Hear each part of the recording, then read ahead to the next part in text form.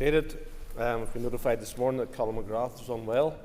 Therefore, he'll not be in the chamber to move the adjournment debate. I understand the member will seek to get this rescheduled at the Business Committee. First item in the order paper is member statements. And call Jerry Kelly. It gives me great pleasure today to congratulate two sports teams in my constituency. Firstly, to the Crumlin Star on yet another outstanding victory, defeating Rathfriland 3-1, and the goals from Stephen Smith, James Doyle and Dee Ferrin secured the club's win on the night. I imagine for Paul Traynor, this moment is especially significant for him, as this is his final season after a long, successful stint as manager. I also want to wish Joe McNeil every success as he progresses to be the first team manager next season, and Paul Pridgent, who will take up the role as assistant manager. I look forward to being able to congratulate them again as they continue to bring titles back to North Belfast. I also want to recognise the fantastic achievements of Greencastle Rovers, who secured a brilliant victory over Clough Rangers to win the Junior Shield with goals from Geordie O'Kane, Fra Taplin and Mark Tooten. This is the club's second Junior Shield title since 2023, and there's the chance that there might be more silverware being added to the cabinet, with the league title and the Canada Cup still within reach. Both these clubs are more than just teams. They are at the heart of their communities, and we've seen how they bring people together and give us a sense of pride in where we come from. A final congratulations to all those involved in these clubs, because it's players, coaches, families, supporters and the youth teams coming through. Your hard work and commitment does not go unnoticed, and your success is a credit to North Belfast. Another week and another front page story highlighting failures at the Department for the Economy. Last week, Mr. Speaker, it was the business community from across Northern Ireland who unprecedentedly united in opposition to the Employment Rights Bill proposed by the Minister. And this week it is an unprecedented intervention from our universities. At a CBI event on Friday, hosted at Queen's University, with business leaders, including the Minister for the Economy, in attendance, Queen's University issued an unprecedented warning that funding failures implemented by Minister Archibald will cost 2,700 student places at the institution. That comes ahead of the deeply worrying news last week that 250 jobs will be lost at Ulster University as a result of the same policies by the Minister. Taken together, these developments place a deeply concerning picture upon our higher education sector and the stewardship of that department by Sinn Féin. One week, the business community is warning about policies that threaten growth. The next week, our universities are talking about cuts that will threaten skills, opportunities and our future workforce. The university made clear what this means in practice: fewer engineers, fewer nurses, fewer teachers, less research capabilities and less students from Northern Ireland being able to study here at home. This is simply not a challenge for higher education, but a direct attack upon the Northern Ireland economy. Universities are central to our innovation, to attracting investment and to equipping the next generation with the skills that our universities need. Yet instead of leadership, we are seeing drift, and instead of solutions, we are hearing the same old mantra from Sinn Féin: blame the Brits. Instead of backing growth, they are presiding over warnings from employers one week and our institutions this week. Northern Ireland deserves better than this. Our students deserve better than this. Our universities deserve better than this. And ultimately, Mr. Speaker, our economy deserves better than this. The record of the Sinn Féin ministers in charge of the Department for the Economy has been nothing short of a shambles, and I hope the people of Northern Ireland will see what it is: fantasy economics presided over a party not fit to hold that office. Donnelly. Mr. Speaker, I rise today to talk about ambulance response times in rural areas. Recent figures have confirmed that just 1 in 7 Category 1 calls in rural areas are responded to by the Northern Ireland Ambulance Service within the targeted response time of 8 minutes. First glance, 8 minutes may not sound like much, but in reality it can be the difference between life and death. Imagine you or someone you love goes into cardiac arrest, or they begin to choke, or they're involved in a serious incident and they are bleeding heavily. Suddenly, 8 minutes is not just a target on paper. It is not a statistic. It is not a performance indicator. Category 1 calls are the most urgent emergencies. They are described by NIAS itself as immediately life-threatening. These are moments when every minute lost can worsen the outcomes and reduce the chance of survival. In urban areas, this target is missed in more than half of Category 1 calls, 52% missed. That in itself is unacceptable. In rural communities, there is an 85% chance that the 8-minute target will not be met for the most serious, most urgent, most life-threatening emergencies. We already know that people living in rural areas are often disadvantaged by poorer transport infrastructure, longer travel times and wider health inequalities, which means timely access to emergency care is absolutely essential. So, when only 1 in 7 of these calls is being reached within target, rural communities are not just being let down, they are being disregarded. I want to be clear, this is an issue for the Department of Health and the Minister. No blame should go to the dedicated and hard-working staff of the Northern Ireland Ambulance Service who are working under immense pressure. They are not the cause of this crisis. They are the victims of pressures and inefficiencies within the wider health system. Because this is not just about ambulances, this is about delays in handing patients over in emergency departments. It is about poor hospital flow. It is about the lack of capacity in our communities. And it is a perfect example of what happens when pressures upstream are ignored for too long. When patients cannot move through hospitals, ambulances cannot get back on the road. When ambulances cannot get back on the road, response times worsen.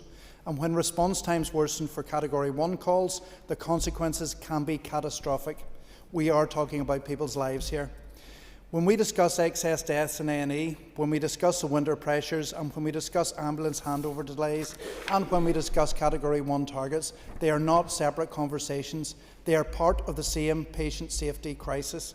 Every delay has a consequence. Every missed target has a human cost. And when only 1 in 7 rural Category 1 calls is being reached on time, the Department must treat this with the urgency that the risk to people's lives demand. Thank you. Thank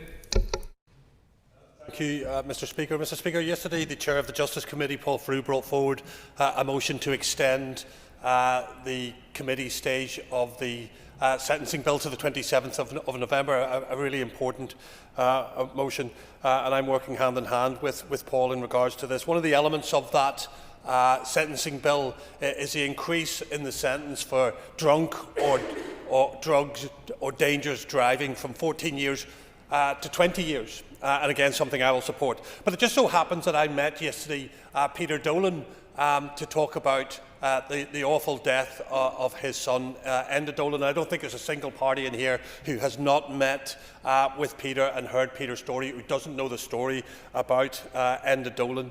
And I think we're all united in supporting him. And he's absolutely clear that he supports raising the sentence from 14 years to 20 years for drugs and drink or dangerous driving. So we're all supportive of this. But here's the fundamental problem. The story of Enda is tragic and it is brutal. And I'm not going to go into it now. But the person who perpetrated that got 7 years for that crime. 3.5 behind bars and another 3.5 unlicensed. So 3.5 was really the punishment in regards to that. Now that was seen as unduly lenient. And that was extended to 4.5, so 9-year sentence. Nowhere near the 14 years that a judge could give as a maximum. And we're talking about extending from 14 years to 20 years. It makes absolutely no sense whatsoever because the judges aren't using the powers that they have to go to the absolute maximums. That's why I have, and I make no apologies for it, continued to stand and argue for a sentencing council for Northern Ireland in line with what they have in England and Wales, in Scotland and in the Republic of Ireland. Because a sentencing council is a council that will hold the judiciary to account to make sure they can use that maximum. We have never seen the maximum used for drug or drink driving to a maximum of 14 years. Never. But a sentencing council can do that. And I've also raised the case countless, and I will do it again, that our judiciary, who I think do a really good job and a difficult job, and I'm not being critical of them, but they do need personal and professional and continuous development that they have to attend. At the moment they don't do that. They simply do not attend any of that personal and professional development. It should be compulsory. So for us to move forward and create a sentencing regime which not only has rehabilitation at its heart, but has deterrence, has punishment and protect the people of Northern Ireland, until we put things in place such as a sentencing council and training for our judiciary, we're never going to achieve that. If we're going to meet what Enda wants us to meet, then we need to move on that at the sentencing bill. Thank you, Mr. Speaker.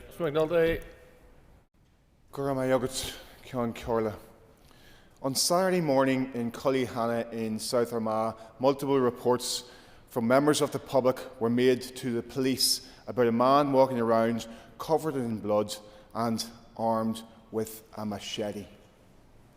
This alarming, frightening and dangerous scene had the potential to result not alone in harm, but even in fatalities. However, this was avoided when the police acted with appropriate urgency and arrived at the scene within minutes. Incredibly, aided by the courageous help of 2 community members, the police were able to seize the weapon and restrain the man. This incident demonstrates how police and community can work together to help keep people safe. I want to recognise the bravery of the responding police officers for the rapid action to protect our community, as well as the fast-acting and courageously selfless bravery of the individuals who stepped in to help defuse this dangerous situation. I trust that everyone involved in the incident will get the help and support they need. And I rise this morning to acknowledge the work and the dedication of the first responders, community first responders in my area in Coal Island.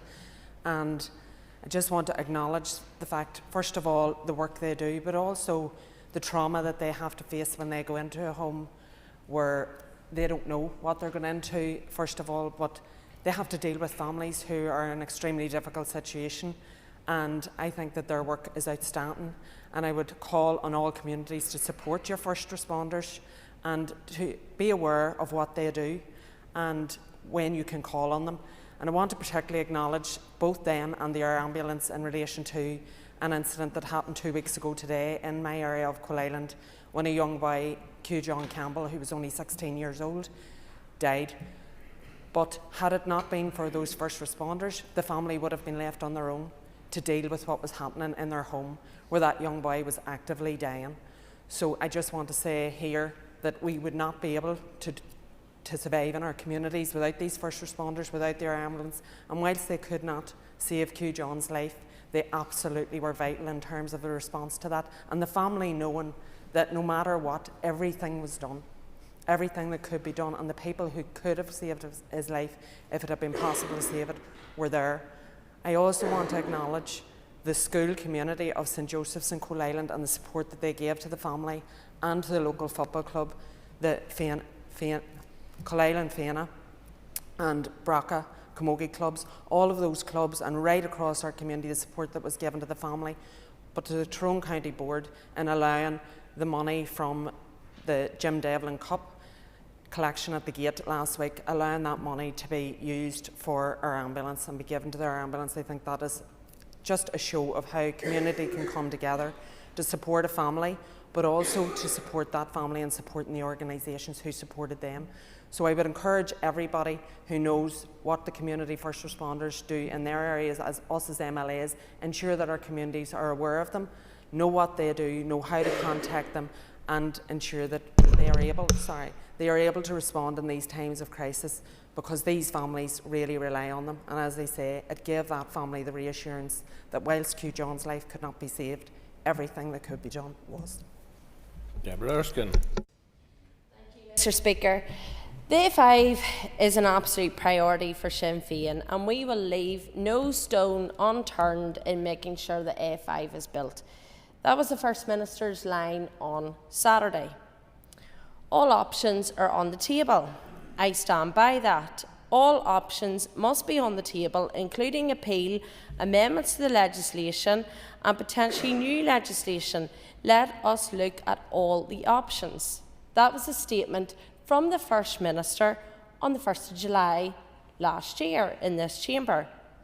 Well, Mr Speaker, there is a massive stone sitting unturned on the A5. And we're not talking about the stones poured onto the landowner's land for preparation works. It is a rock of net zero climate change targets that Sinn Féin, the Alliance and SDLP are so emboldened to that they cannot take the speck out of their own eye and realise that this stone is holding down infrastructure projects from moving forward. I can only draw the conclusion that these fine words are nothing but sound bites. Indeed, on Friday it was another day, another speech, another soundbite from the Infrastructure Minister. There is still no plan to deliver. As the Infrastructure Minister took to the stage at Sinn Féin's party conference in Belfast, Liz Kimmins, Michelle O'Neill, Mary Lou MacDonald all had the chance to outline real action on our crumbling roads and what they will do to solve the problem with our major roads project. Instead, what we got was deflection, excuses and a greatest reel of blame. Blame the Brits? Check. Repeat the line that the A5 must be built? Check. Promise of vague regional balance for rural roads? Check. Of course, no explanation of how major roads will actually go ahead, especially when climate change targets aren't being fixed to allow actual progress. Addressing regional balance is a lovely little line that might sound reassuring, but it's so disconnected from reality. I haven't forgotten that in the West, in Fermanagh, 6.6 million was handed back for the A4 Enniskillen bypass to our own colleague Finance Minister John O'Dowd. 8 million has already been spent on that project to date, not to mention over 150 million spent on the A5 and not a single bit of tarmac laid. Mr Speaker, it is a privilege for me to be elected to this place and it's incumbent for me to stand up and shout for Fermanagh and South Tyrone. I won't tire from doing so, but it's time others took responsibility when they have the power to overturn the stones that are holding up major road projects. It's hard to escape the conclusion Sinn Féin aren't doing delivery. Mr Speaker, I wish to highlight ongoing concerns around antisocial behaviour in Korean, Limavady and indeed the wider Causeway area. The impact that this is having on people's sense of safety in their communities, particularly for women and girls. In recent months, I have been contacted by a number of residents dealing with persistent disruption, including late-night parties, suspected drug use and, in some cases, violence. These are not sporadic incidents, Mr Speaker. They are happening repeatedly over long periods of time and they are having a very real impact on people's ability to feel safe and to feel settled in their own homes. But for many women and girls, that impact can feel different. Antisocial behaviour is not always just experienced as disruption, it's intimidation, it's threats. Recent reports in Korean and Limavady of women being followed alongside other incidents have understandably heightened this concern.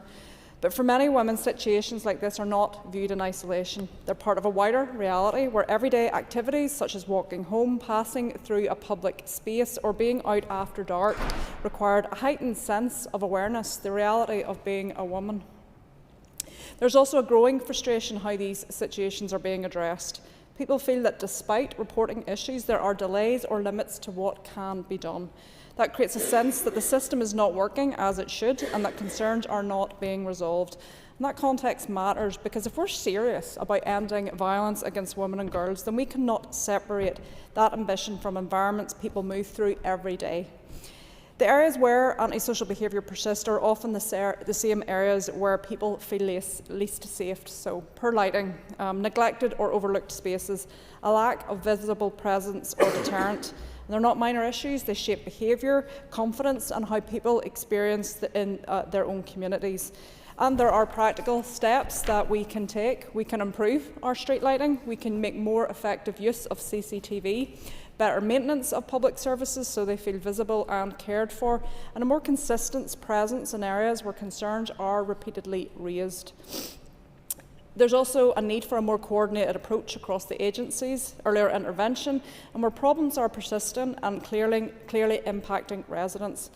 Of course, it's important to recognise that some individuals involved in antisocial behaviour may be dealing with their own complex issues, including mental health challenges or addiction, and support must be part of that response. But that cannot come at the expense of those who are living with ongoing disruption and feeling unsafe in their homes. It's about balance. It's about ensuring communities are protected, that concerns are taken seriously, and that people feel confident that action will be taken when issues are raised. Thank you. Ms Wilson. Thank you, Mr. Speaker. I wish today to express my serious concerns about the Department of Justice's proposed changes to firearms licensing fees on the banded system. Like many across Northern Ireland, I participate in shooting, and I am familiar with the responsible role shooting sports and lawful firearms ownership play in our society. These activities are not confined to one background or one community. They are genuinely cross-community, bringing people together through sport, farming, conservation and rural life. They also support jobs through agriculture, gun shops, ranges, events and the wider rural economy. For many people in rural Northern Ireland, firearms are not a luxury or a hobby of convenience. They are an integral part of daily life, used for pest control, livestock protection, land management and animal welfare. Any policy that affects firearms licensing must start from that reality. The proposals currently out for consultation have caused real concern among constituents, many of whom have contacted me directly. The most significant issue raised with me is the proposal for substantial fee increases of up to 153% at a time when firearms licensing system is not delivering an acceptable level of service. Applicants themselves are experiencing lengthy and unpredictable delays, often running well beyond a year, and confidence in the system remains low. It's therefore neither fair or reasonable to ask law-abiding certificate holders to pay considerably more for a service that many feel already isn't living up to the standards expected. Any move toward full cost recovery will be strongly resisted by the shooting representative organisations, especially as there remains a lack of efficiency, transparency and accountability. There are also concerns about the proposed changes to the banded system. Many constituents believe these changes add unnecessary complexity, mixing different types of firearms in ways that do not reflect how they're actually used in practice. Complexity increases the risk of administrative error, it adds cost and places further strain on an already overstretched system without any clear benefit to public safety. We must also consider the wider economic and social impact of these proposals. Shooting sports contribute significantly to rural economies and provide structured, responsible recreation for thousands of people. Policies that make lawful participation harder or more expensive risk undermining that contribution. Rural families provide the backbone of our economy and should not be unfairly targeted with these additional taxes and costs. Mr. Speaker, law-abiding firearms users deserve fairness, transparency and, of course, a system that works. I urge the Minister to listen carefully to the genuine concerns being raised and go back to the drawing board with this consultation. Thank you. Timothy Gosden. Much, Mr. Speaker. I want to welcome the announcement of the £50 million defence growth deal from the UK Government. This growth deal will benefit defence tech start-ups and small businesses here in Northern Ireland. At a time when our economy needs confidence, at a time when our economy needs jobs, and at a time when our economy needs long-term stability, any credible inward investment that strengthens our industrial base and creates employment must be welcomed and supported across this House. The nature of this investment and the quality jobs it will both create and sustain demonstrates the benefits of being part of the UK and contributing to the wider defence industry across our nation. Northern Ireland has already been at the forefront of producing weapons which have been deployed in the fight against aggressors. It is vital that we build on this momentum and ensure that opportunities like this translate into real jobs, new skills and prosperity for our people. It was predictable that the Sinn Féin Economy Minister, who cost us the 300 Cantor Fitzgerald's jobs, and the First Minister of No Alternative chose to boycott this event that was announcing this investment. Sinn Féin were happy to glorify the acts of terrorism at Easter, something which was shamefully promoted on the executive Twitter feed. But Sinn Féin wasn't prepared to be seen when our UK defence industry brings quality jobs here to Northern Ireland. No one is fooled by Sinn Féin IRA's talk of peace and opposition to war. When Miss O'Neill talks about choosing investing in people over weapons and war, countless families across Northern Ireland looked at the empty chair sitting at their dinner table. The innocent victims of Republican terrorism know only too well that Sinn Féin wallow in the blood of countless innocent victims every time they justify and defend provisional murder campaign. The truth of this investment promotes the benefits of the Union by creating highly skilled jobs and strengthening our UK national security, neither of which Sinn Féin want, as they place their ideology over the importance of delivering for people here in Northern Ireland.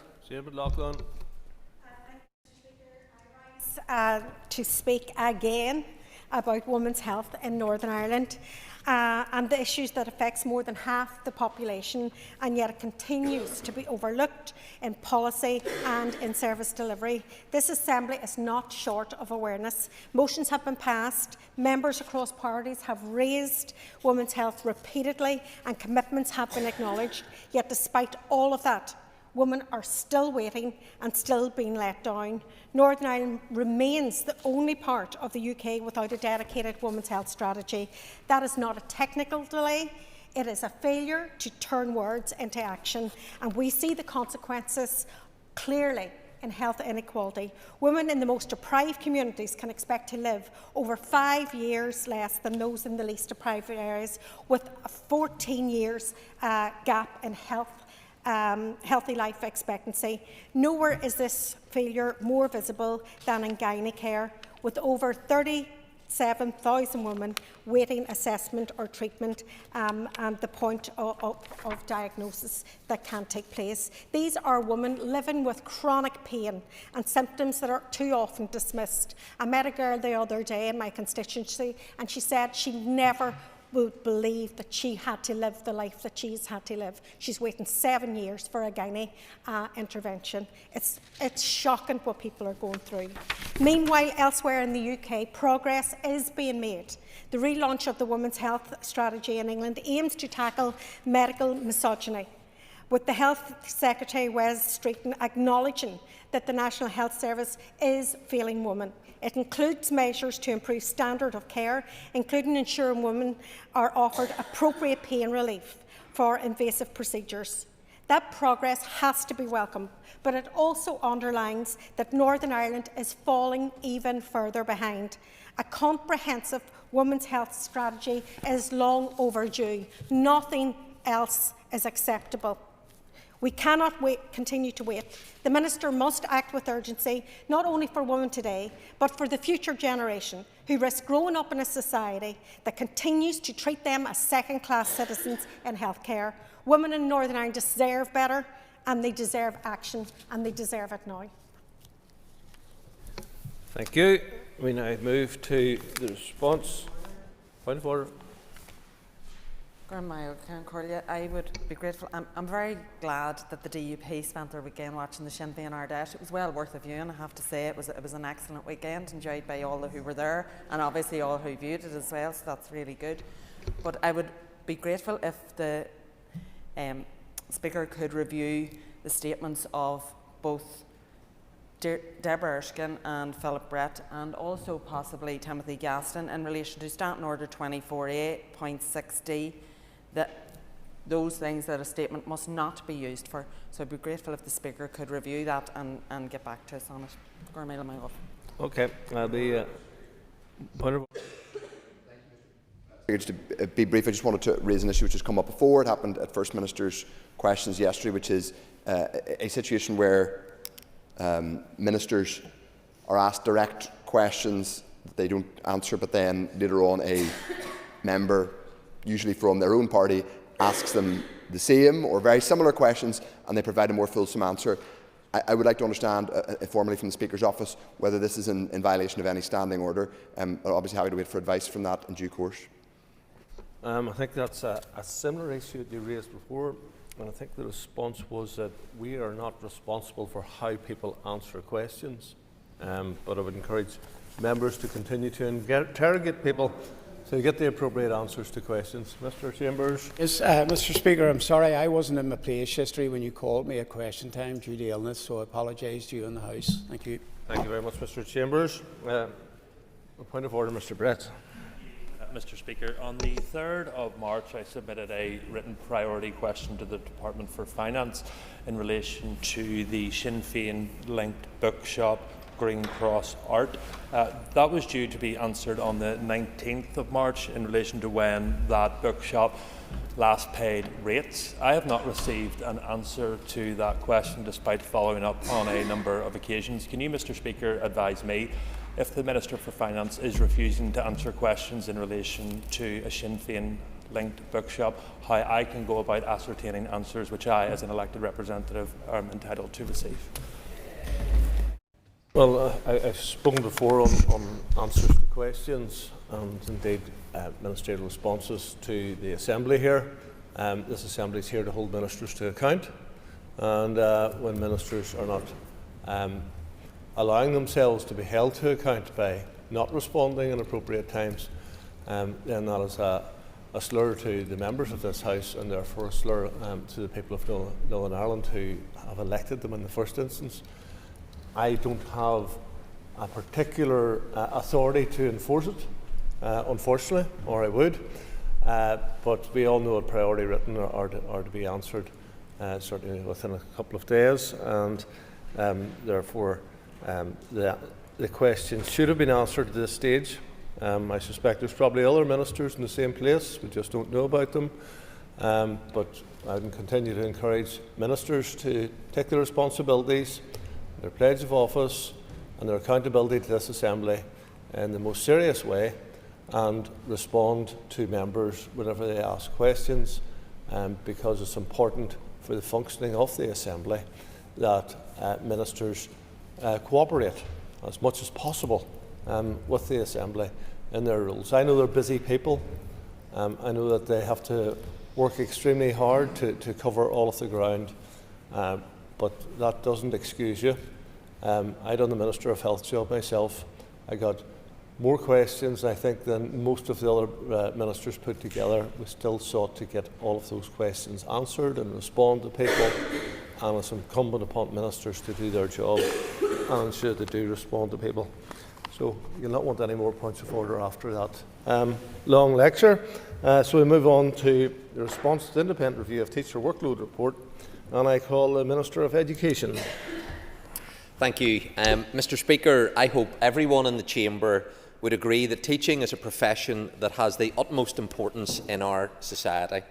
Every day, teachers and school leaders shape the lives, aspirations and futures of our children and young people.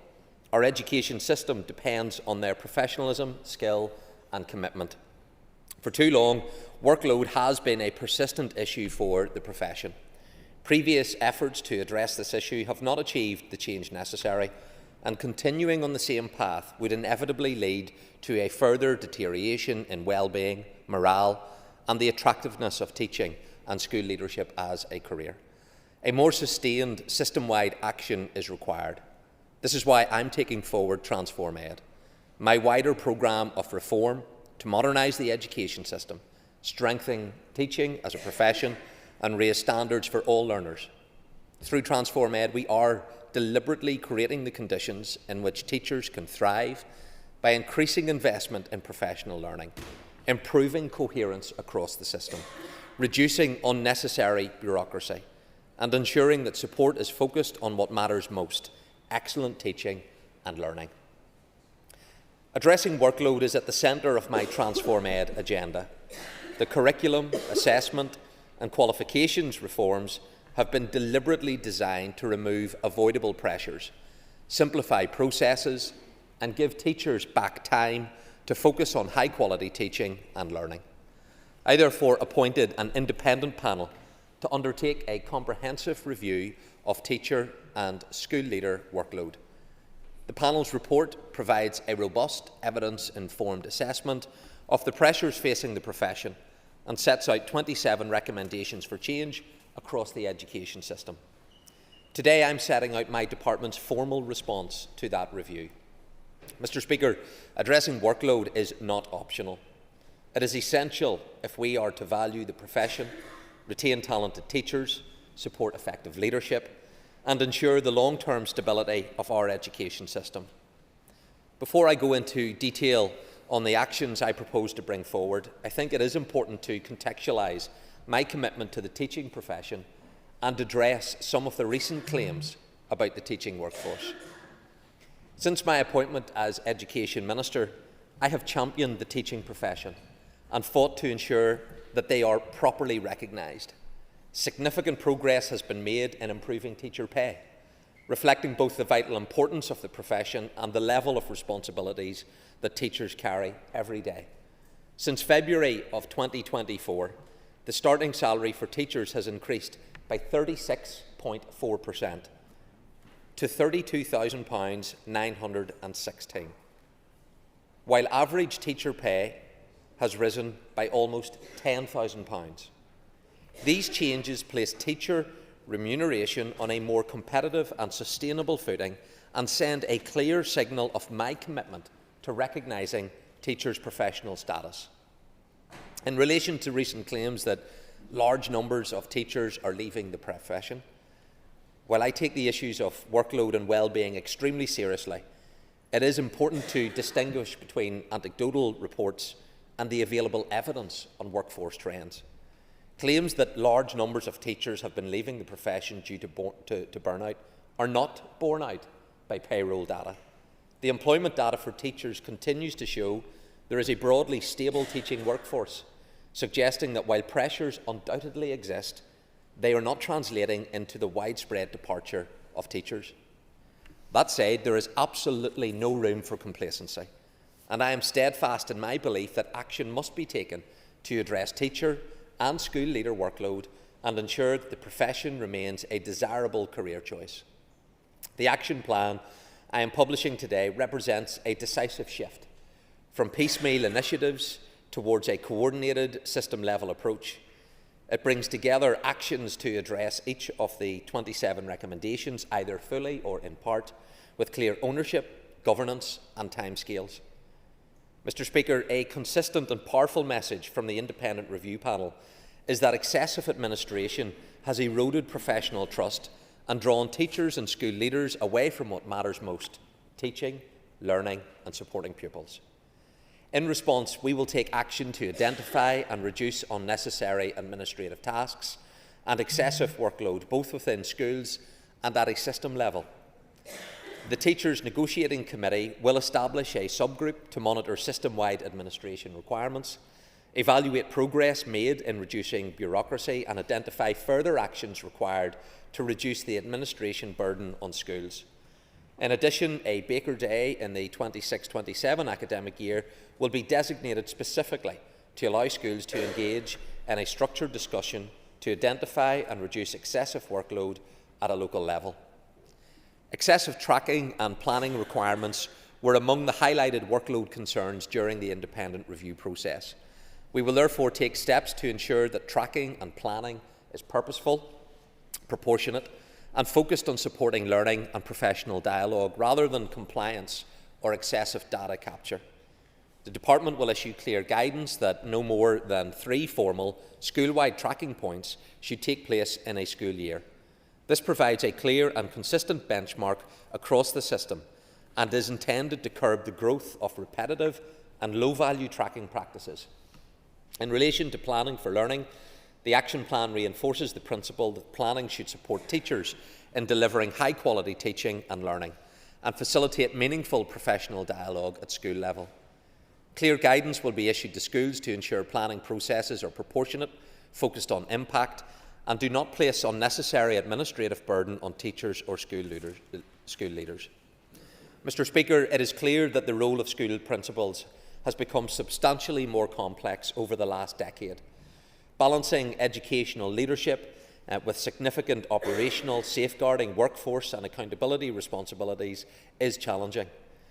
If we are to secure a high-performing and sustainable school system, we must ensure that school leadership remains a viable, attractive and properly supported role. That is why the Action Plan responds decisively on this issue. We are committing to the phased introduction of a cadre of administrative support for schools in order to test what works best in the Northern Ireland school system. These roles will be designed to absorb non-educational tasks such as complaints handling, compliance, procurement and data management, freeing leaders to focus on teaching, learning and improvement. In parallel, a review of the workload agreement will examine the working patterns of school leaders, and schools will be advised to appoint a designated governor as a workload and wellbeing champion to strengthen governance awareness and support. We will also develop an improved and more robust complaints handling framework for schools. This will be designed to support early resolution, provide greater consistency across the system, and ensure that vexatious or unreasonable complaints are managed proportionately. By strengthening system-level support and clarifying processes, we are seeking to protect leadership capacity and reduce unnecessary workload. The review indicated that workload pressures are often compounded by the lack of clarity around working time and expectations. We accept the panel's conclusions that while an average working week of 35 to 40 hours may be reasonable, it would be unreasonable for teachers to be habitually working an average of 40 hours or more across the school year. Boards of Governors will therefore be reminded of their duty of care to avoid excessive workload cultures, and TNC will develop protocols for identifying and addressing sustained excessive workload. In addition, guidance will issue to provide greater flexibility for teachers, allowing work to be completed at a time and place of their choice if it has been agreed with the principal that their presence in school is not required. We will also develop and issue clear protocols and guidance to support consultation and agreement on collective activities within directed time budgets. This approach will help strengthen professional dialogue, build mutual understanding, and ensure that directed time is used proportionately and fairly, while giving principals and boards of governors greater clarity and confidence in managing arrangements in line with their duty of care. Mr Speaker, workload reduction must sit alongside professional empowerment. Through Transform Ed, every teacher will have guaranteed access to high-quality, meaningful professional learning throughout their career. By strengthening induction, early career support, mentoring and leadership development, we aim to ensure that teachers are supported and that professional learning contributes to confidence, well-being and retention, so that teaching remains a fulfilling and respected career. Managing complex pupil behaviour will be a priority within teacher professional learning funding in the 26-27 academic year, with additional training, guidance and system-level support to ensure that schools are not left to manage these challenges alone. A key theme emerging from the independent review was the importance of restoring professional trust and ensuring that teachers are able to exercise their judgment without undue pressure. Exposure to challenging behaviour and online abuse is a significant contributor to teacher stress and detrimental to their well-being. The Education Authority are in the final stages of agreeing a Preventing Violence at Work framework, and an awareness campaign will be taken forward to highlight the importance of respecting the professional judgment of teachers and engaging with them in an appropriate and a proportionate manner. Teachers are highly trained professionals, and strong outcomes for children are best achieved where relationships between schools, parents and communities are built on mutual respect and trust.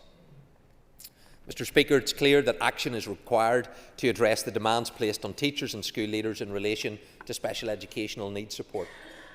Through the SEN reform agenda, we are moving towards a more child-centred, needs-based system focused on early intervention and reducing reliance on rigid processes. Crucially, the development of an integrated workforce planning framework will examine the demands placed on teachers and school leaders in relation to SEN, with actions to address identified pressures. Mr Speaker, the workload review rightly identified generative AI as a significant opportunity to reduce teacher and school leader workload. We are committed to ensuring the role of AI is fully embedded within the planned refresh of education technology and approached in a coordinated, strategic and professionally guided manner. The Department will invest over £10 million to support the rollout of system-aware generative AI tools, alongside high-quality professional development and training over the next 2 years. Through this initiative, teachers and school leaders will be supported through a structured programme of professional learning designed to build confidence, understanding and practical capability in the use of Gen AI. The focus will be on safe, ethical and effective application, with staff encouraged to develop skills progressively and apply Gen AI to everyday professional activities in ways that directly support teaching, leadership and workload reduction.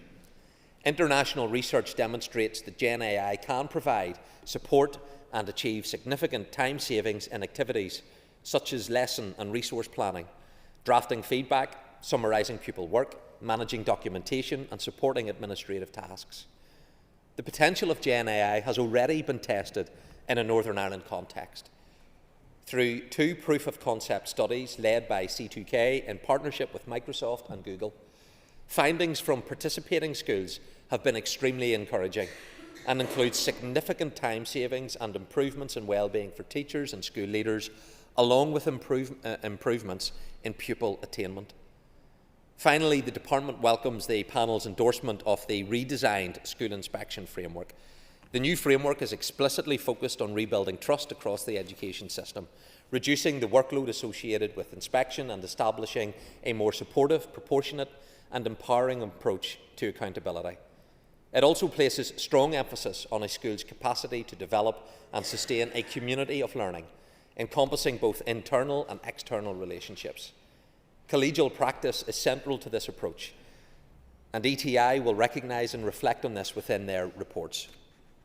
Mr. Speaker, this action plan is ambitious, but it is also realistic and deliverable. A workload implementation group has been established to maintain momentum and accountability, and this will work closely with the Teachers Negotiating Committee. Regular progress reporting will ensure transparency. I am clear, however, that delivery will depend on collaboration, shared ownership and sustained industrial stability. This action plan represents a significant commitment to the profession, and it is in everyone's interest that it is given the space to succeed. In closing, Mr. Speaker, this action plan sends a clear message. The well-being, expertise and professional judgment of teachers and school leaders is vitally important. By tackling workload systemically, investing in leadership and professional learning, and reforming the structures that generate unnecessary burden, we are taking decisive steps to ensure that teaching remains a valued, sustainable and attractive profession. Thank you, Mr. Speaker. Thank you, Mr. Speaker. Minister, thank you for your statement. I do welcome your acknowledgement that previous interventions have failed to deliver meaningful change, which is a good admission given that your party have led this department for over a decade. What immediate measurable actions will be implemented within the next 12 months to reduce teacher workload in practice?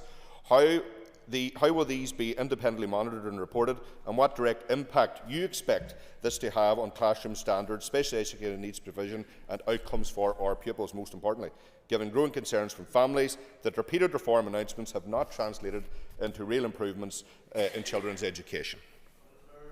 Mr. Speaker, the statement has outlined a response to all of the issues that the member has just asked me in terms of a supplementary question, so I commend the statement to him. We need to understand all of the issues that are facing our profession and then come up with a plan to address them. I've been doing that from I came into office. We've taken forward a series of reforms under Transform Ed. If we do not make changes, we retain the status quo. And the status quo is what is placing all of the unnecessary workload and burden upon our teaching profession. We hadn't invested in teacher professional development for many years. I've been doing that, and we've had, through the TPL programme, the Teacher Professional Learning, significant investment that I know teachers and school leaders have very much welcomed. For this to be successful, it does require collaboration, and it does require shared ownership. That goes beyond me as the Minister for Education.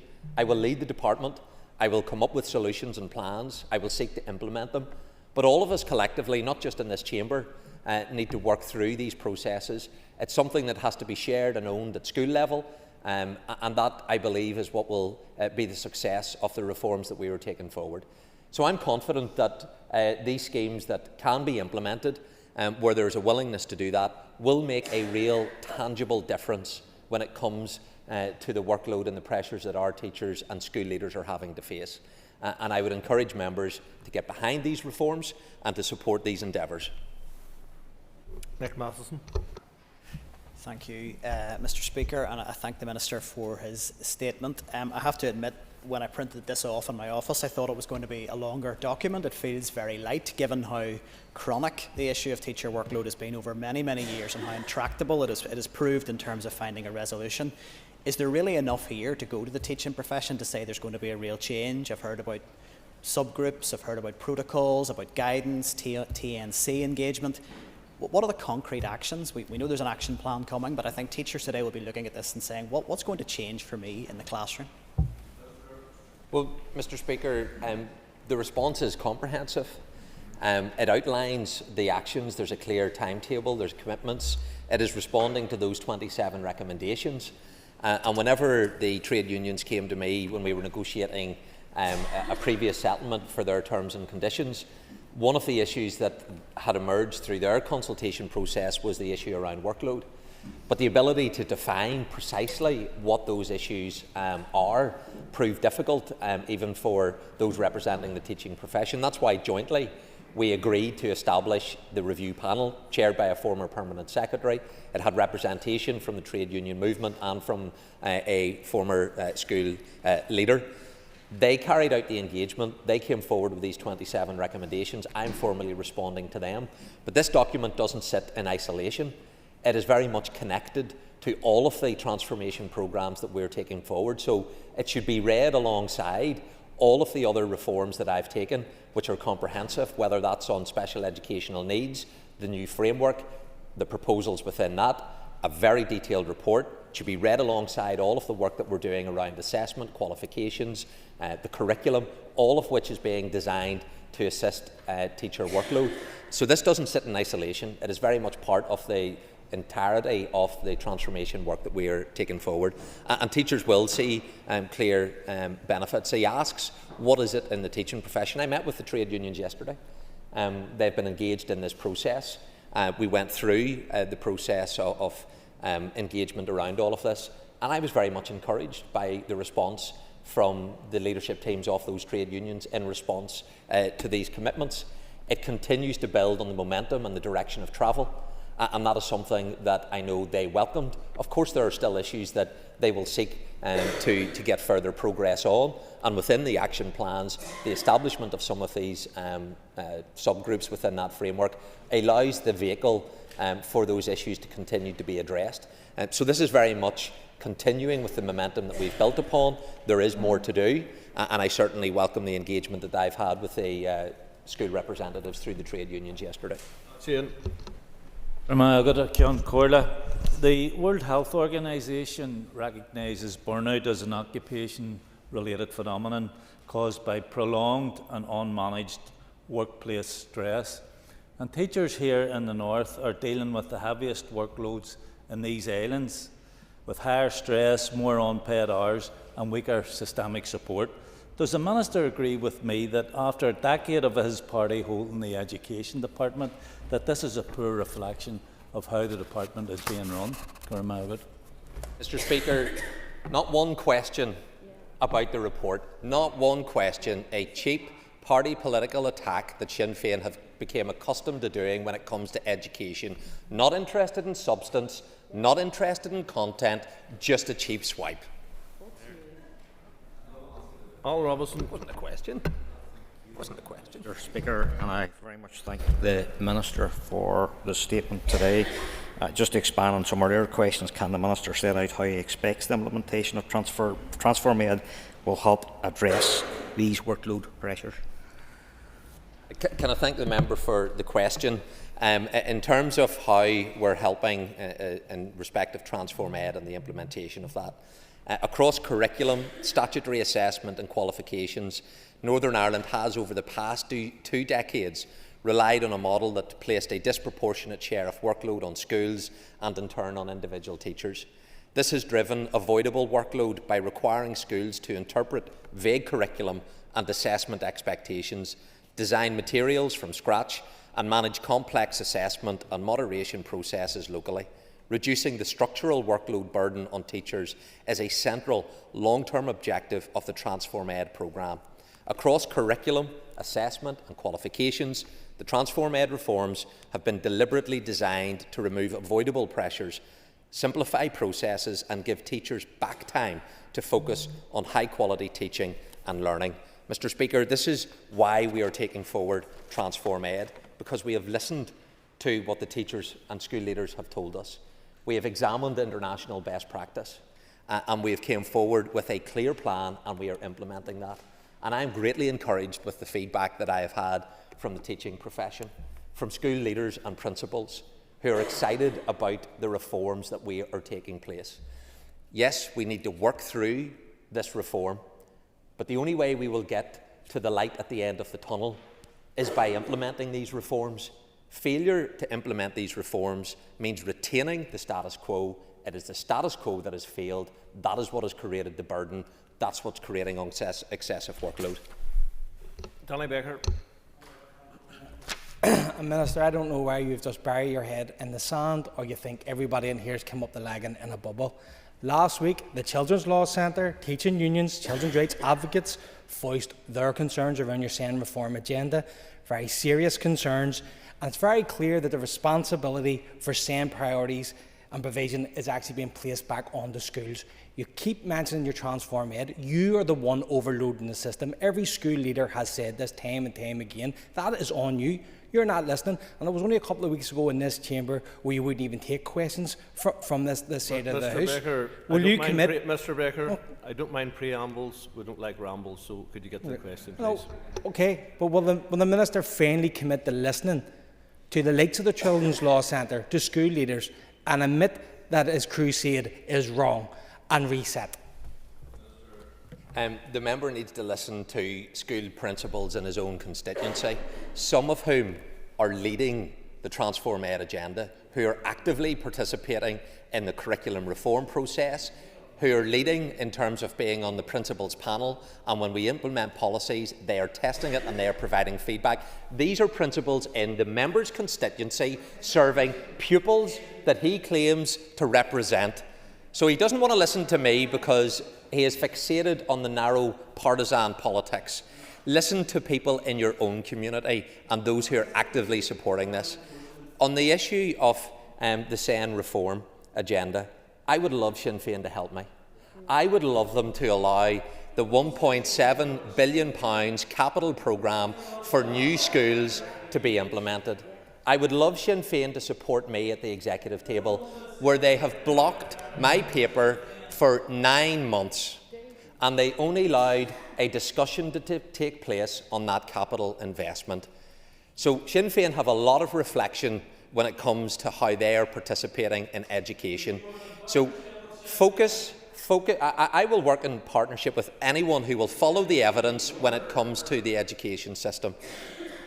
I've worked in partnership with the trade unions. I had a constructive engagement with them yesterday. We've went through the 27 recommendations. We've produced a plan. The challenge to Sinn Féin, what's your plan? Haven't presented a single plan to me as an education minister in 2 years as to what you would do. You know what you're against. You know what you want to frustrate. But what are you actually for, apart from the cheap political shots? Brandon Kingston. Mr. Sheehan, you had the floor. It's now Mr. Kingston's turn. And I want to commend the Minister for this detailed and practical response to the report of the Independent Review on teacher workload. And what does the Minister say to those who are concerned that promises have been made about workload before but not delivered? And I thank the member for the question. And he's right to highlight that promises made before and not delivered upon. And that's why I've taken this issue very seriously in terms of the transformation process that I'm leading within the department and within the education system. Throughout the independent review of teacher workload and the development of the action plan that I've published today, I've been kept updated on the emerging issues and discussions with the teaching unions. Workload has been a long-standing issue which has multiple causes, and it has proven very difficult to define the root cause and the appropriate solutions. Over recent years, many of the workload actions identified by TNC have been delivered, but the member will be aware that it is those actions not delivered that often tend to be remembered. Given the need to make further progress and the challenge to identify the core issues, I decided to establish the independent review last year to examine this in detail and bring all the previous work together into one single action plan. This plan translates the review's recommendations into practical, deliverable actions that protect professional autonomy, promote sustainable working practices, and reinforce the status and importance of teaching. It represents a clear statement of intent that teachers' time, expertise and commitment are valued, and that the system must work for them as well as through them.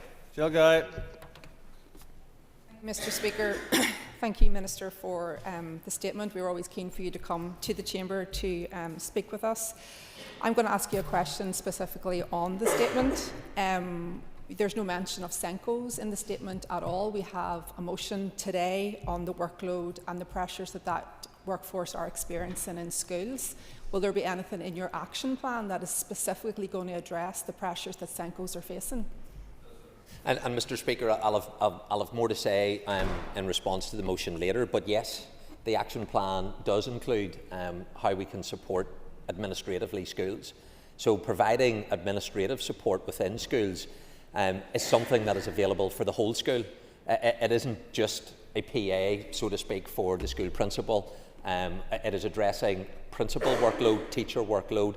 That also includes Senkos in terms of the administrative support that we want to provide into schools. So we spoke about this yesterday with the trade unions. It was a question that they asked, and I was able to give them that assurance that in seeking to provide that administrative support within schools, that it can be utilised for the whole school. Cathy Mason. Minister, this statement, and from what I've heard this morning, you're trying to say that teachers aren't leaving the profession and that you have a stable workforce. Now, I think that'll be a slap in the face to many principals out there who are really struggling to fill vacant roles. You say you're greatly encouraged by feedback from the teaching profession. I'm horrified. I'm horrified when I hear statistics that 9 out of 10 teachers are reporting burnout. Are you content with that under your watch? Are you seriously content that as the Education Minister this is happening under your watch? And despite what you say in your statement, are you going to actually start listening to teachers, listening to these concerns? 9 out of 10 experiencing burnout. Well, Mr. Speaker, I met with a school principal from the member's constituency this morning. The member doesn't want to hear about a school principal in her own constituency. She's got her clip for social media, not interested in the response, typical of what we get from Sinn Féin. So when I met the school principal from the member's own constituency this morning, she had nothing but praise about coming into the vocation of being a teacher. Nothing other than what a worthy profession this is. So what I say to members, let us talk up our education system, not talk it down. Let us encourage more young people to come into the profession, not put them off, and then let us support them. What I'm doing as Minister is supporting them through all of my reform agenda to improve their circumstances, improving terms and conditions, improving the structures in which they operate in. And can I say thank you to those school leaders who have all been involved in helping me take forward this transformational work. And it comes from school leaders and teachers from every sector: Catholic maintained, controlled, integrated, special schools, Irish language schools, and they are all part of this work and have provided that leadership and support.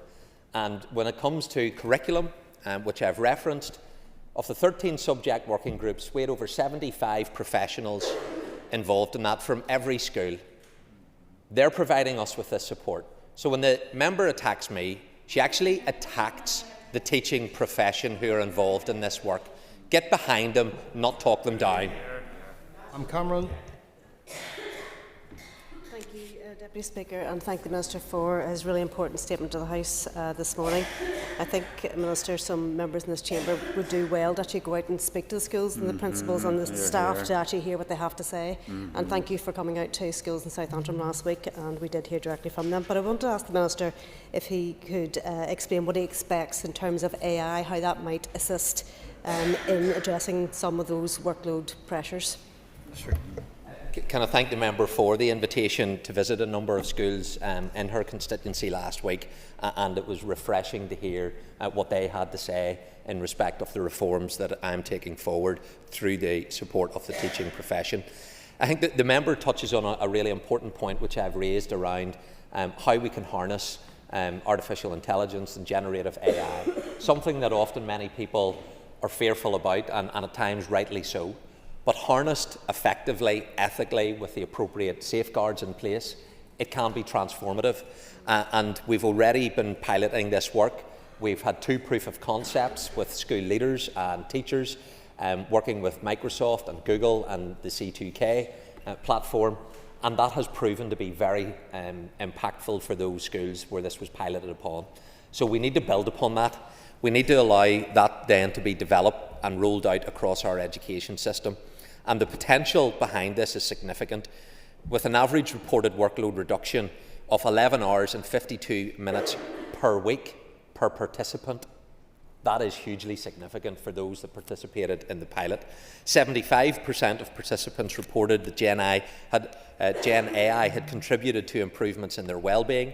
41% of participants reporting early improvements in pupil attainment, with a further 38% anticipating future benefits.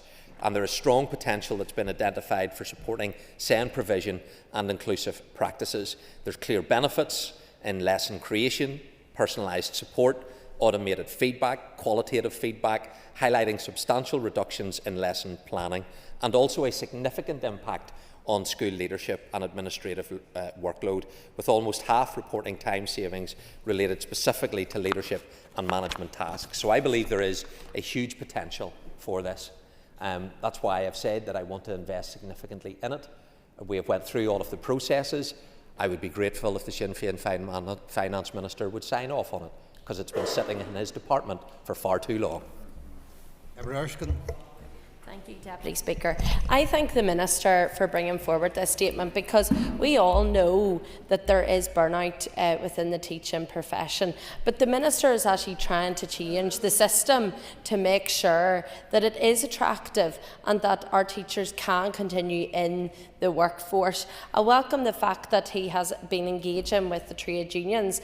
Can he answer, is all the trade unions engaged in those conversations, and can both he and the trade unions ensure that there is timely implementation of the proposed measures included in the statement today? Minister. Member for that question, and she is right to highlight the importance of the trade unions. That's why my team have been engaged with them. I've been personally engaged with them, and the outworkings of this process came about from that engagement in setting up the panel, having the report commissioned, the recommendations within it. We've went through the recommendations. We have helped to produce this action plan, and I met with them as recently as yesterday and spent time with them.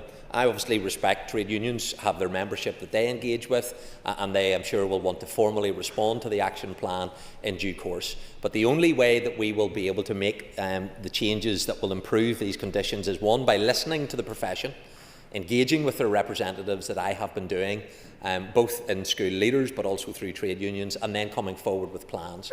And they will rightly challenge the department, EA, the managing side of the education system, and that is their job to do that. But we also need to be having that shared responsibility and leading these processes of change over the next period of time. And so I welcome that engagement. It has been constructive, and I publicly thank those trade unions for the engagement that they have had with me as recently as yesterday on this issue. Nicole. Thank you, Deputy Speaker, and I thank the Minister for his statement. He spoke about generative AI, and I think that the fact that departments are now having to develop policy in the absence of an executive strategy is actually negligent from the Executive Office. But my question is specifically around curriculum and this move from skills to knowledge in the development of AI. How does he see that squaring with children being able to develop what they need to be future, not just future teachers are able to deal with the workload, but the workforce in general? Knowledge and AI often interchangeable, and the move away from skills. How is that squared? Sure. The digital literacy is hugely important, and the member will be encouraged whenever the new curriculum goes out for public consultation in terms of the importance that we place on that digital literacy. And what I would say is we're not moving away from skills. Skills is hugely important. What we're doing is through having knowledge and mastery of subject matters, that's the foundation. Confidence through that subject knowledge allows you to build skills around critical thinking. And I would say at a time of increased disinformation on social media, with the advent of generative AI, now more than ever, we need to have a very strong knowledge-based education system. And that is vitally important. So through powerful knowledge, you then get powerful skills. It's not an either or, it's both. And that's hugely important that we do that. What is the best way to develop skills? It's by having a very powerful knowledge base, and that is the approach that we're going to be taking through these changes. Justin McNulty. Teachers guide and inspire us with lessons from books and lessons from life, lessons for life. I've just watched a large group of primary school students come into the gallery, wide-eyed and looking for inspiration. I'm sad to say they haven't got much inspiration with the hate-filled exchanges between the two lead parties of our government, Sinn Féin and DUP. Minister, 91% of teachers surveyed in the North reported experiencing burnout, with 95% pointing to workload as a contributing factor. The independent review of teacher burnout report points to social media as a partial contributor to increasing behaviour management issues, as well as online abuse of teachers becoming all too common. Will the Minister commit to providing well-resourced and contemporary training to teachers, parents and students in relation to the ever-growing challenges and harms presented by the omnipresence of social media? Sure. Mr. Speaker, the member is absolutely right when it comes to the dangers of social media and the negative impact that it is having on our young people. That's why I brought forward a clear policy position for our post-primary schools and primary schools when it comes to smartphones, not to be in primary schools, not to be brought to primary schools, and in post-primary schools, not to be used. And we're seeking to find better ways to make sure that that policy can be implemented, including giving a role to the ETI that as part of their inspection process they also report on the effectiveness or otherwise of how schools are implementing that prohibition that's in place. So I agree with the member around the damaging aspects of social media. What I would say is that I was with the two primary schools, and thank you for coming to Stormont this morning before I came into the chamber, and I was with them in the Senate. Two schools, Coleraine, Cologne Primary and St John's Primary School, a shared education endeavour, and I was very much encouraged with my engagement that I had with them, as I am when I am out visiting, as I have visited hundreds of schools, and I'm always encouraged at what we have in our schools because of our excellent teachers. We're here to provide them with support. I have a plan that is going to give them much better support, and I believe this is the right direction of travel that we're moving forward with. Thank you, Mr. Deputy Speaker. I just want to pick up on page 1 of the statement, Minister, in relation to the important pay settlement that you were able to secure for new teachers and a record increase for those teachers that are in place. Is there an executive commitment right across the political spectrum to ensure that there is funding in place to support that? Because that was one of the strongest messages that was sent to teachers, that we valued them by ensuring that the profession was recognised as the starting salary was high, but also that those teachers who have the experience and dedication continue to be remunerated correctly. Can I thank the member for that question, and he is right in terms of the work that went into resolving what was a 3-year industrial dispute, and indeed there had been action short of strike for nearly a decade. And for the past 2 years, this has been one of the most stable industrial periods that we've had as a result of being able to provide the appropriate settlements when it came to teachers' pay and conditions. That's why whenever a new graduate from our teaching training colleges that had only been starting on £23,000, well below any counterpart in the rest of the United Kingdom, I moved to increase that, and have increased it now by 36%. So it's an attractive profession to come in financially.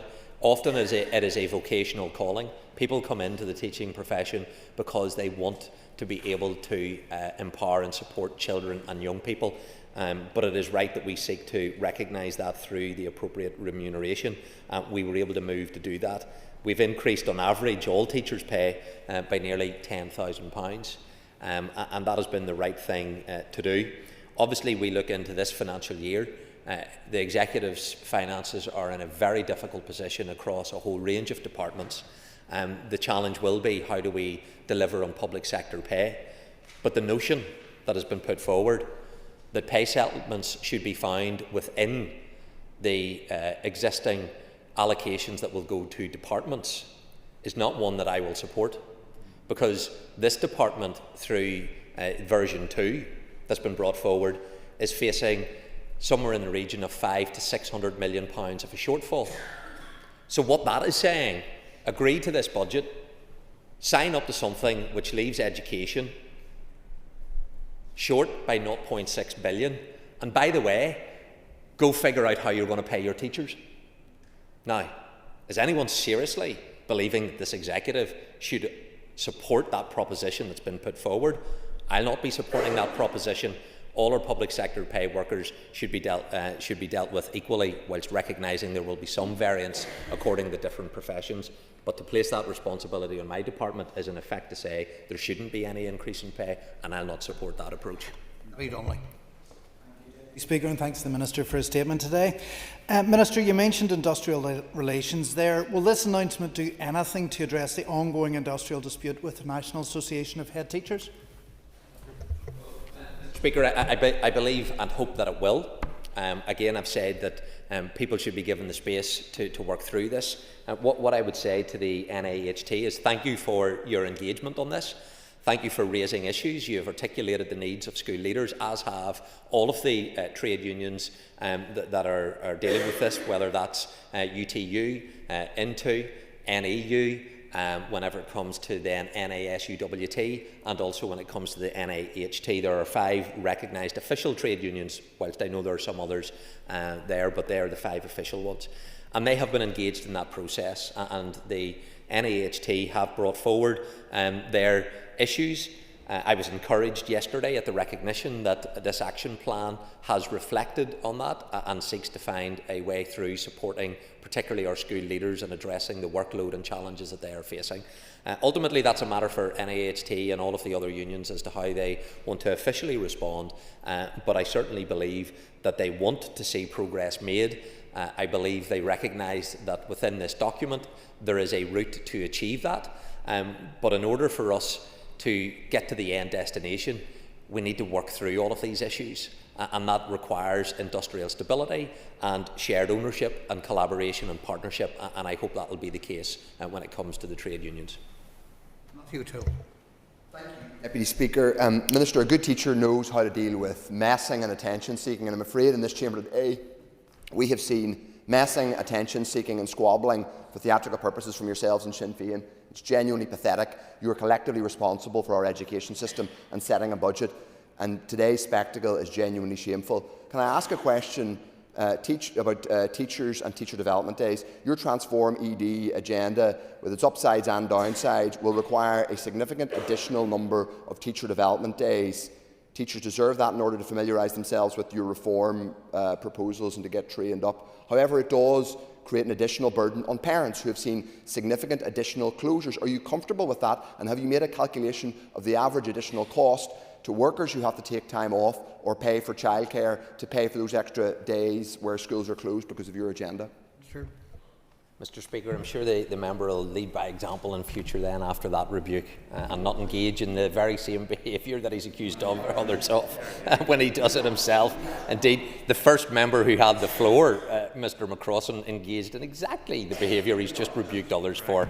So people will see through that shallowness from the opposition. On the issue of substance, and it is a valid question and one that I thank the member for raising. Obviously, there's always a balance in terms of development days, baker days, and how they are effectively utilised. I think it is important that as we go through this transformation, and it's something that the teaching profession have relayed to me, that they need to be given the opportunity to engage in this at a school level, to work through the issues, and therefore we have to facilitate an opportunity for them to do so. But there clearly are minimum requirements for the number of days in which schools have to be open, and provision is made when it comes to teaching, and in no way will I seek to undermine that. But I think I have to listen to the teaching profession. They have asked for these opportunities to engage in this transformation work. I think it's only right that we provide that support to them. Deputy Speaker, the Minister praises the progress in teachers' pay, and rightly so. Minister, when will you take the same action for classroom assistants who face months without pay each year, as they too play an integral part in pupil learning? Because of the Easter break, many received just 2 weeks' pay in April and now face a gap from July to the end of September without income. No one in this chamber will go 3 months without pay. Why should classroom assistants? When can we expect you to bring forward a solution on this area? Well, Mr. Speaker, he is right to praise, and I join with him in doing so, the work of our classroom assistants. It is why, as part of the reform of SEN, I want to be able to provide opportunities for career development, career pathways to enhance what classroom assistants are able to provide within our schools, and to give them the kind of professional support to allow them to develop, including then when it comes to better pay. What I would say to the member is that the Executive did support a new business case that came through. It was collectively supported by all of the parties on the Executive, where there was a significant increase in terms and conditions for support staff. That included classroom assistants, but it also included a whole range of different support staff, and that required significant investment by this Executive to provide the financial support for that. And those support staff also sit within the national negotiating the national joint working agreements at a UK-wide level. We feed into that process, but support staff have had pay rises as a result of that framework that they are engaged in. The teaching pay sits within a Northern Ireland framework, and that is subject to the negotiations at the Northern Ireland level, but support staff are all handled at a UK-wide level, and over the past number of years they have received pay rises as a result of that. We would all want to do more. We would all want to give more, recognising the important contribution that they make. That is why I want, through the reform of the SEN model, to identify greater ways to recognise our support staff, especially our classroom assistants. John Burrows. Mr. Deputy Speaker, I welcome the Minister's statement, and there is much merit in some aspects of the action plan. I said at the outset, I do think it's really disappointing, some of the conduct today. There's one area that we shouldn't be having a political slanging match about. It's our children's education. Let me just make a couple of points. Burnout is a bit more than workload. It's actually about feeling valued and your overall morale. And I do worry about some issues in schools that are described to me as taboo issues. Workplace violence. I speak to teaching assistants and teachers who are being injured in their workplace, who are being bullied, some of whom end up in hospital with concussion and broken bones. And I think that's a significant issue leading to teaching morale. I think we need to deal with it. Sub-teachers is something I keep getting told that there's difficulty. Yeah. Would the Minister agree that there's also responsibility to deal with those issues, address the issue of sub-teachers, and address the issue of EA-induced bureaucracy? Because I'm told every week they send a dump of emails to the principal, who then has to disaggregate it all and decide who to send it to, and that takes the principal a lot of time. The Minister agreed with me there's much merit in this, but there is much more to do in supporting teachers from workplace violence, dealing with the EA's bureaucracy, and also fully supporting our teachers be able to get sub-teachers?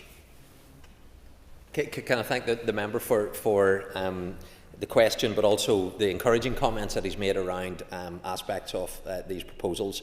It's important that we work through them in order to allow them to see implementation, and I think the benefit will be accrued to the teaching profession. He mentioned the workplace violence and behaviour, something that is extremely concerning in our schools. And it happens in all schools. It is not unique to one particular type of setting.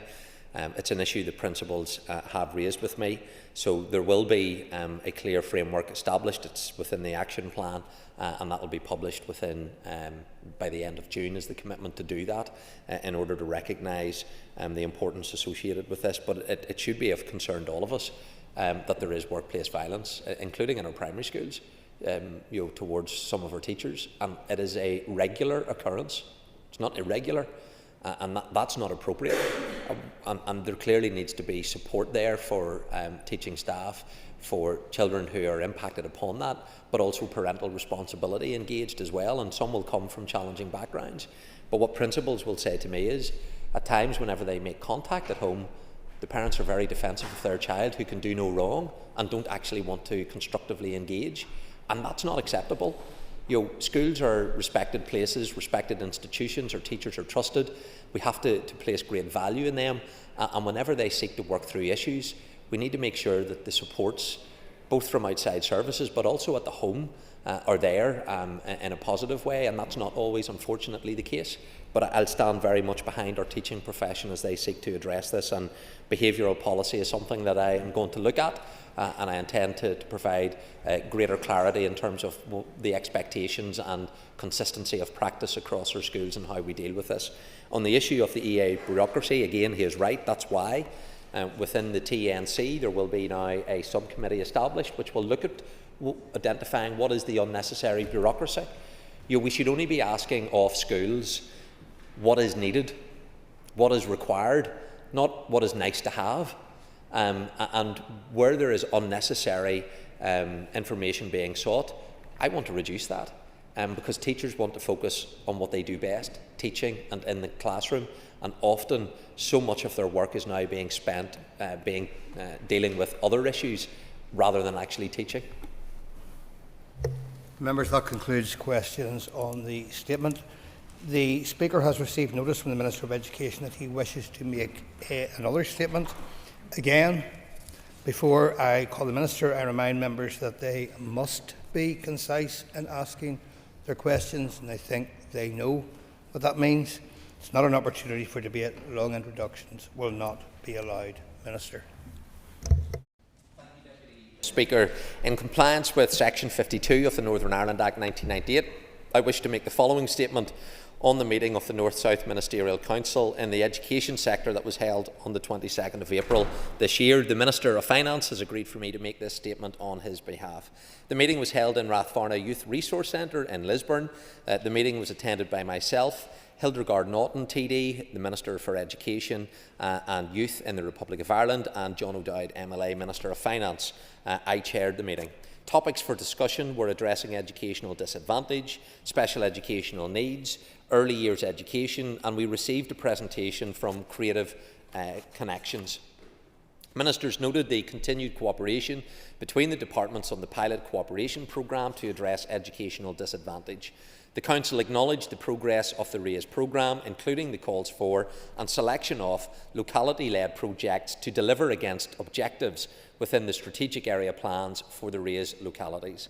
We also welcomed the progress of the Teachers Research Exchange platform and Creative Connections Arts Education pilot programme, connecting educational professionals across both jurisdictions and empowering young people to shape their own learning experiences. The Council noted continued delivery of existing Peace Plus projects and exploration of further funding award opportunities, focusing on empowering and investing in young people. Ministers received an update provided by the CEO of Middleton Centre for Autism, Stephen Duthard, and the Council recognised the continuing cooperation and positive reciprocal collaboration on a variety of challenges in the SEND sector between the two jurisdictions. The NSMC welcomed the progress being made by the two education departments and Middletown Centre for Autism. to facilitate and maintain the delivery of the centre's range of services. Ministers noted that building upon the successful North-South teacher training event delivered by Middletown Centre for Autism and school non-attendance among autistic young people, both departments are facilitating further cooperation among teachers and sharing experiences and information on current trends in the provision of education to those with special needs. The Council welcomed the establishment of further policy exchange events between officials and experts from each department to discuss issues and potential solutions to share challenges in the area of SEN and looked forward to further updates. The NSMC welcomed the cooperation between officials from the Department of Education and the Department of Children, Disability and Equality in the area of early education, learning and care. Ministers noted the commitment of the two departments to engage in cooperation in a way that builds on existing work being progressed between departments.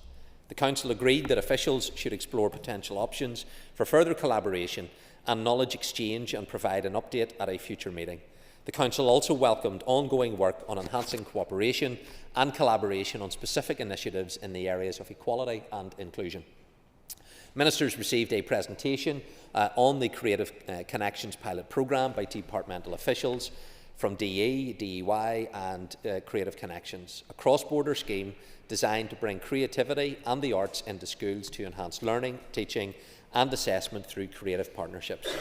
The Council acknowledged the strong progress of the programme to date, which has resulted in the programme being confirmed for continuation and further development into 2026-27. The Council agreed to hold its next education meeting in autumn of 2026. Thank you, Mr Deputy Speaker, and I'm happy to take questions. Minister, thank you. The first question from the opposition, I call Matthew O'Toole. Thank you, Mr Deputy Speaker. Minister, this is a very short statement. There's some interesting stuff in there, but I'm going to ask about something which isn't in there. In December 2023, some progress was announced, but we haven't seen it followed through on to make it easier for pupils from the Northern Ireland to apply for the top CA courses in the South. We know this is a structural issue. You yourself have very theatrically complained about it in this chamber. What are you actually doing to make it easier for Northern students to get into Trinity, UCD, DCU and all the rest of it? Did you raise it at this meeting? And if not, why not? Minister, the member acknowledged that the content of the question wasn't in the content of the statement, so it's up to you whether or not you wish to answer that. I'm happy to move on either way. Well, I think the normal protocol is members ought to ask questions related to the actual statement. This is not in the statement and therefore it's not actually relevant. So on this occasion, the Leader of the Opposition should actually focus on asking questions related to it. What I would say, rather than just make that point to the member, this is an issue of concern for me. It is an issue that I have raised recently again with the Economy Minister, because higher education access rests with that department. I very much would support the Republic of Ireland to give proper recognition of the qualifications that we have for our young people, and I will happily engage collectively, jointly, to try and get the Republic of Ireland to respect our qualifications in Northern Ireland. But it wasn't on the agenda, it wasn't a matter of discussion, but it is an active issue outside of that meeting that I am pursuing. Nick Muff. Deputy Speaker, I thank the Minister for his statement. You referenced that an update was provided by the CEO of Middletown Centre for Autism. Can the Minister provide a further update in terms of the SEN reform agenda? Part of that, there was an action that was reviewing the work and functions of Middletown Centre for Autism with a view, in terms of committee evidence that we've heard, for that rule to be enhanced. Can you provide an update on where that sits? So within the SEN work, the update that was provided by Stephen around Middletown was very much what more can they do in terms of the expertise that they have to provide that support to schools when it comes to addressing autism. So that was a matter that we discussed. There will be a landscape review carried out of the Middletown Centre. I think that will provide an opportunity to ensure that the current purposes by which they are commissioned is being fulfilled, but also an opportunity to look at what more could they do and where we can enhance that provision. That's something that we discussed, subject to all of the caveats around how that can be resourced and so on. But where there is opportunity to consider that, I think the landscape review that will be commissioned shortly is an opportunity to address that particular issue. Shane. John Corley. The education system in the South is by no means perfect, but the educational outcomes there far exceed the outcomes here in the North. There are far fewer young people in the South leaving without qualifications and far more going on to third level education.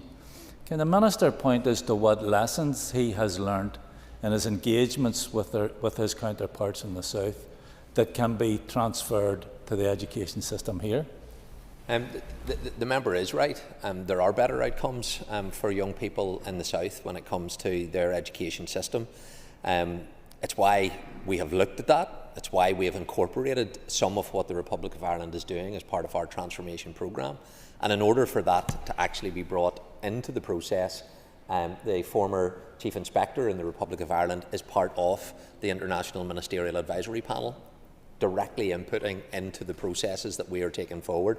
So we are harnessing that information. The South faces similar issues when it comes to the increasing numbers of children with SEN and how they've been able to work through those issues. So my officials are in constant engagement with the Republic so that we can learn from what they have been doing. Some of the practices now that we are taking forward, I believe the South can also learn from, but where there can be joint collaboration in these endeavours, I'm very much up for that happening. I've already acted to try and incorporate input from the South formally through my processes, and I'll continue to do so. Members, before I take another question, the questions must be related to the statement. Members have a copy of the statement, and the next question that isn't related won't be taken. I'll move on. I call Alan Robinson. The Minister for his statement today, and I do hope the question is in relation to the ministerial statement. Could the Minister provide an update on capital projects for special schools? Yes, Deputy Speaker, I can, because SEN that was discussed at the North-South meeting, we talked about the need when it comes to provision of capital schools. So it is connected, it is related. What I can say to the Assembly in respect of this issue, over the past decade, and particularly in the last 5 years, there has been extraordinary growth in the demand for specialist places, with over 30,000 children having more complex needs and a formal statement of SEN, something that we touched upon, which is shared in both jurisdictions. As a result, there has been a 49% increase in the number of pupils attending a special school and a 205% increase in the number of pupils requiring a place in specialist provision in those mainstream settings. Projections indicate that demand will continue to rise over the next 10 years, meaning a need for over 6,000 additional places in our special schools and over 500 new specialist provision in mainstream classrooms. The SEN Capital Investment Programme provides that structured approach to meeting this demand around maintenance, new specialist classes, extension and refurbishment of those special schools. And in the last 2 years, members will know there has been an investment of over 110 million in the SEN Capital Investment Programme. What that has created is 242 new specialist provision in mainstream classes and 98 additional classrooms in special schools. We've had 2 major extensions at Kilronan and Lissanally. Special schools are now on site, and the business case is currently under review by DOF for the first of the new Belfast schools. And a key aspect of SEN Capital investment was the publication of the Special Schools Plan of Action that was put forward. So this is an important issue that we have been dealing with in terms of how we can move this forward. And what I can do is update the Assembly in terms of a recent decision. I've recently moved forward in approving 3 priority major capital projects within the Special Schools Plan of Action. That is to allow them to move forward into planning and design stages, and they are a new build 320 pupil school for Longstone, a 220 pupil extension to St Gerard's Special School, and a Belfast SEN new 500 pupil special school in South Belfast. So these are 3 significant projects now that I have approved to move forward into the planning phases to get to the pre-tender stage. It builds upon previous decisions that I had initiated in Sperrinview, Knockevin and the second campus of Ardnashee.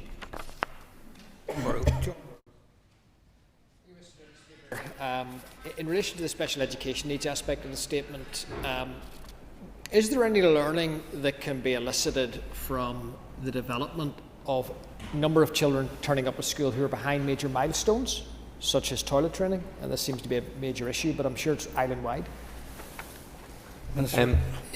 Yes, it is a challenge. It's why we have been investing in early years intervention in terms of the provision that we're making through the Early Learning Childcare Strategy. And notably, one principal informed me that of the 26 nursery school children that she has, 13 of them didn't come toilet trained. And I think that figure will alarm people, that half of the pupils were not coming to nursery school toilet trained. So rather than our nursery school teachers getting engaged in learning, they're actually having to provide that basic toilet training for our children. I think that speaks to a real challenge.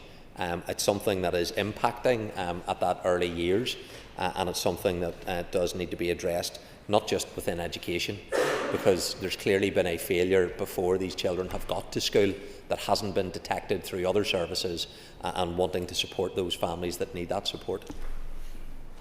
Brian Kingston. Thank you, Mr Deputy Speaker, and I thank the Minister for his statement on this education-themed meeting of the North-South Ministerial Council, which shows the advantages of practical cooperation for mutual benefit. Can the Minister advise, in addition to meeting his Irish counterparts, has he met any UK ministers in recent months? Members were really straight into questions that are not related to the statement, and members know this and they also know what they're doing. Minister, up to you whether you answer. Next question and similar being will not be taken. I appreciate, but given I give latitude to Mr O'Toole, I'll give latitude to my own colleague that's asked that question, and I answered Mr O'Toole. So, in order to give equality of treatment, which I'm sure the members would all support, it would be unfair for me to discriminate against my colleague from North Belfast. He is right in terms of the engagement, whether it's north-south. That engagement is important. So too is the engagement east-west, and I've had many meetings with counterparts, most recently with Louise Sandair-Jones, the MP and Parliamentary Under-Secretary for Veterans and People. That was to discuss the Armed Forces Covenant and how that is being implemented within education. I also met recently with the Secretary of State, the Right Honourable Hilary Benn, the Right Honourable Nick Thomas-Symonds, the MP and Minister for the Cabinet Office, Matthew Patrick MP, the Under-Secretary of State for Northern Ireland, Parliamentary Under-Secretary for Early Education, Olivia Bailey MP, and the list can go on. So that engagement takes place whether it's north-south or indeed east-west. Michelle Guy. Thank you, Mr Speaker, and thank you, Minister. Minister, you'll be aware that there are a number of really innovative projects being taken forward as part of the RAISE programme in our own constituency of Lagan Valley. Can you confirm, Minister, how long the RAISE funding is set to be available, and does it ensure that we will see long-term value from the programme?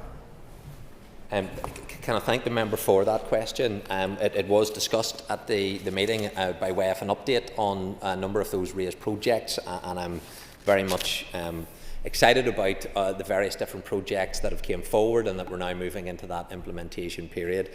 All of that is being funded through the Shared Island funding, and the support that has been there, ministers have indicated will continue to be there in the region of around €20 million.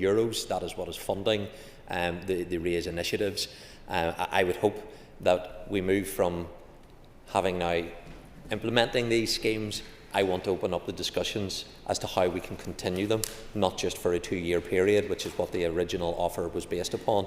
How can we extend that? I know the South are open for that conversation to take place, but what we need to see is the rollout of the various different projects. That allows evaluation to take place, it allows any refinement to allow us to then go back to the South and say, can we continue with this funding, and here's how we would want to maybe change it, or based upon the evidence, and it may not need changed at all if it proves to be successful.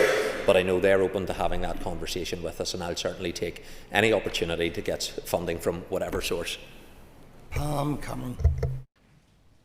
Deputy Speaker, and I thank the Minister for his statement to the House this morning, and I welcome that special educational needs was discussed at this meeting, given the vital importance that has amongst our schools estates. Could the Minister provide an update in relation to further special educational needs provision, and in particular in reference to Dromore? I can, and I am delighted to advise that my department is progressing plans for a new priority special school called Quillyburn Special School, and that will be located on a greenfield site owned by the Education Authority on Quillyburn Road in Dromore. The new Quillyburn Special School will provide state-of-the-art, purpose-built accommodation for up to 275 pupils that is designed to meet a wide range of learning, therapeutic and well-being needs. And I am particularly pleased that Quillyburn Special School will be co-located alongside a new build Dromore High School on the same site. It's important, though, that I'm absolutely clear these will be two separate schools, each with its own leadership, ethos, identity and educational mission, tailored to the distinct needs of their respective school communities. At this stage, we are moving through the various processes, but I am very pleased with the progress that is being made and the prioritisation that is being given to the development of this location. So, as we discussed at the meeting the importance of SEN, we discussed the importance of SEN placements, we discussed the importance of capital investment within our special schools, and today I've been able to update the House on some areas where we're moving forward on the planning stages for 3 special schools, but also when it comes to the Quillyburn Special School co-located with Dromore High School. That is a priority, and it's something that we're making good progress on, and I commend all of those school leaders who have been involved in that process. Daniel McCrossan. Deputy Speaker, Minister, in relation to SEN families, as you well know, we're at breaking point. Parents are not asking for any special treatment here, just basic support. They're waiting months, sometimes years, for that intervention. Children are limbo and parents are forced to fight. Teachers are stretched beyond capacity. Meanwhile, support in the south is getting to our children earlier without the same barriers or bureaucracy. So can I ask you, Minister, do you accept that this system is continuing to fail families? And will you stop talking about reform and actually deliver it for those affected? Deputy Speaker, I am delivering the reform. There is clear plans and they are being implemented. It's why £27.5 million of funding was allocated by the Finance Minister on the transformation of SEN. We are already taking forward tangible changes that are having a positive impact. So I wouldn't present the Republic of Ireland as the panacea when it comes to how they're dealing with SEN. They have challenges. England has challenges, Scotland, Wales. It's why the Labour government have had to bail out local authorities to the tune of billions of pounds because of the challenges that they are facing. So the challenges that we have are not unique. They are happening everywhere else. What we have, though, is a clear pathway to try and make improvements. We are making improvements. Is it good enough? No, it is not. It must be better, both in terms of identifying placements earlier, and we are making progress on that. Both in terms of getting new schools, we need to do better, and that is a collective endeavour that requires all of us within the executive to provide the appropriate support. But parents shouldn't have to fight for basic support. They shouldn't have to get a statement in the first instance. The fact that they're going down that route is because they're not getting support. We need to change our systems whereby there are support in schools in those early years without getting a legal document to say you must, because that doesn't always actually produce the support either. And that's why we need to make the changes that we are seeking to make. Timothy Gaston. Deputy Speaker, the statement speaks in grand terms of what the North-South Ministerial Council is doing to achieve and help educational underachievement. Minister, how many programmes are currently running to tackle educational underachievement amongst working class Protestant boys?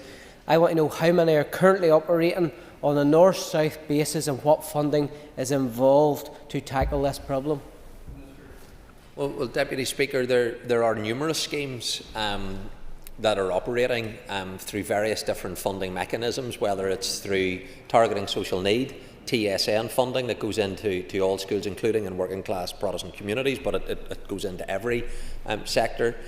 When it comes to extended schools, that is another scheme that operates by way of the free school meals entitlement, and then that can unlock some funding for those schools through the RAISE project. That again are schemes designed to address tackling educational underachievement, albeit not available in every part of Northern Ireland, only in those areas that are selected to do so. I think the question I have posed: how effective is a lot of this expenditure, and is it being spent to achieve the purpose by which it is being allocated? And I think that is a legitimate question, and I would welcome members providing further scrutiny in respect of that, because we do need to ensure that what funding is spent is actually being effective, and I want to make sure that we tackle educational underachievement. It is one of the underpinning reasons for the entire Transform Ed project.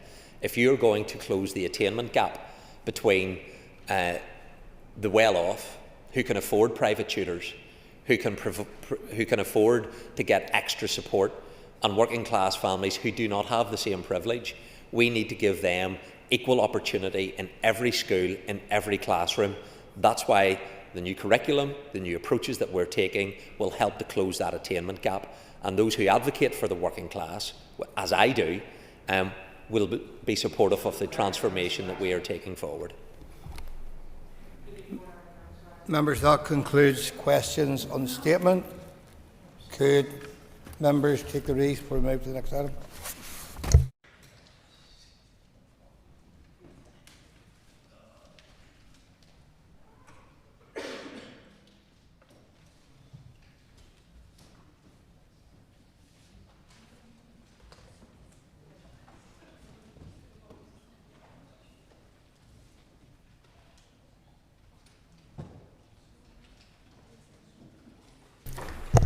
Members, the next item on the order paper is the second stage of the Utility Regulator Support for Decarbonisation Preparation Bill. Can I call on the Minister for the Economy to move the second stage? Moved. Thank you, Minister.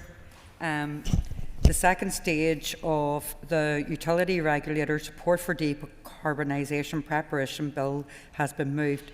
So in accordance with convention, the Business Committee has not allocated any time limits on this debate, so therefore I call on the Minister to open the debate on the bill.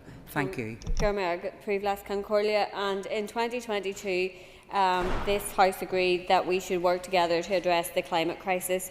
The Climate Change Act NI 2022 includes requirements on my department to develop sectoral action plans for the energy sector and industrial processes. It also set a target that at least 80% of electricity consumption should come from renewable sources by 2030. Over half of greenhouse gas emissions come from energy. It's essential, therefore, that we find ways to decarbonise the energy sector while creating the right conditions for growth in low-carbon and renewable solutions. Members will be aware that I intend to bring forward legislation to deliver a support scheme to incentivise growth in renewable solutions. However, that's just one part of the solution. We need to develop policies and legislation across a wide range of new emerging technologies that will help us on the decarbonisation journey. Creating the conditions that allow new low-carbon technologies to flourish can support economic opportunity for business growth and job creation. It can help us develop a self-sustainable, flexible energy system, reducing our reliance on fossil fuels, freeing us from global energy shocks.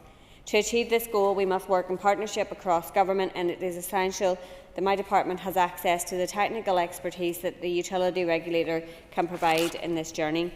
The Utility Regulator is restricted in its ability to support us because its legislative underpinning has not been updated to reflect the significant change in policy direction required to deliver the Climate Change Act and the Executive's energy strategy.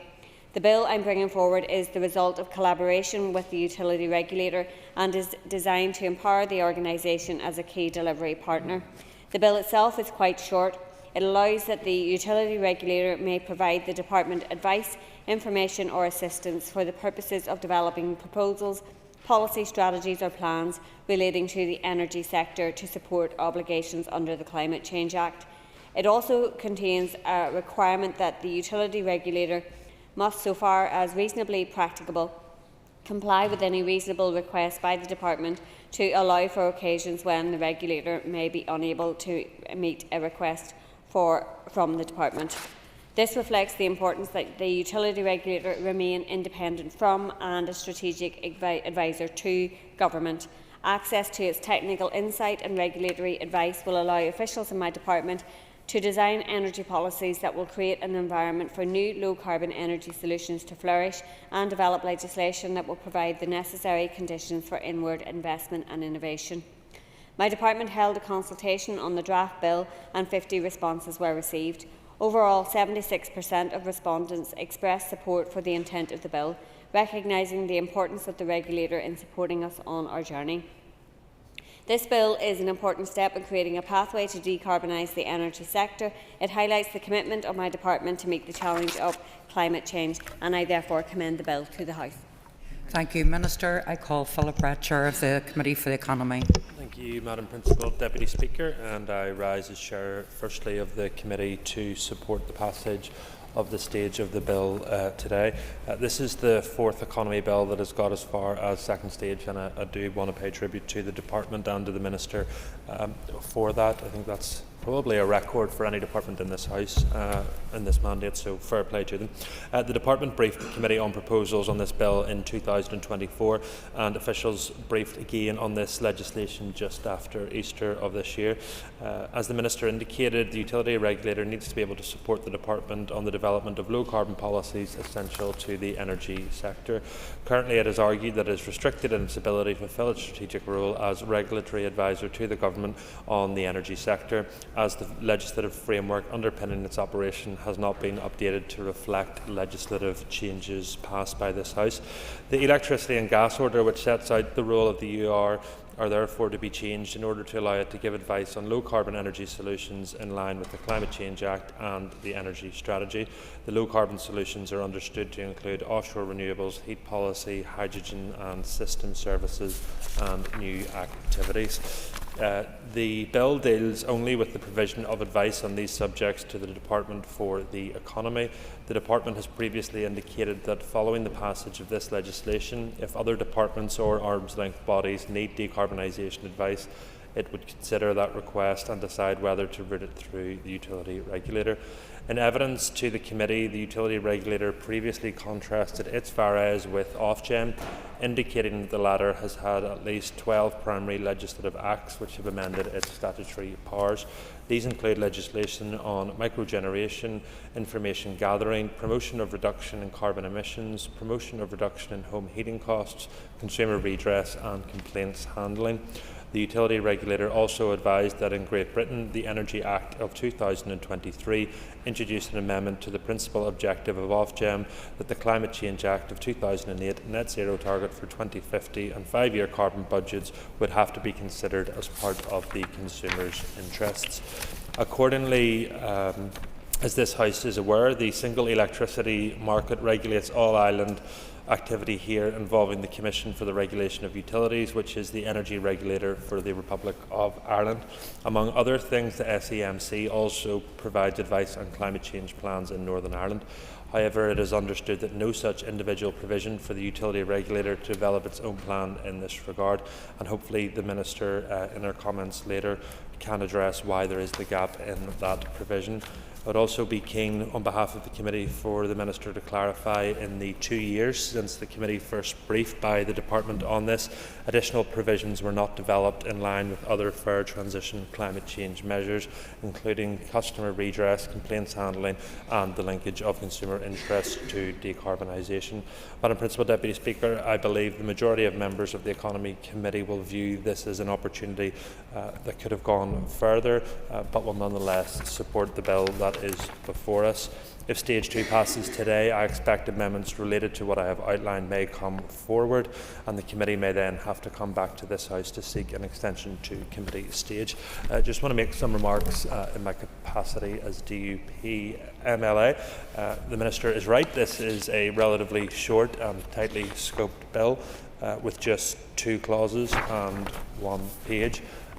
and I do wonder, in the 2 years since the department first briefed on this, and the comments by the utility regulator to the committee that they believe this bill should have been more expansive, why that opportunity wasn't taken. I would also be keen if the Minister could define what is meant by a reasonable request. In subsection 2 of the clause 1, it states the utility regulator must, so far as reasonably practical, comply with any reasonable request. I'm just keen to get a definition of what a reasonable request is. There will also be a reasonable question as to why this bill does not allow the executive as a whole or other executive departments to take advantage of the expertise that the utility regulator clearly has. The utility regulator is defined as the strategic advisor to government, so why are we just stopping support or information being given to the Department for the Economy and not other departments? For example, the Department for Agriculture, Environment and Rural Affairs is the sponsor of the Climate Change Act, perhaps may want to be included in this. But I think this is welcome progress. It's a tidying up exercise, and I think the committee will engage with the department, with the utility regulator and with consumers to see any changes that may be required to this bill. Thank you, Madam Principal Deputy Speaker. Thank you, Philip. I now call Sinead McLaughlin. To speak on such an important topic today for the SDLP. As members from across the chamber will appreciate, there could not be a timelier opportunity to speak to issues around energy and reaching our net zero objectives. As the price of energy has soared in recent weeks thanks to the war in Iran, we have seen that once again, being in hock to the mercies of global oil and gas markets costs our consumers and our communities dearly here at home. Households across Northern Ireland are facing huge spikes, with the cost of home heating oil rising by around 80% and wholesale prices in the all-island wholesale electricity markets rising by 19%. We need to accelerate our long-term move to escape this dependency and take control of our own energy, and we need to rapidly decarbonise the energy sector and end the use of fossil fuels, and promote a market in which renewable energy sources are readily available and affordable, and in which much faster progress is achieved on making homes energy efficient and properly insulated. And this is a big task. It is therefore only right and proper that we bring the full weight of every statutory body behind those objectives, and that includes ensuring that the utility regulator can properly provide the advice and support that the executive will need. This bill is obviously a critical part of the jigsaw in making sure that the department can effectively prioritise low-carbon solutions and emerging technology sectors, and we should progress it without delay if we're going to develop low-carbon energy policies and meet the commitments this Assembly has set itself in terms of energy policy and contributing to the challenges of climate change. But I also want to put on record that I'm disappointed that the bill does not confer the same powers on other departments, as the chair of the committee has just said, to request advice from the utility regulator. While it's right that DFE remains ministerial responsible, other departments have an absolutely critical role in ensuring that we reach our climate goals in a fair and sustainable way. And the utility regulator could have helped with that. It could also have helped to meet the requirements of Article 24 of the 2022 Act, which places responsibility on DFE alongside other government departments that net emissions don't exceed those in carbon budgets. And I'd like to hear from the Minister how she intends to meet that challenge of a joined-up government without such powers. In fact, while the bill has been presented as only a first step, it's really quite moderate. I and my party remain concerned its ambition actually falls short of the scale of the crisis that we're all facing and the size of our ambitions. We've heard on the Economy Committee from the Utility Regulator directly that while the legislative framework for Ofgem has been updated several times, the Energy Order 2003 has not been updated in Northern Ireland. And as recently as last month in front of the committee, the regulator repeated a desire to see energy legislation in Northern Ireland brought in line with the legislation in Britain as well as the relevant legislation in the south of Ireland. The Minister must answer why she believes it is appropriate to bring through such a piecemeal approach to this legislation. And that's, I want to put on record, I do welcome where we are at the minute, but it's the scale and the ambition going forward that I would like to see. And I think things have moved way ahead of us in recent days and recent months that we probably, when setting out on this journey, we probably now need at this stage to take the context in which we're working on in terms of energy and the statutory obligations of departments as well into context for this bill. Our economy needs big change in a whole range of areas, including on energy, and sadly this bill will not deliver on that issue. And of course there are other outstanding questions such as the extent of the operation of the bill's qualified power. And I would encourage the Minister to outline how she will safeguard the independence of the utility regulator while affording its powers to provide a relevant advice. And we also want to see more detail from the Minister about possible alternatives in terms of funding mechanisms suggested in the bill's explanatory memorandum, and we obviously need maximum transparency around what those might look like as well. Despite these concerns, as I said at the very beginning, we will be supporting this bill's principles at this second stage, and I really look forward to continuing to progress the bill in the Economy Committee and working with colleagues from all across this House on this important piece of legislation and explore some of the issues that I have outlined. Thank you very much. Thank you, Sinead. I call Patrick Delargy. As Ken Collier, and I welcome the opportunity to speak on the Utility Regulator Bill today. And I want to start by acknowledging the work of the Minister and the officials in the Department for Economy for bringing this forward. I also want to acknowledge the role that the Utility Regulator have played and their team have played, the continuous work and engagement with our committee on this important piece of legislation. This is one of 8 pieces of legislation due to be brought forward by the Minister in a shortened mandate, and this bill highlights the delivery within the Department for Economy. This is an important bill, and as has been mentioned by Sinead, the timing is right. We are already living through a major change in how we generate, move and use energy. The Utility Regulator has an established role in protecting consumers and securing value for money in electricity and gas, but the system it regulates is changing and diversifying. Decarbonisation is a legislative requirement now, and these new powers will help the regulator support that transition while maintaining its core duties. Formalising the role of the regulator is pivotal to ensuring the Minister's economic vision is delivered and another step in the path towards net zero. In practical terms, this bill helps the regulator to get ready for that shift. It strengthens its ability to support the infrastructure and the investment we need for a lower carbon system, and it strengthens its capacity to support the Department on Energy Policy.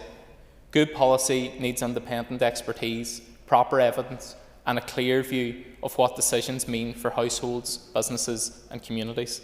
The Minister has taken a pragmatic approach, therefore, to ensure strong and independent expert advice in decision making. We don't need to look far for a lesson in what happens when oversight is weak. The disastrous RHI scheme presided over by the DUP damaged public finances and damaged public trust. Sinn Féin are ensuring that that will never happen again by ensuring robust scrutiny and augmenting the advisory role of the utility regulator. This is a sensible step in the right direction. And if we get this transition right, we can cut emissions, build a more resilient energy system, and support skilled, good quality jobs along the way. For those reasons, I'm happy to support the bill, and I look forward to seeing its progress through this House. Thank you, Patrick. And I call David Honeyford. Principal Deputy Speaker, with 2 days and 2 pieces of energy legislation. So firstly, I want to thank the Minister for bringing this forward. But I rise to support the bill and move in the second stage, and Alliance do support that this proceeds to committee stage. But I do want to spend some time, because supporting the bill moving the stage is not the same as endorsing the pace or ambition or vision that has brought us to this point. This is a bill with 2 lines.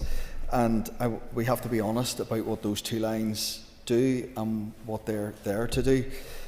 So I do want to take my time, because energy is way too important to be rushed here and come through this House. Europe collectively is actively recalibrating towards homegrown energy security. That provides green jobs, skills and opportunities right across. I met the Canadian High Commissioner last week, and Canada are in a very, very similar place. And we need to be, and we should be, at the front and centre of that curve for energy security, which will reduce costs for households and also not see us held hostage to world oil prices. But to achieve that, we need a plan that sets out a legislative pathway to delivery. And I've said it so many times in this House about the economy, that it's our role to create the platform, to create the pitch, if you like, for others to play on, to create the conditions. We don't deliver any of this. It's people and business and that do provide the outworking, and we need to provide the platform and the pitch for them, the businesses, for research and development, for skills and opportunities and all that to flourish, but also to drive down costs for people and for businesses. When we look at what this bill does, it provides the utility clause 1, regulator may provide advice. The word may is pretty ambiguous there. And when you read on to the next one, it provides the utility regulator must, as far as reasonably practical, comply with. And again, I would question the wording of what that actually means in practice, and that's it. That's the entire bill. And I want to draw the Assembly's attention to something the Department itself acknowledged in committee back in November 24, because some respondents argued that the bill wasn't even necessary, that Article 12(5)(c) of the Energy Northern Ireland Order 2003 already provided the utility regulator with adequate cover to give advice to the Department on energy-related obligations in the Climate Change Act. And the word may in clause 1 is not. It doesn't compel anybody to do anything. It doesn't direct. It doesn't set targets. It doesn't give the utility regulator any new enforcement powers.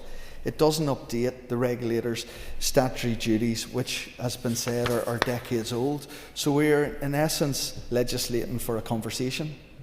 4 years on from a Climate Change Act, and we're legislating for a conversation.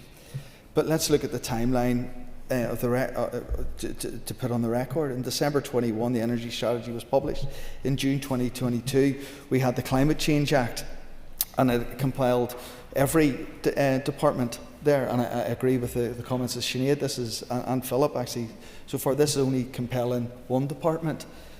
Then we had 2 years of DUP collapse, so nothing happens, so we'll take that as a gap. But then we returned in February 24. May 24, the Executive agreed the draft bill to go to public consultation. That was completed in August 24.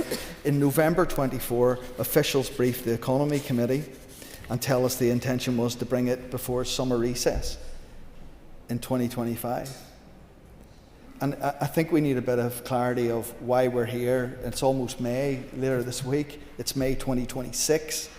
And why that didn't happen. I'm not trying to score any points. I'm not interested in any of that. I want genuinely to push the transition faster and quicker. I'm trying to get answers from the department, because we don't get answers from the department at committee. So what has caused that additional delay? With the 2030 renewable electricity target, it's bearing down on us. It's 4 years away. We can't afford to waste time. And from where I'm sitting, this is exactly what has been happening, not just Recently we've seen movement, but in the years before. But when officials briefed the committee in 24, they were asked directly whether this bill should go further. And I'll paraphrase what was quoted, but we were said that the utility regulator. I would not like anyone to think this is a bill that is entirely of the request of the utility regulator, because it's not. There's a range of stuff to come forward. And a range of stuff in November 24 was the assurance to the committee. When pressed on that and what that range would look like, it was said that the range of stuff is about how far behind that road we get and how settled the policies are. We're almost 18 months later. I asked that same question last week. I asked in committee what the next step was, and I'm still waiting for an answer. There were words, but there was absolutely no answer to what a timetable, a commitment, or a plan. They talked about steps, but couldn't tell us what the next step was. And this needs to go on the record, because we do not get answers at committee from the energy section of the department. But back in 24, I asked the department directly whether there was a master plan for energy, and the answer was an outright no. And we talked about this yesterday in the chamber, but we were told we were working towards a mid-term review of an energy strategy, not a plan, but a review of a strategy that was already 5 years old. But that was 18 months ago. And when you're 4 years, I stress, we're 4 years from an 80% renewable electricity target, we need a plan of how to get there. There's a difference between a review and a decision, a strategy and a plan, a range of stuff coming forward, and an actual legislative programme, and we don't have those. So I want to put it in context, because we deserve to have what other jurisdictions are. And GB, Ofgem, have given statutory net zero duties in their 2023 under the Energy Act. It is now explicit legal obligation to support the government in meeting its net zero targets. It delivers renewable energy schemes worth more than £10 billion a year and is actively involved in the National Energy System Operator. It is delivering a clean power plan. In the south, we have the Commission of Regulation of Utilities, its dedicated decarbonisation division. It has developed offshore grid policies, reviewing large energy user connections and actively aligning its regulatory framework with the Climate Action Plan. Here, John French, our utility regulator, has publicly said he doesn't have statutory duty to support the government in meeting its legal opportunities for net zero. Now, this will go some way to that, but it doesn't come close to what other jurisdictions are, and that's the gap. And what does the bill do to close it? It does very little. It gives the utility regulator the permission to give advice if they're asked.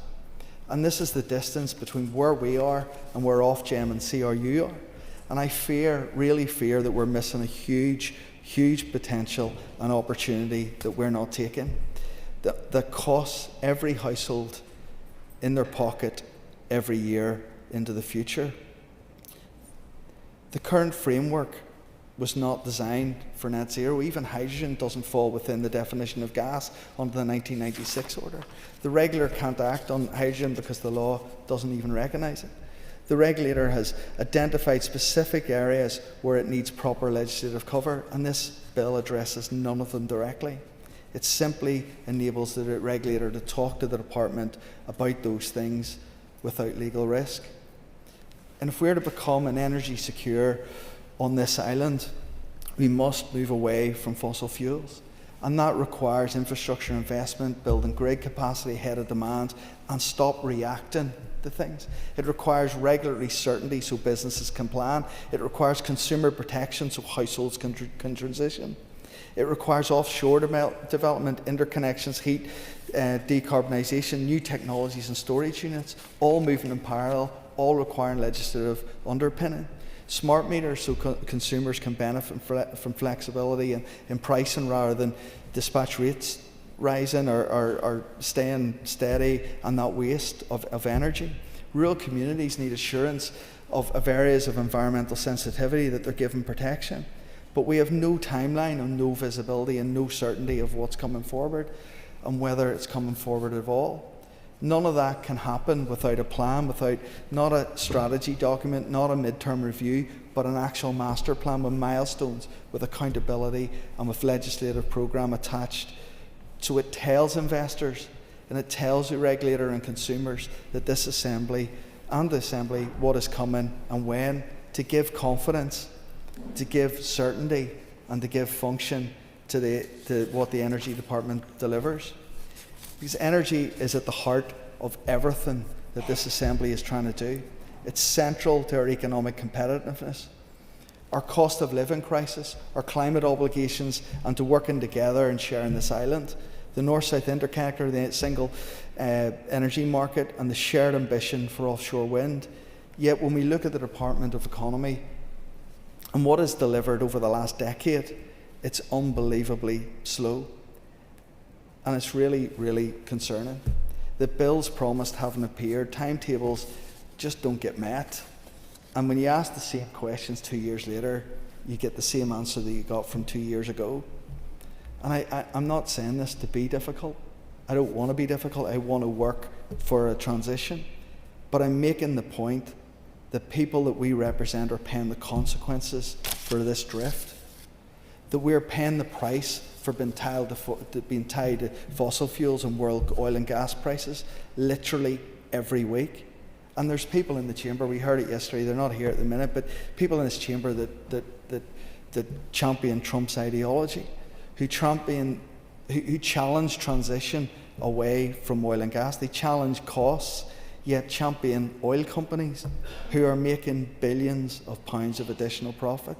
Meanwhile, the families here are having to go to the BPs of this world and fill their cars up and heat their homes. And we don't have a plan from the Department of Economy to get us off fossil fuels and to make that transition. And that's what I want to see. We need a delivery of energy transition, but there seems to be a complete lack of vision from the department coming through, or a culture within that energy section that needs to change. The bill is not the programme we need, but it is a step forward, and I acknowledge that. And I support it going to committee. But the utility regulator needs real powers, not permission slips. And we're run out of time in this mandate, and we will work within the committee to do whatever we can to make sure this is strengthened and brought to what the people here need. Because this energy and the transition is the defining challenge of this generation, and we need to get on to actually delivering it. So thank you, Principal Deputy Speaker.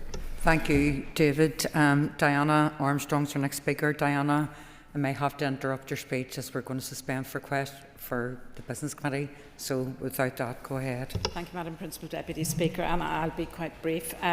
Yes, I do support the passage of the bill at this stage and welcome this move towards decarbonisation to meet our statutory obligations.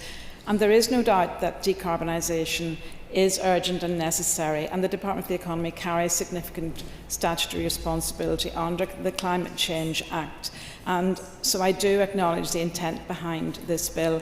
However, while I recognise the motivation, I do have concerns about how the bill proposes to proceed. It's a narrowly drafted bill containing a single substantive clause, yet it represents a significant shift in the role of the utility regulator. It formally extends the regulator's functions to include providing decarbonisation-related advice, information and assistance to the Department for the Economy at the Department's request, and others have spoken of their concerns with the conditions expressed in the legislation proposed bill.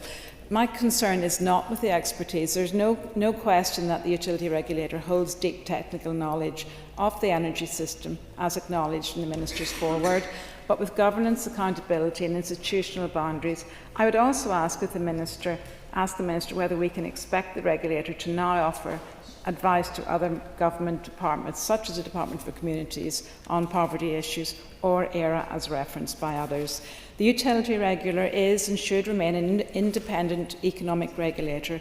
Its core purpose is to protect consumers, ensure value for money and regulate monopoly networks. Drawing it directly into the preparation of decarbonisation policy risks blurring the lines between independent regulation and executive policy development.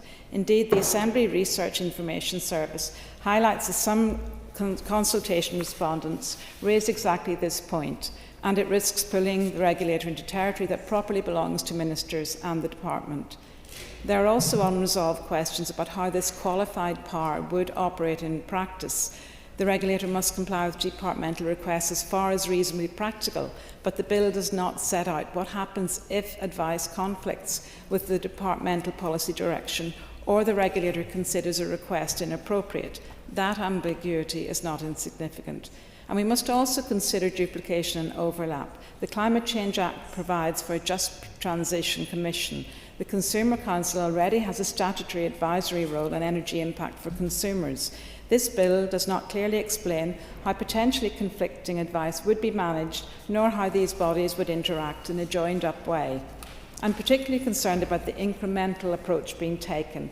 The Department has been clear that this bill is only a first step, with further legislation on offshore renewables, hydrogen, smart metering and licensing to come, though not within this mandate. We are clearly coming to a point where an energy bill encompassing policy and interconnectors, offshore renewables, hydrogen and battery storage, as well as others, as well as the enhanced consumer protection measures like those that exist in Great Britain, should be in place. That, in my view, is precisely the problem.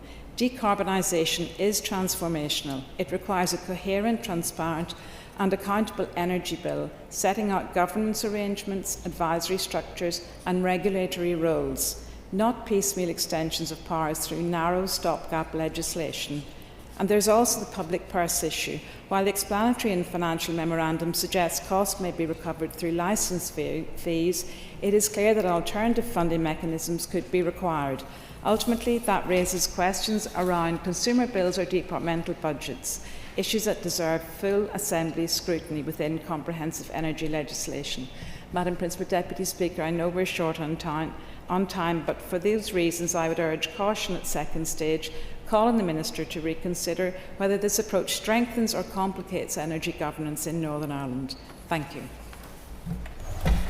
Thank you, Diana. So as I mentioned, the Business Committee has arranged to meet at 1 o'clock today, so I propose therefore, by leaving the Assembly, to suspend the sitting until 2 o'clock. This debate will continue after question time at 2:45, and the next member to be called will be Aoife Finnegan. So the sitting is by leave suspended. Thank you.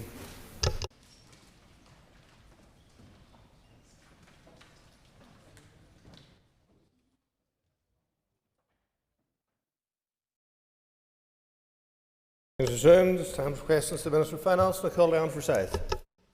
Please, Mr. Speaker. Protecting the environment is a priority in the Executive's programme for government. The Executive published its Budget Sustainability Plan in October 2024. The Forward Work Programme associated with this laid by my department and examines improvements in the budget process, including how to link the budget and the strategic direction of the PFG with which is associated climate action targets. Under the Climate Act, all departments are required to exercise their functions in a manner that is consistent with achieving emission targets and carbon budgets as far as possible. As climate action is so far-reaching, it's a consideration for all departmental spending and not limited to actions that can be funded from additional allocations in what is a very constrained financial environment.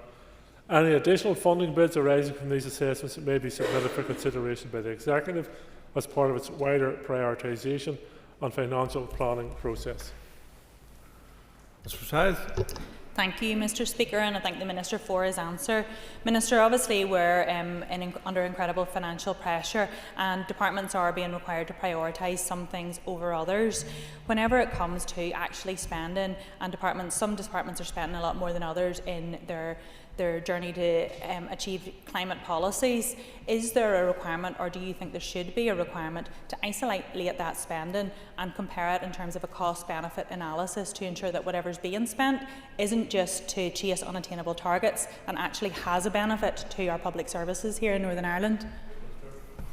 All public funding expenditure should be measured to ensure that it is efficient and effective use of public funds and delivering the policy direction of either the department and/or the department and the Executive. In relation to climate change, this is no different.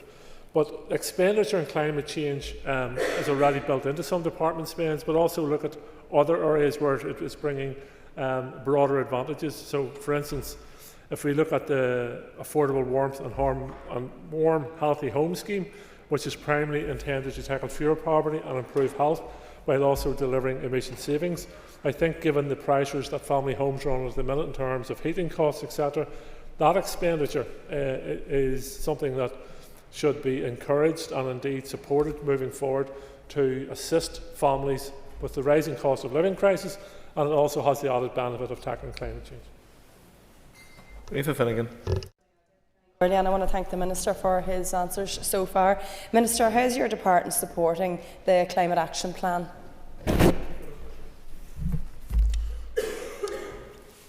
My department is not sector-led in the draft CAP. It has a central enabling role in providing framework and guidance to departments need to consider climate change in decision-making and procurement processes. We are committed to supporting delivery of CAP as demonstrated by the inclusion of our policies enabling such actions. Outside CAP, we are also leading by example. The Department's first Climate Sustainability Action Plan for 25-26 was published in May 2025, sets out 38 actions to fulfil our climate commitments and improve sustainability. An end-of-year progress report on the 2026-27 plan will be published shortly. Foster. Minister, in regard to just transition, specifically for farmers, but not just farmers, but for wider rural societies, and the need to be able to develop in a very progressive and forward-looking way with support, can I ask what bid was made by the Department for Agriculture, Environment and Rural Affairs to yourself for the just transition, and secondly then what allocation was made by your department within the draft multi-year budget? Unfortunately, I don't have those figures in front of me today. I'm more than happy to share them with the member in due course. Timothy Gosson.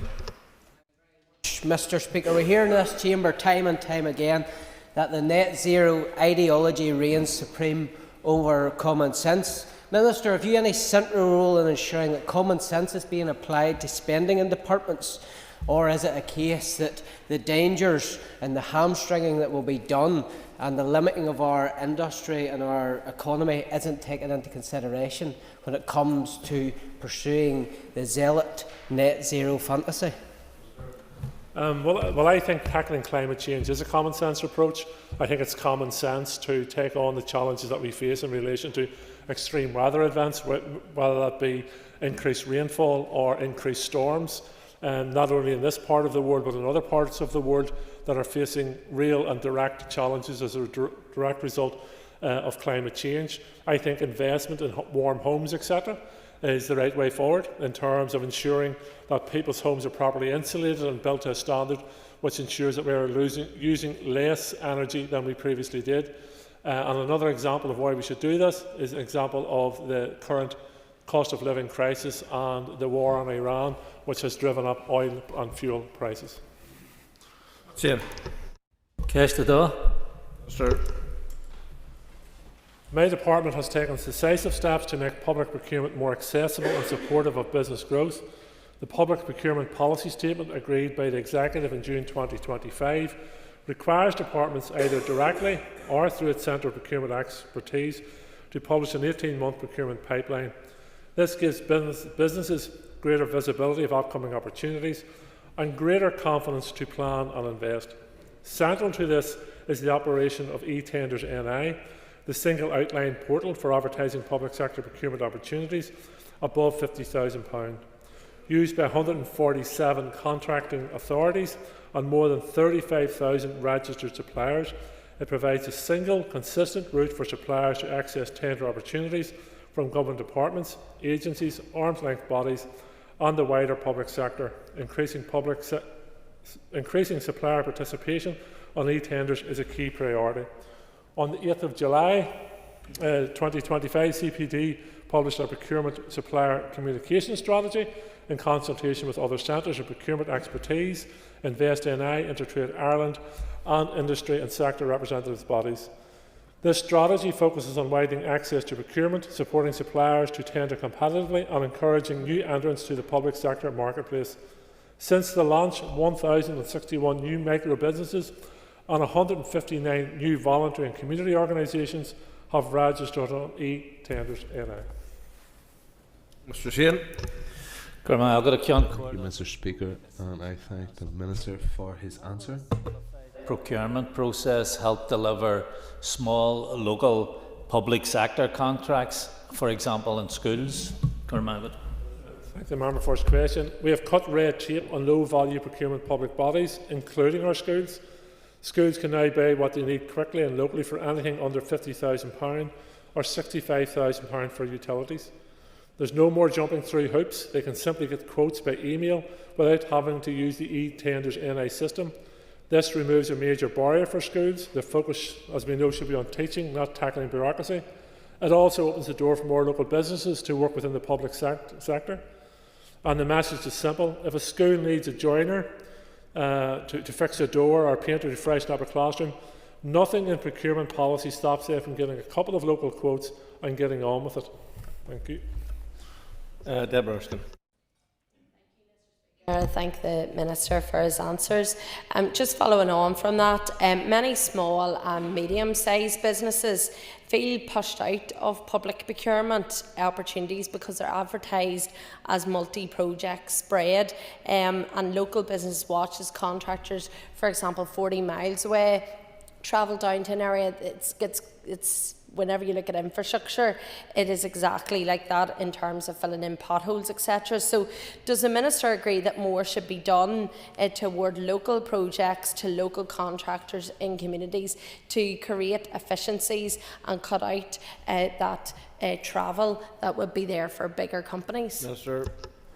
There's obviously some areas where procurement takes place on a wider geographical spread, and I think in terms of road repairs, etc., it's split up into a number of geographical locations, which in turn can provide greater quantity, and so therefore you get more for your money in that sense. But I am continuing to engage with my officials as to how we ensure that the procurement process allows access for small medium enterprises. I think we have been very successful up to date in ensuring that local organisations, local companies are getting access to this, but I continue to discuss and refine the process to ensure we improve it. Jerry Carroll. You may or may not be aware my TD comrades in Dáil Éireann are trying to bring in legislation to stop trade with Israel. Can you indicate whether you'll be introducing procurement legislation or policy that would seek to isolate Israel, which would include but not be limited to not giving public money to organisations that are invested in the apartheid state? I recently introduced a procurement policy into the Executive, which has the highest standards of international human rights compliance and examples of international rights compliance. So I think we have went as far and went further, much further, than has been the case previously in this state or indeed in some other places. I will always continue to examine how we can ensure and play our part to ensure that we're not working along companies that are supporting the genocide in Gaza and elsewhere, and isolate those in the Israeli state who are conducting this genocide and continuing to support it and campaign for it. Just McNulty. Thank the Minister for his answers thus far. Minister, without strong central direction, procurement becomes fragmented, inconsistent and reactive rather than strategic. Can you provide details of the oversight body who is charged with ensuring accountability, accessibility, performance monitoring and proper governance structures? We have recently went under a review of procurement to see how we should bring forward new governance models. It is an area that I think requires constant updating and refreshment. I have a report from an expert panel which I'm currently studying on the way forward to see how we can improve upon our governance models and ensure that we have the most up-to-date governance in place and that we don't have fragmentation as the member has outlined there. I take a while to study that report, then I'll make recommendations to my executive colleagues on the way forward. Mr. Butler is not in his place. I call John Blair. Mr. Speaker, question number 4.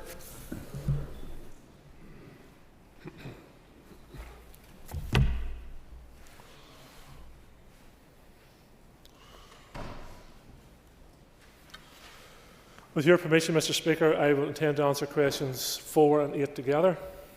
On the 6th of January, I published proposals for a multi-year budget and formally launched a public consultation. The consultation closed on the 3rd of March.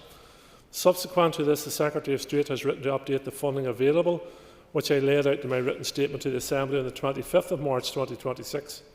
In addition, while not reflected within the controlled totals outlined in the Secretary of State's letter, provision must also be made for the repayment of the £400 million reserve claim. In light of these changes, I brought revised budget proposals to Executive colleagues for consideration at the Executive meeting on the 16th of April.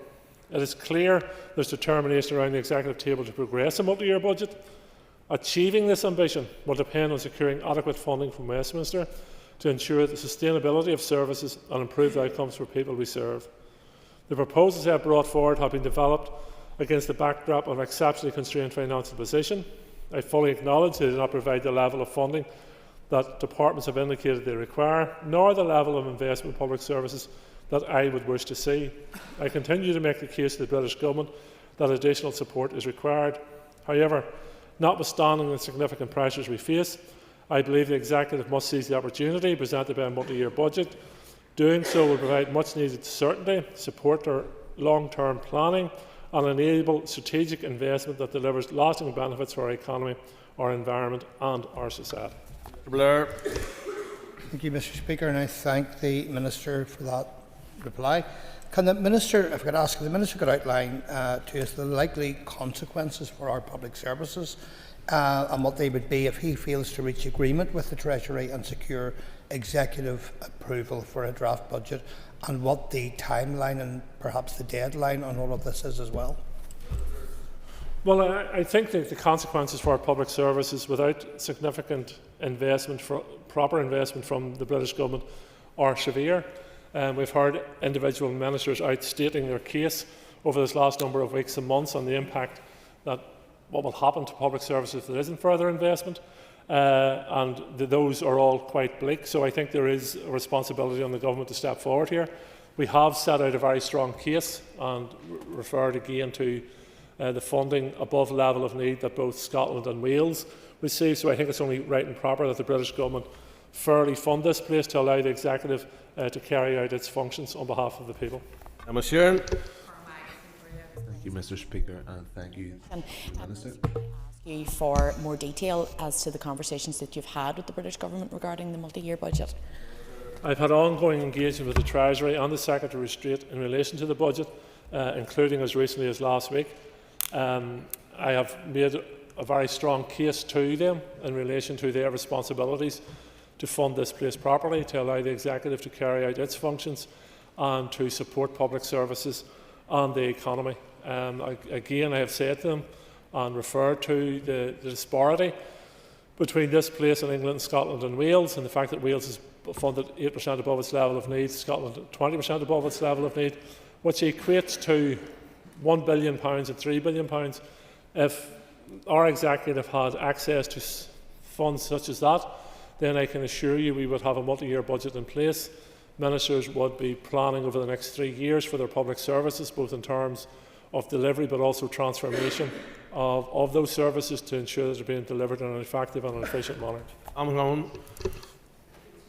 The Minister for his answers so far. The UK Treasury awarded extra money to bodies across the UK to address the significant increase in demand for special educational needs services, and the Education Minister has of course been raising this pressure, the pressure of that same provision for some time in relation to his department's budget.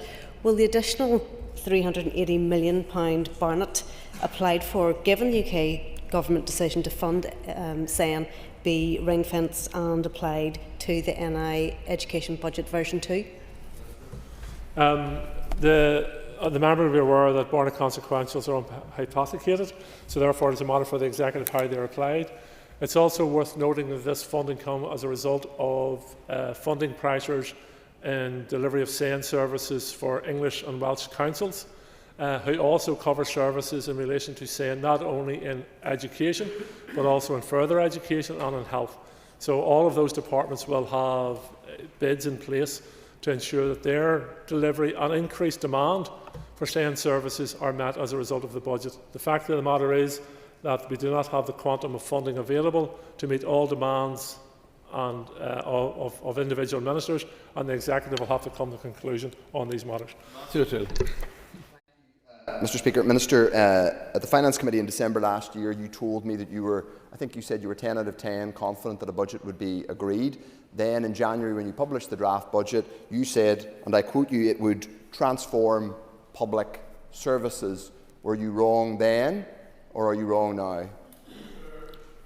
I make no apologies for being an optimist in December, and I make no apologies for being an optimist in the last few days of April either.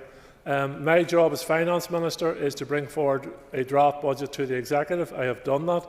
I believe that the draft budget I brought forward was the best attempt to deliver change in the quantum of funding we have had. I note, however, that since the 6th of January, when the public consultation closed on the 3rd of March, the SDLP, the official opposition, have not produced an alternative budget. Declan Kearney.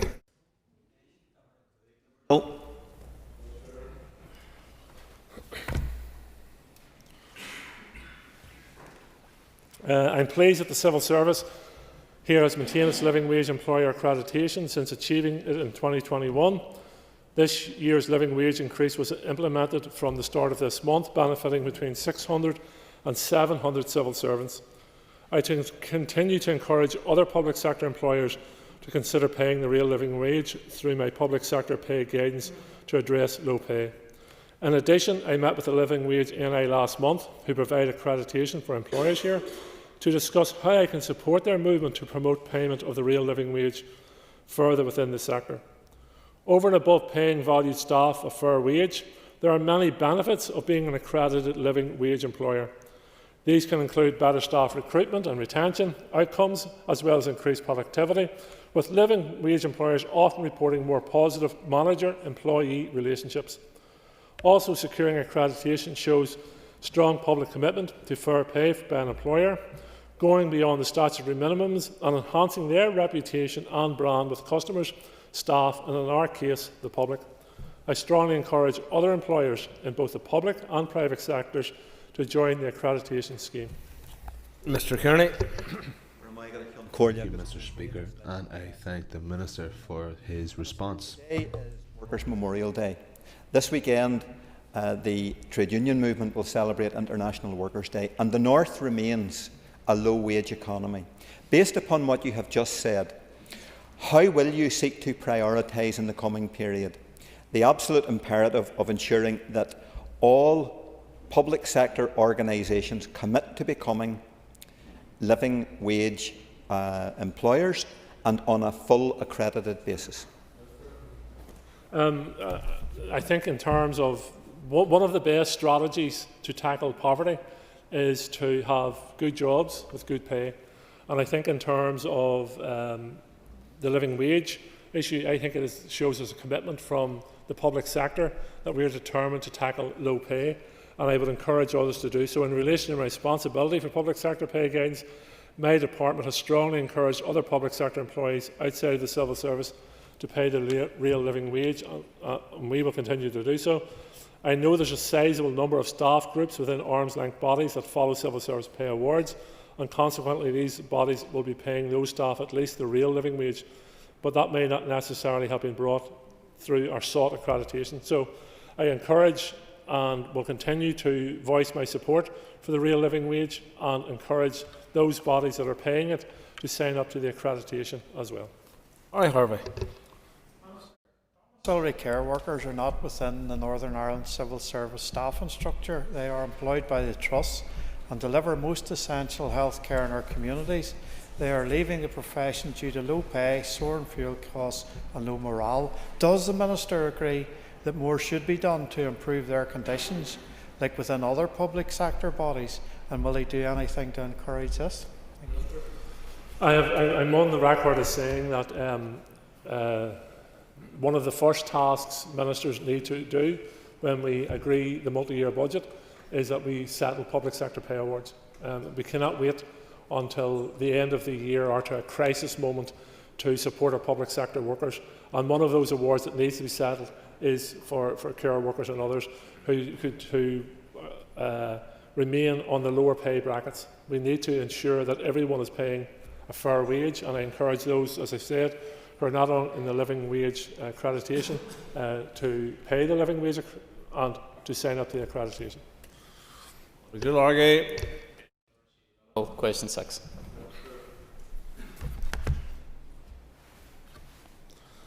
The investment fund has provided 178.5 million in support, which in turn has generated a further 179 million in additional investment. This has helped support around 5,200 jobs and the development of close to 10,000 square metres of employment space. The fund recently provided an 8.1 million loan to support the development of a wind farm near Castlederg. This illustrates the role of the fund can play in transition towards more renewable energy generation. The fund is therefore continuing to meet its goals of contributing to economic and social regeneration and supporting the low-carbon economy. Mr. Delargay. I want to thank the Minister for his answers so far, and obviously there's huge benefits on the investment fund. Minister, can you outline any of the specific benefits for Derry? Yes, in February I visited a new apart hotel and hospitality complex in Derry City Centre, which has been supported by the fund. The scheme represents an investment of £5 million in the local economy, which will support around 30 jobs. This was precisely the type of scheme that the fund was set up to support, one that contributes to tourism, jobs and regional balance and economic activity. The fund has also supported the Everington Hotel in Derry, which has played a key role in the wider generation of the city. Brian Kingston. Minister, as you've set out, millions of pounds are earned each year from the Northern Ireland Investment Fund, over £8 million in 2024. Can the Minister clarify how is this interest being managed, and is it being reinvested to fund public services in Northern Ireland? Minister. There has been a change to how the Treasury manage the FTC and the use of FTC. And we now will be returning the net, or we will have the net return of that, which allows us to reinvest back into public sector or businesses, wherever it may be. So there will be a rechurning of that investment throughout the system. We have to continue to engage with our departments and the business sector to ensure we're maximising the use of that fund and in turn boosting our economy and public services as much as we can. Tony Baker. Minister. The Back in Business scheme has been extended to 2026-27 and will continue to offer a 50% rates discount for up to 2 years where a business occupies a long-term vacant property that was previously used for retail from the 1st of April 2024 onwards. The scheme is designed to incentivise the reoccupation of empty retail units, reduce long-term vacancy and support the ongoing regeneration of our town centres and high streets by encouraging new and expanding businesses to establish themselves in these locations. Since the scheme was launched in May 2024, 113 businesses have benefited, receiving over £600,000 in rate support, helping to reduce operating costs during the early stages of business trading. This includes 9 businesses from the West Belfast constituency area. Applications remain open until the 31st of March 2027, and I encourage any eligible business considering occupying a long-term vacant retail unit to apply for the support available through the scheme. Mr. Baker. And thank the Minister for his answer. Can he outline his next steps in relation to the Business Growth Accelerator policy proposals? In November, I outlined that I want to take forward a public consultation in relation to this policy proposal. My officials have been developing a consultation paper and have already started some preliminary engagement on the basis with key stakeholders. It would be my intention that for that consultation to commence prior to summer recess. When a business takes a decision to expand their business, that will usually increase their rates liability immediately once work is completed. That additional rates liability in turn creates more revenue for the public service. I recognise, however, that the initial outlay, coupled with the increased rates liability associated that can be off-putting for some businesses waiting to take steps towards expansion. To that end, I want to progress rating policy so that the additional rate liability incurred is staggered, where that may make the difference between a business deciding to expand or deciding not to. Gareth Wilson. Sir, the Back in Business scheme plays an important role, but the lack of strategy on what type of businesses fill premises and ongoing dereliction still leaves many of our town centres run down. Does the Minister support the reinstatement of the High Street Task Force? Well, my understanding of the High Street Task Force, it was a body which was under the auspices of TEO, so it's probably a question best placed to TEO. In terms of the lack of strategy, I'm not sure if I accept that, in the sense that this is market driven. So the town centres and businesses that we encourage back into the town centres and villages are driven by what they believe by what the market will deliver or change the market. Though in saying that, I visited a really, really interesting business in Ballinascreen recently, which had brought in a fitness spa and wellbeing spa and sports facility right into the town centre, which used to be an old bank. And you imagine yourself, well, that business necessarily doesn't fit there, but it did fit there. And the local businesses around it have been really impressed by the footfall that business has brought into the town over a period of time. So without the Back in Business scheme, they wouldn't have been able to do that. So I think we have to allow it up to the businesses to decide what business they believe will work in the town centres and under this scheme, and allow them to create the momentum behind it. But there are many, many success stories across the board in relation to how this scheme has brought not only a business back to life, but the support of the businesses around it. John Mulholland.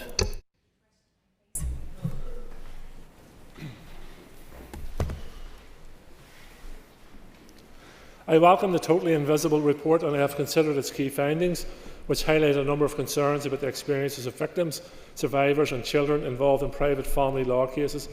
I recently met with Connie Egan, MLA, alongside representatives from Women's Aid and the NSPCC to discuss the report and to hear their views directly. And those discussions have helped inform my understanding of the issues raised. The report places significant emphasis on issues of court practice, culture and systems designed, and refers to the Family Court Pilot Task and Finish Working Group being established by the Commissioner designated for victims of crime to explore more trauma-informed approaches. To support this cross-departmental work, I have nominated a Department of Finance official to participate in the working group, and my department will engage constructively with colleagues in the Department of Justice and the Department of Health, as well as others. Ms Mulholland. Minister, do you agree that where domestic abuse and coercive control are present, the starting point must be the child and the voice and the point of the child, not an assumption that contact is always beneficial? Yes, I think the well-being of the child has to be paramount in all of these decisions, and I can assure the member that I play my part and that my department will play its part in terms of the ongoing discussions and work our way through policy changes and legislative changes where we believe they are required. Moving to topical questions, and I call Matthew O'Toole. Minister, I don't know if you were in the room when this speech happened, but Piers Doherty, your colleague at the weekend at your party Ardèche, said that it was time for an emergency budget for the people of the south of Ireland. I don't know if you were in the room, but I presume if you were there, you felt a degree of embarrassment or shame the fact that this executive, where you are Finance Minister, has failed to pass a budget at all, even a routine budget. Even if we accept that the main fiscal levers lie with the British government, do you feel any embarrassment or shame on behalf of this executive that while your colleague calls for an emergency budget in one part of this island, up here you can't even pass a single budget? I was in the room along with around 1,000 other delegates at an All-Ireland Party conference. I would encourage you to follow that pathway and get more involved in All-Ireland politics and end your particular stance on a lot of these matters. It's really refreshing and thrilling to listen to debates and discussions across the island of Ireland where TDs, Senatori, MEPs, MPs, MLAs, councillors and activists all came together to discuss a range of international issues and All-Ireland politics. So I would encourage you to follow a similar path. So Matthew is continuing his solo run in terms of defending the British government and the ANIO around their underfunding of the executive, their underfunding of public services here, their underfunding of the economy here. Matthew stands alone in this constant point that he tries to raise, that it's all the Executive's fault, it's all the Assembly's fault, and that the British Government have done their bit. But let me tell you, Matthew, the facts and figures don't stack up in favour of your argument. The British Government are funding Wales 8% above their level of need. They're funding Scotland 20% above their level of need. They're funding this place at its level of need. If they were to fund us in a similar position to Wales, we'd be getting £1 billion extra. If they were funding us in the position of Scotland, they'd be getting £3 billion extra. And if they had given us that money, Matthew, I can assure you there would be a budget in place. Minister, you've once again utterly misrepresented everything I've said. I want the British Government to give us more money. I want a fair financial settlement. I think a better settlement for this place is more likely whenever yourselves and the DUP act like grown-up, proper government. Stop squabbling. I'm not the one who invited the British Government in to do something called an open book exercise, which you said, Minister, would strengthen our argument for public services, and has turned out to be a farce. So, Minister, can I ask you again, why, given that you said in January of this year that this draft budget, which you have now apparently disowned, was transformative for public services, when will we have a budget? Well, look, you talk about squabbling. The SDLP are the only party, and I mean the only party, that are standing up on behalf of the British Government on this point. The DUP, the Alliance, the Ulster Unionist Party and ourselves are united in this position, that the Executive is being underfunded by the British Government, and for us to be allowed to achieve our objectives of transforming public services, delivering modern public services, supporting our economy, need a fair and proper funding formula from the British Government. But yet and all, you are on every opportunity, and I've listened to you on the airwaves, both misquoting me as well in relation to this a range of matters, is you're a solo runner on this. Come and join the rest of us who have common cause in this and ensure that this place is properly funded, rather than running round and being spokesperson for the NIO. And I want to welcome the fact that it's not only the DUP that watched our party conference, but obviously all the parties across this House, or at least the opposition. And it was, as I will say what I said this morning, it was well worth a view, and it was a really fantastic Ardèche, and it's great to know that we're influencing other parties as well. Minister, can you give us an update on what legislation you plan to bring to this House through your department in the remainder of this mandate, please? Yes, I think there's a certain degree of envy around the chamber since our Ardèche in Belfast at the weekend. Those who hold their party conferences in a telephone box are now realising that there's actually parties out there who actually have representation across the island of Ireland and have a mandate and a strategy for the way forward. But in relation to, as members of the Legislative Assembly, our role is to shape legislation that makes a real difference in people's lives.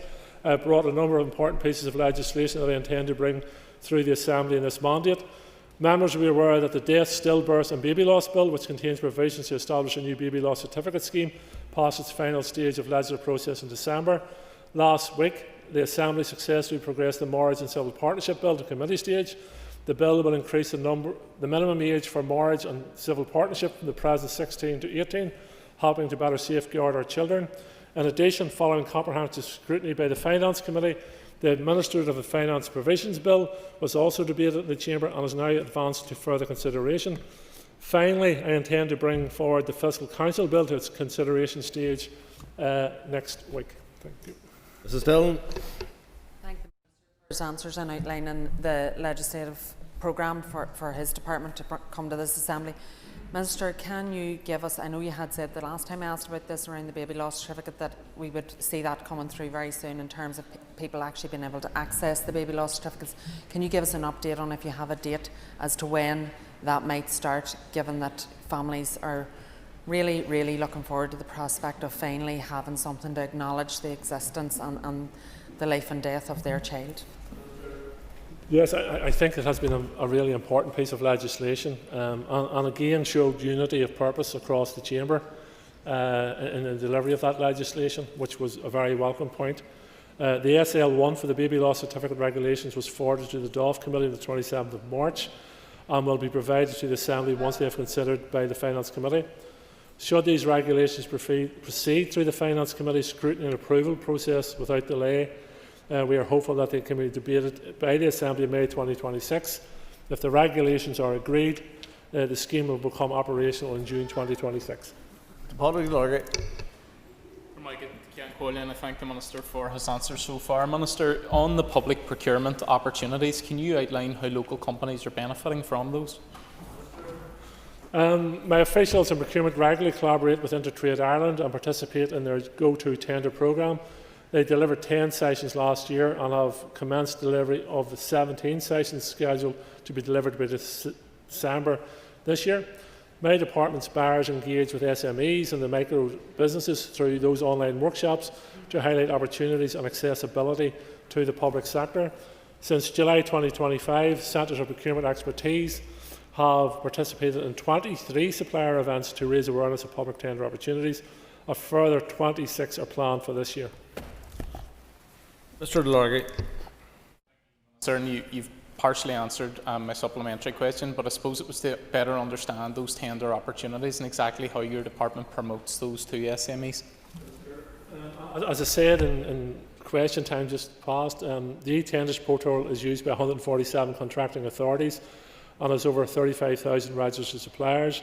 It's encouraging to note the figures taken from e-tenders NI for the 25-26 financial year show that the vast majority of public spend here is benefiting local suppliers. Of the total contracts awarded value of $1.93 billion across the public sector, 65% of the spend went to local suppliers, 62% to SMEs.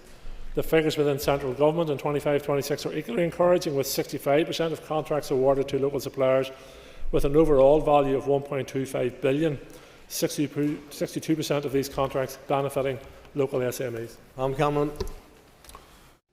Can I ask the Minister if there's any update from the UK Treasury on the potential for increased funding for Northern Ireland through the Communities Minister's Gordon Lyons proposals to recover funds from fraud and error from the benefit system? I have no updates available at this time.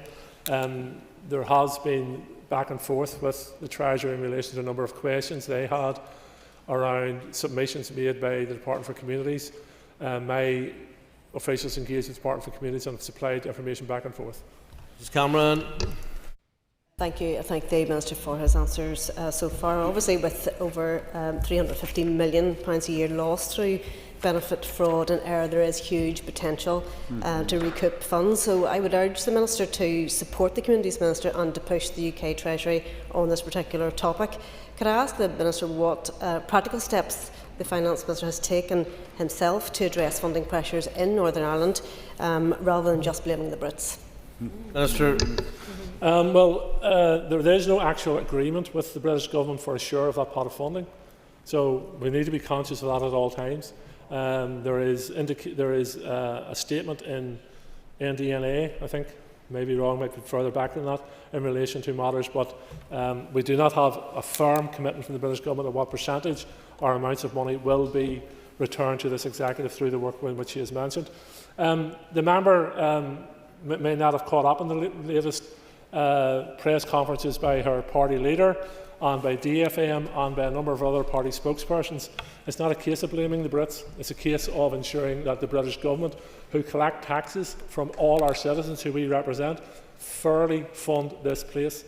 The response from the British Government has been, by and large, tax workers and families and small businesses more. But here's the thing, workers, families and small businesses here pay their fair shares of taxes. They go to the Treasury. We're not getting a fair return on those taxes coming back from the Treasury. I have repeated on numerous occasions and repeated around the executive table and repeated here again, there is a responsibility on every executive minister to run efficient, effective departments and ensure that all public funds there are used wisely and are delivering real change for the people they serve. Deborah Erskine. Mr. Speaker, has the Minister worked with the Infrastructure Minister to assess the value and potential cost of climate change legislation within that Pacific department? I've had a number of engagements with the Infrastructure Minister in relation to her department, and bids to the budget. It is the responsibility of each minister to run their department and the policies contained within that department. But as I said, I think it was the first question of question time in relation to the cost of climate change. The costs of climate change are real, both in terms of severe weather events, such whether it's prolonged rain or it is storms, which we have been facing in this society. And DFI have been bearing the brunt of those, both in terms of responses to storms over this last number of years. And indeed, we had the wettest January in over 100 years, which didn't help the state of our roads. Ms Erskine. Thank you. Yeah, the costs are real, and they're real to each of the departments. The Minister will know full well that with delay, increased costs in relation to inflation with road projects. We have the A5 pause, we have the A4 Enniskillen bypass, where 6.6 million handed back. We have the A1 with safety measures halted. And the Audit Office has cited that the A5 has costs which are counting, and it currently sits at 1.7 billion and counting because of legal action. So, given the cash-strapped nature of departments, would it not be better to sort out climate change legislation so that we can unlock this, stop the pauses in our road infrastructure projects, get Northern Ireland moving again, and stop the spiralling costs of our road projects here in Northern Ireland? The member will be aware that the A5 is currently before the courts, and there is an ongoing appeal by both, I think, the DERA ministers involved, but certainly the DFI ministers involved, as also is Enough is Enough campaign as well. So there's an ongoing legal appeal going on. I hope that appeal is successful, and then we move rapidly on to the delivery of all the roads which she refers to, and all the schemes to which she refers. Buchanan. Mr Speaker, Minister, can you confirm to me what checks is taking place on the High Street to check that new and emerging businesses on the High Street are contributing fairly to the rating system? There will be assessments in terms by members of staff when available to carry out those assessments. LPS, like others, have a constrained budget, they have constrained numbers of staff, but there can be spot checks carried out when requested. Buchanan. Thank you, Minister. Obviously, we're seeing some towns that, for example, in Macrofelt, there's several new and emerging businesses. On Boxing Day alone, not that I have much hair, I could get it cut in two places within a stone's throw of each other. And the demand was that great that the business was open on Boxing Day, which somewhat sends alarm bells. I appreciate that's not a rating issue, but it is an alarming thing in a town. What else can you do for businesses, Minister? And I appreciate with online world, but what else can you do as Finance Minister to assist those businesses? They are struggling, and they do see businesses. I'm not labelling all hairdressing businesses as being fraudulent. However, it sends a serious signal out into a town. Well, as I said, if the member has any concerns, he can contact LPS and they will carry out their due diligence in regards to these matters. I am supporting businesses. We've just talked about the Back in Business scheme. I want to support businesses and allow them to physically expand and give them a rates relief while in the first year of that expansion. I have proposed £10 million in the draft budget, further support to small businesses moving forward, and on some of the rates release programmes in relation to the domestic schemes. I also propose that finance from that be redirected to supporting our small and medium enterprises. So I'm always looking for opportunities to support our small and medium enterprises. That concludes questions to the Minister of Finance. If members take the reason, just before you do that, could I make very welcome a lot of additional people to the chamber today.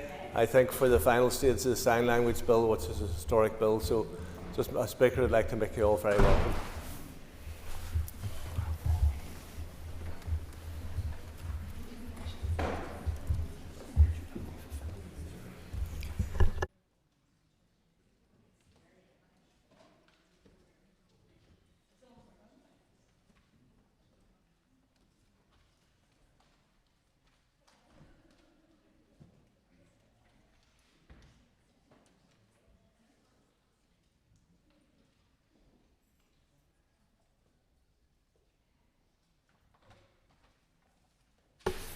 Members, we're going to continue with the item on the order paper, which is the second stage of the Utility Regulator Support for Decarbonisation Preparation Bill, and I call on the Minister for the Economy to wind the debate on the bill.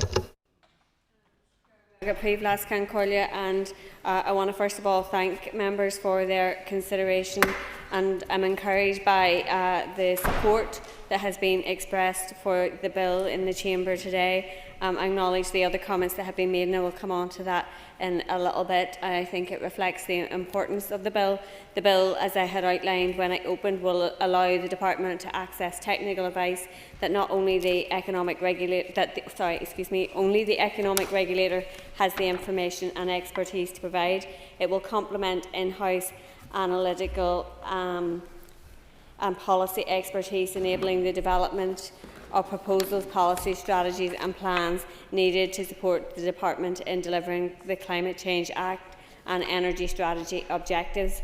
By fully empowering the utility regulator in the net zero the conversation with my department, my officials can work to design low-carbon energy environments that unlock economic and decarbonisation opportunities.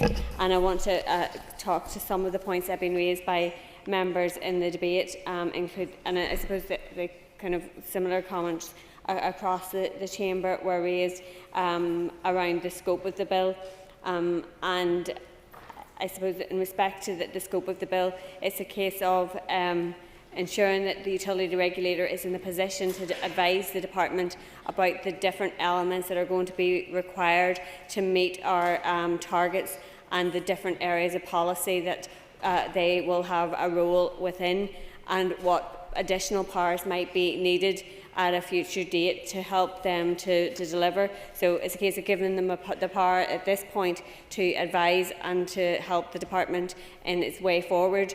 And at a later date, we will be working with the utility regulator to develop the additional powers that they also require. So that's work that we will continue to do. We will work with the utility regulator on those future powers. And there were some comments made about the wording, I suppose, of the legislation itself as to why it says may provide advice and why it talks about reasonable ask from the Department. And I think the comments that Diana had made in respect of ensuring that the regulator maintains its independence and ensuring that there is that level of governance still in place. That is kind of the balance that we're trying to strike there, because the utility regulator is independent of the Department. The Department can't instruct it as to what it should do and as to what advice that it should be providing. And the reasonableness is to ensure that if the regulator feels that what they are being asked goes beyond what they are resourced to do, that they're in a position to make that point as well. And the issue of resourcing actually is one that we also need to speak to, because the points were made around other departments having asked of the regulator to provide advice, and the way that the current functions that are set out in the bill are intended to be resourced is through the electricity and gas licence fees, and it can only be used to resource work associated with the bill that aligns with the statutory electricity and gas functions. Therefore, if other departments have asked that are set out with that, then there is a conversation that needs to be had about where the resourcing for that will come from and the funding to support it. So those are some of the issues that we've had to strike the balance within the drafting of the bill. I am assured that the committee will fully scrutinise all elements of this. And I suppose just to pick up on a point that was made by Mr Honeyford in relation to the advice that's coming and the information that's coming to the committee. It's not acceptable to me that the committee feels that it's not getting the information that it needs, but I'm also very clear that none of my officials go to try to be unhelpful. So if there's a difference between expectation and what you're getting, then we need to try and ensure that gap is bridged. And I know the Chair previously had correspondence from the Permanent Secretary offering to meet to discuss any issues in that regard, and hopefully that offer will be taken up so that we can ensure that those issues are resolved. And I hope that I haven't missed any of the points that were made. Very conscious that there is another debate that people in the gallery are much more anxious to hear about. So I will begin to wrap up. I'm very grateful to everyone who contributed to the debate on the Utility Regulator Bill, and I would ask members agree to the second stage of the bill so it can be referred to the Economy Committee. Thank you, Minister. So the question is that the second stage of the Utility Regulator Support for Decarbonisation Preparation Bill be agreed. All those in favour say aye. Contrary of any noes? The ayes have it. The ayes have it. That concludes the second stage of Utility Regulator Support for Decarbonisation Preparation Bill. The bill stands referred to the Committee for the Economy. Members, can you take their ease, please?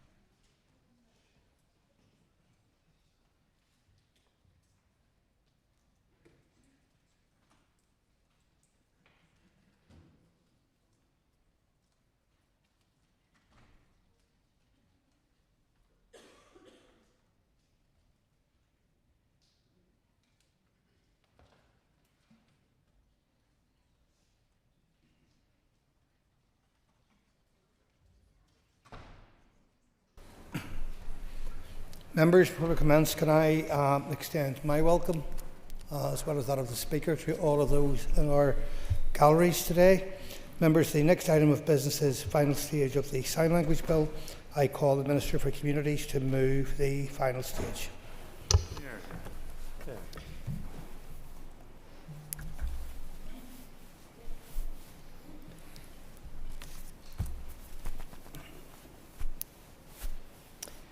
Mr Deputy Speaker, I beg to move that the Sign Language Bill do now pass. Thank you, Minister.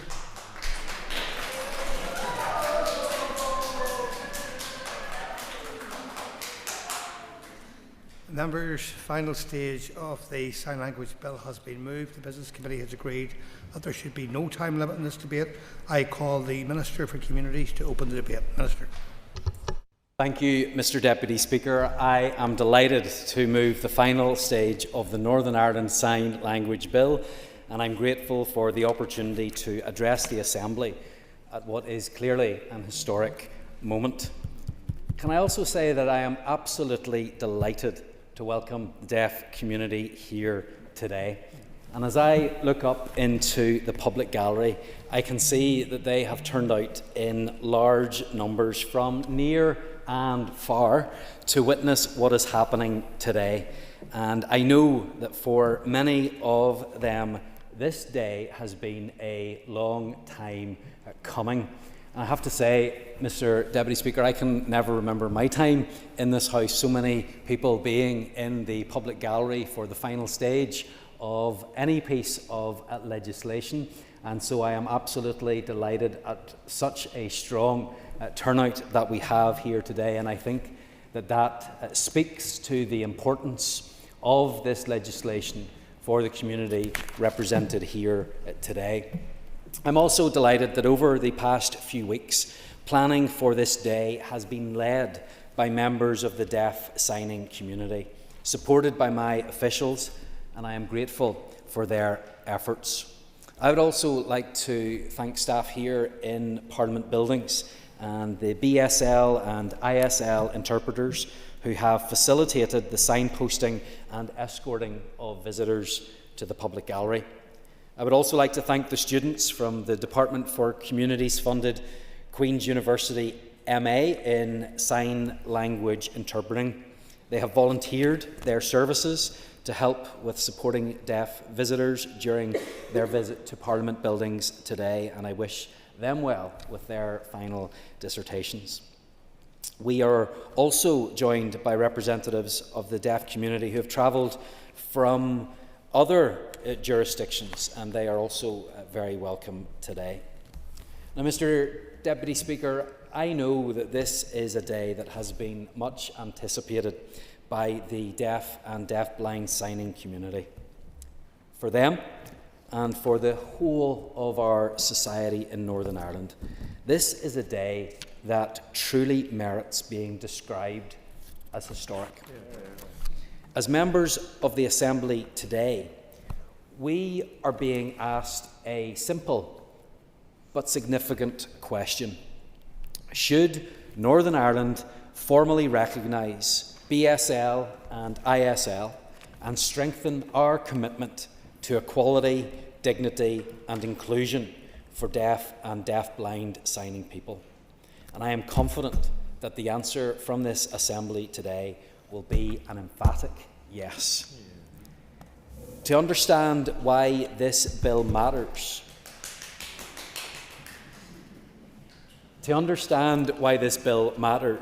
we must first acknowledge the long experience of deaf people, not only here in Northern Ireland, but across these islands and beyond. For generations, deaf people have built rich linguistic, cultural and social communities through sign language. Yet that history has too often been marked by exclusion. Legal recognition of sign languages has lagged far behind lived reality. At further consideration stage, I spoke of the Milan Conference in 1880 and how its decisions contributed to deaf children being discouraged from learning and using their own language, and deaf people in general being marginalised in employment and civic life, often seen and treated as outsiders, as not quite belonging. But despite those challenges, deaf people persevered. They organised, advocated and passed their languages from one generation to the next. They ensured that their signed languages did not simply survive, but that they flourished. Those from the deaf community gathered here today will also know of a central figure in that struggle, Francis McGinn. Born near Mallow in County Cork in 1861, he spent most of his working life in Belfast until his death in 1918. He advocated on behalf of the deaf community to improve living standards and promote sign language and to undo the injustices that flowed from the decisions made in Milan. McGinn was buried in Belfast City Cemetery and is remembered in College Square North in Belfast, where an Ulster Historical Circle blue pack at Wilton House reads, "Pioneer for rights and education of deaf people." And I'm pleased to have joined other funders, including the Ulster Society for Promoting the Education of the Deaf and the Blind, to support C21 Theatre Company and ensure that its play, Call to Adventure, The Life and Travels of Francis McGinn, can tour venues across Northern Ireland. I'm also pleased that the cast and crew will perform a short excerpt from the play in the Long Gallery after this session in an event sponsored by me that will, I trust, mark the passing of the Northern Ireland Sign Language Bill. And I would like to reiterate my invitation to members to attend that event. The passing of this bill would be a fitting tribute to the life and travels of Francis McGinn because it delivers on many of the issues that he championed. It recognises BSL and ISL as languages in their own right, not as supports or accommodations, but as full languages with their own grammar, structure and cultural significance. That recognition matters. It sends a clear signal that deaf people and sign language users are valued members of our society. It ensures true equality, it respects human rights, and it aligns Northern Ireland with international good practice. Importantly, this bill moves us away from a deficit-based model, one that focuses solely on impairment, towards a model that recognises the linguistic and, importantly, the cultural identity of our deaf and deaf-blind community. It has been a privilege for me to lead on this groundbreaking work on behalf of the Executive.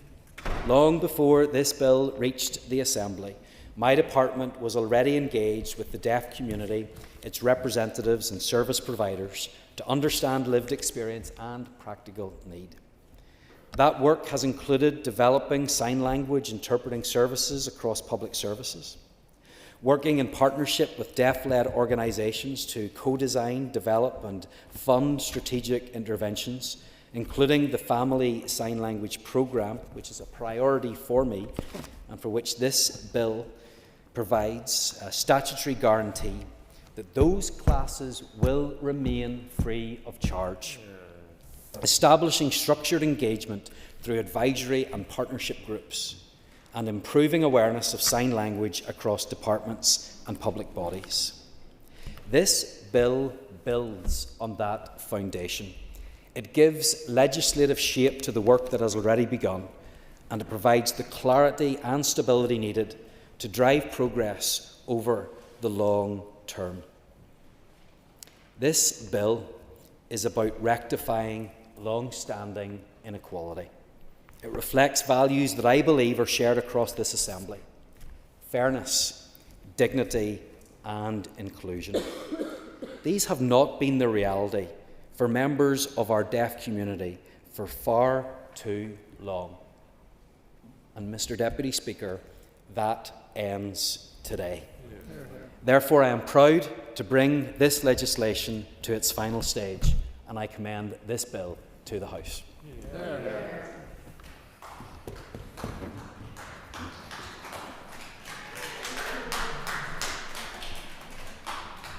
Minister, thank you. I call up Colin Gildernew, Chair of the Committee for Communities.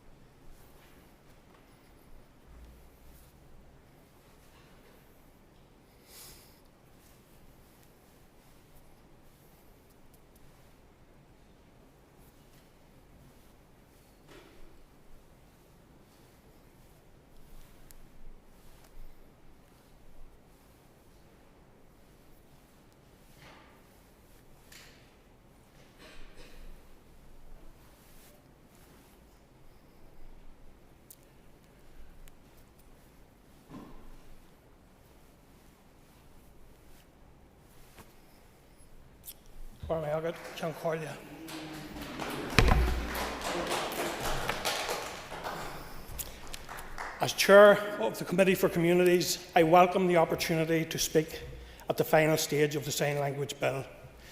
I want to thank the sign language community for their contribution to the bill and wish them well going forward, and give my commitment that we will continue to work with them in the time ahead. I want to say to the community that based on our experience of the committee process of this bill, we see you, we hear you, and we will continue to work on your behalf. As Chair of the Committee, this is a significant and long-awaited moment for the deaf and deafblind communities, for British and Irish Sign Language users, and for all who have campaigned tirelessly over many years to see this legislation brought to fruition. I thank the Minister today for bringing this work to the bill today, to the Assembly today, and my colleague Carol Killen, who was involved in the earlier stages of this bill. At the previous stages of the bill's passage, the committee set out its clear support for the overarching aims and principles of the legislation to recognise, respect and promote Irish and British Sign Language, and to address the systemic barriers faced by those who rely on it in your daily lives. This bill moves beyond disability legislation, recognising that sign language is not just an accessibility tool, but a core aspect of your community and culture and your linguistic identity. Today we move from intent to delivery, and that carries both opportunity and responsibility. The committee undertook detailed scrutiny of the bill during committee stage. We engaged extensively with stakeholders, including deaf organisations, advocacy groups and deaf-blind people. Their contributions were invaluable. They did not simply inform our work, they shaped and strengthened it. Members will recall that a consistent theme emerging from that evidence was the need for this bill to be meaningful in practice. Recognition alone, while important, is not sufficient. The legislation must lead to tangible improvements in access to services, information, education, and fundamentally, participation in public life that we all take for granted. The Department's future work on extending any central system outside of the public sector will be key to this, and something that stakeholders raise consistently with the committee. The committee looks forward to seeing how each department's sign language action plans to see how duties will come to life. And committee eagerly awaits further information on enforcement and reasonable steps within the forthcoming guidance. As well as this, we look forward to seeing a significant increase in the number of interpreters available to deliver the legislation and the specific actions that will be taken to support and enable the deaf-blind community.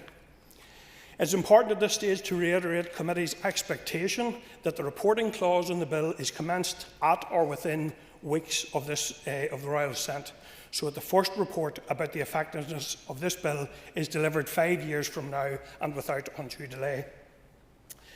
It was with implementation and effectiveness in mind that the Committee developed proposals for amendments aimed at strengthening the bill and worked with the Department, who accepted, drafted and proposed these at consideration stage. These included raising the age of young people who can access sign language classes to 25, provisions to enhance accountability, reporting mechanisms, consultation and the level of Assembly scrutiny that would be applied going forward. At further consideration stage, the Committee reflected carefully on the amendments brought forward and the assurances provided by the Minister. The process has undoubtedly improved the bill and clarified its intent. Importantly, it has reinforced the need for robust implementation. As is often the case at final stage, it is right to acknowledge both what has been achieved and what remains to be done. This bill represents a step forward. It's not the final destination, and its success will ultimately be judged not by the words on the page, but by the lived experience of the people and sign language users who are with us here today as we go forward. The Committee is particularly mindful of the importance of co-design and ongoing engagement with the deaf community. Implementation must not be done to people, it must be done with them. That principle should guide all future action arising from this legislation. We also emphasise the importance of adequate resourcing. Duties placed on public bodies must be matched with the capacity to deliver them effectively. Without that, there is a risk that expectations will not be met and confidence may be undermined. I want to take this opportunity to recognise the resilience and the determination of the deaf community and organisations who work on your behalf. Your advocacy has brought us to this point. Many have waited a long time to see their language, culture and identity formally recognised in law. Today's debate is in many ways a testament to your persistence. I also want to acknowledge again the work of my committee colleagues, officials and staff from right across the Assembly who supported the very unique and very different scrutiny of this bill. Their diligence has contributed to a more informed and constructive legislative process. I also want to thank the Department officials who assisted the committee in that work. In closing, as Chair, the Committee for Communities supports final stage of the Sign Language Bill. We do so with a clear expectation that its provisions will be implemented in a way that delivers real, measurable change. This is an opportunity to build a more inclusive society, one in which sign language users are not marginalised, but empowered, not overlooked, but recognised, not excluded, but fully involved in all aspects of public life. Let us ensure that this legislation is not the end of a journey, but the beginning of a meaningful process. And last Ceann Comhairle, I'd like to make some brief Sinn Féin in my role as Sinn Féin spokesperson. From the very beginning, this has been the deaf and deafblind communities bill, and you should be immensely proud of themselves for what they have achieved. I know I speak for everyone in this Assembly when I say we are extremely proud of the role that you all have played. As we sign off on the bill here today, we should remember the long and difficult road it took to get here, with many false starts and dashed hopes. But through sheer grit and determination, and not to mention a fair amount of patience, we have arrived at this final stage. The origins of this bill go way back to 2015, when my party colleague Carol Cullen was Decal, at that time Minister, and I want to thank her, Carol, I want to thank her for getting the ball rolling on this bill all those years ago. Last Ceann Comhairle, I've already touched on some of the provisions of the bill within my chairperson's remarks, but just to remind members that finally both Irish and British Sign Language will be officially recognised as languages for the first time, which is a hugely symbolic achievement. Secondly, the bill will place a legal duty on the Department for Communities to promote the greater use and understanding of BSL and ISL. Visibility of any language is hugely important for its development and its growth. And I have to say, I have found the sign languages, both that we have dealt with and sign language across the world, a beautiful and an expressive language which absolutely must be worthy of value and protection in its own right. And the long history that you have come from in terms of oralisation and those attempts to, I suppose, drive the language underground have failed. And I think it's a momentous day that in this Assembly chamber we are recognising the legal status as well as the validity of your community and your rights. I very much welcome the provision of free sign language classes for young people and children up to the age of 25 and their families, and I welcome the addition at consideration stage of charged classes for adults. Public services should be accessible to everyone on the basis of full equality. And this bill will place a duty on the Department to properly consult with members of the deaf community in relation to the drafting of guidance and best practice documents and in the development of regulations as we move forward. I want to thank the Department for working closely with the Committee to strengthen this part of the bill to ensure that at least 2 or more groups or individuals are consulted with, thus cementing the principle of co-design into the bill. Acharja, at its core, this is an equality bill. It delivers real and tangible rights to a minority which have been the victims of discrimination for far too long. This bill will ensure that the deaf community is seen and listened to, giving them the space to reach their full potential and fully engage in our society. I accept that many challenges remain to deliver full equality to the deaf community, and we must continue to do everything we can to make that a reality. But the passage of this bill today is a huge leap forward in achieving that goal, and that's certainly worth celebrating. So to conclude, last Ceann Comhairle, I want to not only praise but to thank the deaf community.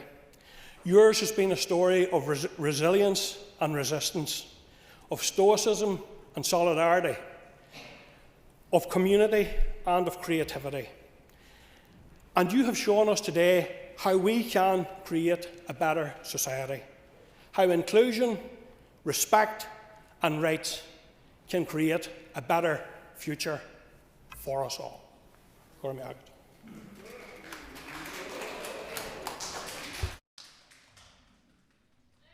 Mark Durkin. Thanks, Deputy Speaker.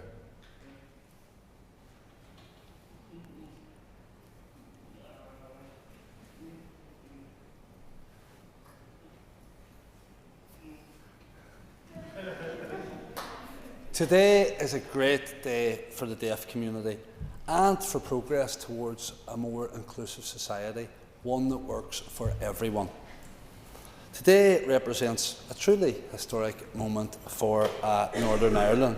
We are leading the way as the first jurisdiction on these islands to bring forward a sign language bill. And the beauty of our bill is that both British Sign Language and Irish Sign Language are valued, respected and recognised as part of the rich cultural fabric of this place. Inclusion means access to public services on an equal footing. It's about ensuring everyone has the opportunity that they need, whether in the classroom, at work, or interacting with health or other public services. And that begins with the most basic tenet of the human experience: communication. For far too long, the deaf community have had to fight for the basics. Accessibility has been treated as an afterthought rather than as a basic right. This bill is the springboard to change that. But legislation of this kind doesn't happen by accident, but rather as a result of relentless campaigning, engagement and careful drafting. I want to place on record my and the SDLP's appreciation to campaigners from and for the deaf community, many of them in the public gallery today. And while so many people have played such a part in this, all politics is local, and I'd like to pay a particular thanks to those who have been so active in the North West. All of you deserve credit and applause.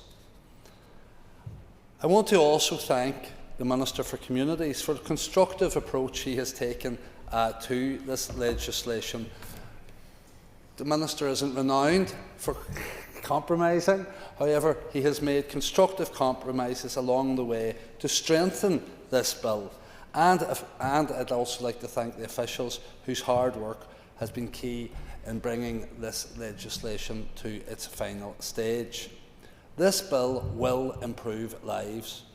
I hope that it can mean a better future for deaf children, young people and their families. We know the importance of early access to language and how this will improve outcomes across education, employment, well-being and confidence. But today, as the Chair has said, is not the finish line. It's the starter's pistol signalling that the race has just begun. We have a responsibility to build on the positive momentum created by this bill. We must continue to listen, to engage and to break down barriers wherever they remain. Today should be a proud day for this Assembly, at a time when politics can often, if not always, seem divided. This bill shows what can be achieved when we work together. Delivery for all the people that we represent. Thank you. Maurice Bradley. Thank you, Mr. Deputy Speaker. Today marks an important and positive step forward for our society as we reach the final stage of the Minister for Communities Sign Language Bill. And I join others in welcoming our guests in the public gallery today. As a member of the Committee for Communities, I have had the privilege of being directly involved in the scrutiny and consideration of this legislation. The committee chair has demonstrated he not only talked the talk, but he walked the walk, so I would congratulate him on that there. But I want to place on record my sincere thanks and congratulations to the chair and the vice chair and all fellow committee members, past and present, for the significant work undertaken in bringing this bill to this stage, and the committee clerk and staff for all their hard work as well. The committee is engaged extensively with stakeholders and approached its work with diligence and care to ensure the bill is both robust and responsive to the needs of those it is intended to support. It is also important to recognise that this bill delivers on a clear manifesto commitment by the Democratic Unionist Party. Therefore, I commend Therefore, I commend my colleague, the Minister for Communities, Gordon Lyons, for bringing this legislation forward and delivering on that commitment. This demonstrates the importance of following through promises with meaningful action. This bill represents real progress in addressing long-standing gaps faced by those who use sign language as their first language. For too long, individuals within the deaf community have encountered barriers in accessing public services, education and everyday communication. It is a practical and necessary step forward, improving inclusion, recognition and accessibility. While legislation alone cannot resolve every issue, it provides a strong foundation and a clear direction of travel. As we move forward, the focus must now be on effective implementation. The commitments within this bill must translate into tangible improvements in services, better communication support and enhanced opportunities for sign language users across Northern Ireland. Today is an important milestone for the BSL and ASL community. It reflects both the work that has been done and the progress still to be made. This bill sends a clear and positive message about our commitment to building a more inclusive society. I am happy to support the bill and look forward to the difference it will make in the years ahead. Thank you, Deputy Chair. Okay. Call Kelly Armstrong. Thank you, Deputy Speaker. Today is a fantastic day for me and for the deaf community. Today, we will agree the Sign Language Bill. Today, Northern Ireland joins everyone else in the National BSL Day in celebrating the progress of sign language. Thank you to all of the deaf community for your patience. It has been a hard-won battle. Today, you get legislation that will enable public services to deliver in your language. Today, and from today forward, you have a lot of work to do. More work to ensure that public services live up to the action plans that you will help to create. You have enabled this sign language bill. This is your victory, and thank you for all of your hard work so far. What will we see in 5 years' time? In 5 years, we hope to see every government department with an action plan that sets out how they will be providing access to services in sign language when you need those. We hope, as we heard in the committee and through evidence provided, that nobody else will have to attend a health appointment or try to go to work and use sign language in work, or will not be turned away from an employment support mechanism without sign language there. So today and for the next 5 years, there's a lot of work to do to make sure those action plans are right for you as a community. This process has been long in coming, but not so long for this bill. And I would like to thank the Minister and his colleagues within his department for their hard work in bringing this sign language bill forward. I would also like to thank the Assembly. This is the first time that this Assembly has provided such an inclusive consultation period. We provided video links so that people could provide their responses, their thoughts about the bill online, and to sign those to us. We provided sessions, committee sessions, where there was live interpretation, meaning that we could have a one-to-one discussion with someone in their language as part of our considerations. And those considerations have been brought forward in the Act. And I would like very much to welcome the Minister and the Committee and for the Assembly for accepting the amendments that have come forward that have not been difficult, because they have made this bill the best it could possibly be for all of you. As a member of the deaf community, I am hard of hearing. I don't know at which stage of my life I may have to depend on sign language. But in the bill, it recognises that for deaf and deaf-blind people that there will be an opportunity to access training for the time that they need to depend on sign language as their main forms of communication, and I welcome that. But today, I have to say, this is a fantastic day. This is a day you have long waited for. This is a day that Francis McGinn long waited for. And it's a day when we say goodbye to the Milan decision and we say welcome sign language in BSL and ISL to Northern Ireland. Your languages are exactly the same as all other languages. Today is a fantastic day. Thank you.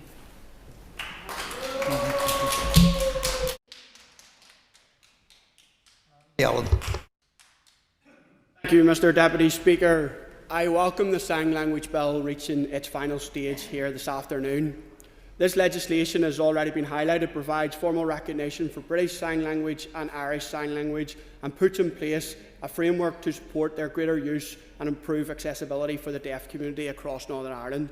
It places, as has already been highlighted as well, duties on the Department for Communities and on prescribed organisations to take steps to ensure information and services are accessible.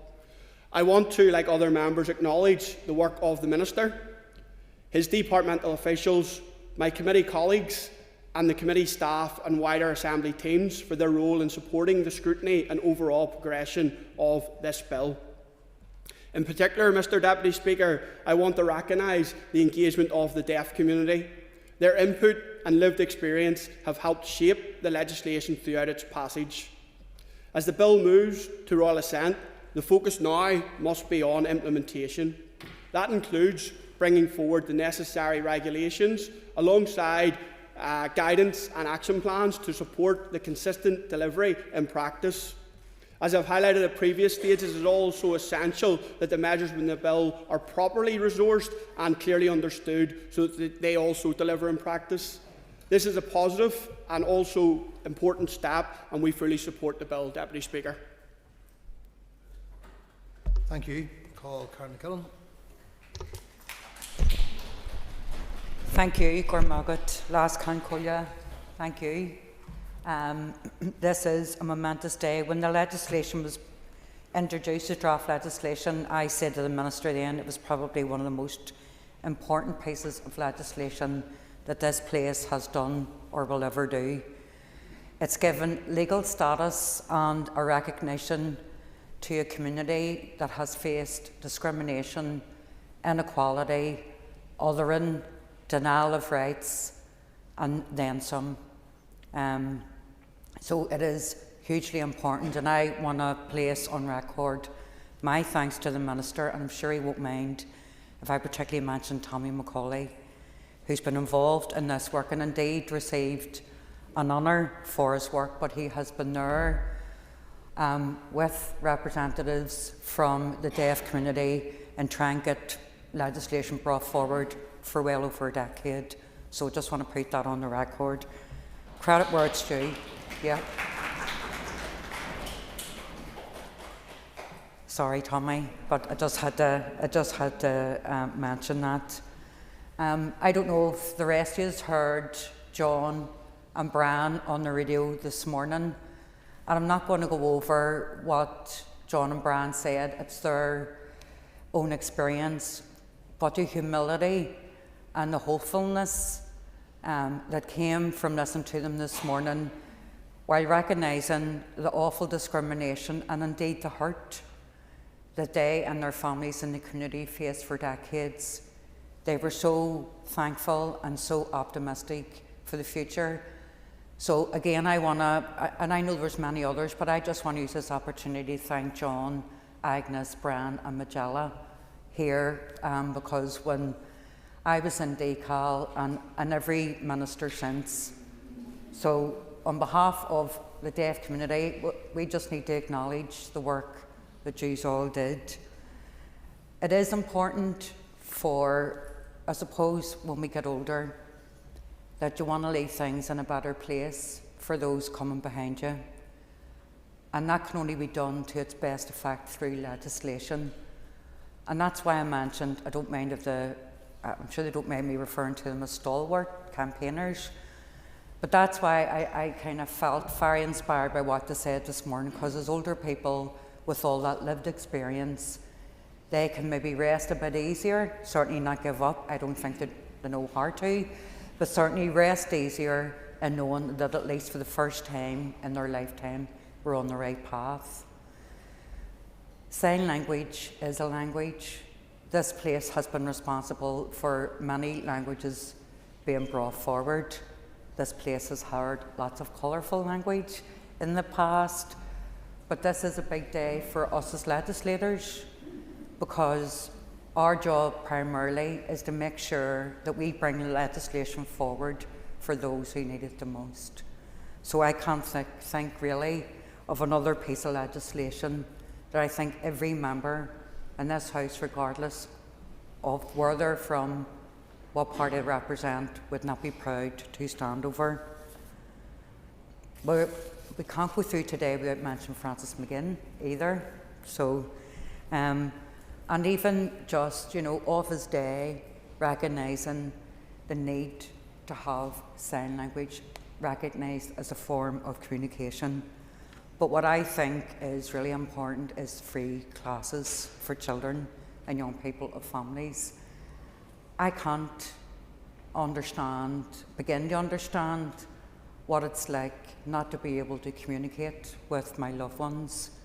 So I think if we all even started there and worked our way back to recognise that this is one of the most essential parts of this legislation, not only to support that communication, but to assist it.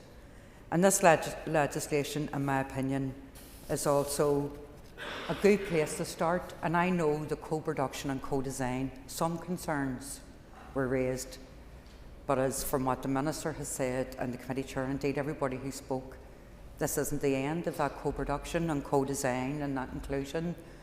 I think there's a generosity of spirit to make sure we get it as good as we possibly can from here on in.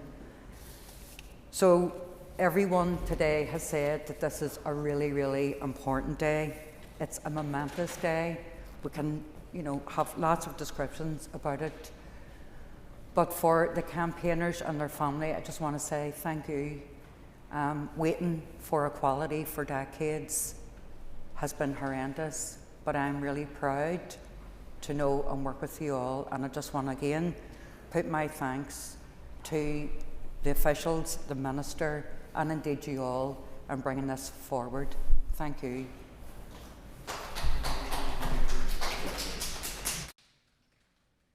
Cameron. Mr Deputy Speaker, and I am delighted to be speaking today on the final stage of the Sign Language Bill. This is an historic day. It's incredibly significant and long awaited, and one that will be welcomed by deaf community right across Northern Ireland and farther afield. And welcome to all of you today to our public gallery. It's great to have you with us, included at this stage.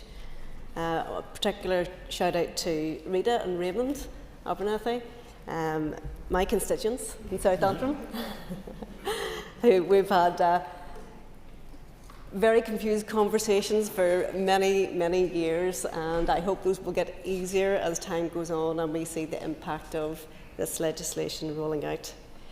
This is a really good piece of work, one which reflects sustained engagement and a shared commitment across the House to improve how we recognise and support those who use British Sign Language and Irish Sign Language in their daily lives. And I want to place on record my thanks to the DUP Minister for Communities for making this an absolute priority. in this term of office. And I also want to put on record my thanks to the department officials who have worked for an incredibly long period of time on this legislation and worked so well with the entirety of the sector throughout the process, ensuring that co-design took place and that this piece of legislation can indeed be the very best that it can be. I want to extend my sincere thanks to you, the deaf community, the representative organisations such as British Deaf Association and the wider stakeholders who have contributed their lived experience, their insight and expertise in shaping this incredibly important piece of legislation. For far too long, many deaf people have faced unnecessary barriers when accessing public services, information and opportunities. For those whose first language is BSL or ISL, that experience is too often dependent on workarounds rather than being built into a system from the outset. And this bill begins to change that. It places a clear expectation on public authorities to plan for and deliver improved access, and it does so in a way that is both practical and proportionate. Importantly, this bill also recognises that sign language is not simply a tool for communication. It is a part of a distinct culture and identity. And we celebrate that, and that has to be understood and respected by all of us. By recognising BSL and ISL in this way, we're sending a clear message that the deaf community are valued as integral to the fabric of our society, not as an afterthought, nor as an add-on. Mr Deputy Speaker, the focus must now turn to delivery, and this legislation provides a strong foundation, but its success will be measured by what follows. We need to see tangible improvements in access to public information, greater availability of services in sign language, and continued progress across areas such as education, healthcare and justice. Early access to sign language for deaf children and their families will also be key in improving long-term outcomes and ensuring that no one is disadvantaged from the very start of life. Above all, delivery must remain informed by those with lived experience. Ongoing engagement with the deaf community will be essential if we are to get this right. I did raise the issue and importance of guidance, which is under development in the last stage of these debates, guidance which will be vital in guiding the public services as we move to implement this legislation. At this point, I just wanted to, Mr Deputy Speaker, put on record my thanks in particular to the clerk and her team of the committee. A huge amount of work. I came in late in the day into the Committees Committee, but a huge amount of work has gone on, and not just amongst the committee staff, but also many members of staff within this House have been incredibly accommodating and ensuring that every voice was heard when the scrutinisation of this legislation was taking place.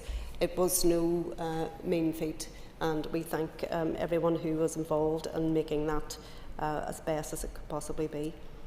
Deputy Speaker, this is a great day. A day that will mean a positive step forward.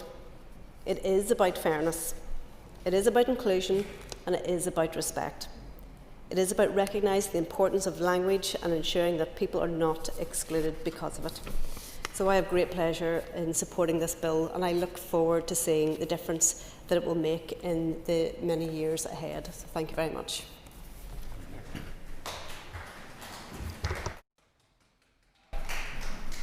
Members, as this is Julie Middleton's first opportunity to speak as a private member, I would remind the Assembly that it is the convention that a member's inaugural speech is made without interruption. I call Julie Middleton. Mr Deputy Speaker, thank you for the opportunity to deliver my maiden speech today. As a new MLA, I am mindful of the service I owe to every person in Foyle. I am committed to acting as a dedicated champion for the city and district in which I was born and bred. I am here to ensure that the voices of the people of Foyle are heard clearly and that legislation like today reflects real need. I stand here today as a proud daughter of the waterside, I was raised in a housing estate called Nelson Drive by hard-working parents who taught me the value of a day's work and the importance of community. In Nelson Drive, we didn't just live next to each other, we looked out for each other. To my neighbours who were a strong part of my upbringing, know that you have instilled community values in me, and I will endeavour to restore community pride for you and for all of you by championing the projects that matter most to you. Today, I will largely focus on communication. In a place often defined by its political rhetoric, we can sometimes forget that true communication is not just about the volume of our voices, but also the depth of our listening. My understanding of this was profoundly shaped during my time working for Foyle Down Syndrome Trust, where I got to work with the most incredible children and young people. And members, I have to tell you, I learnt more about communication from those members than I have ever learnt from any book, any political manual, or any workplace in my life.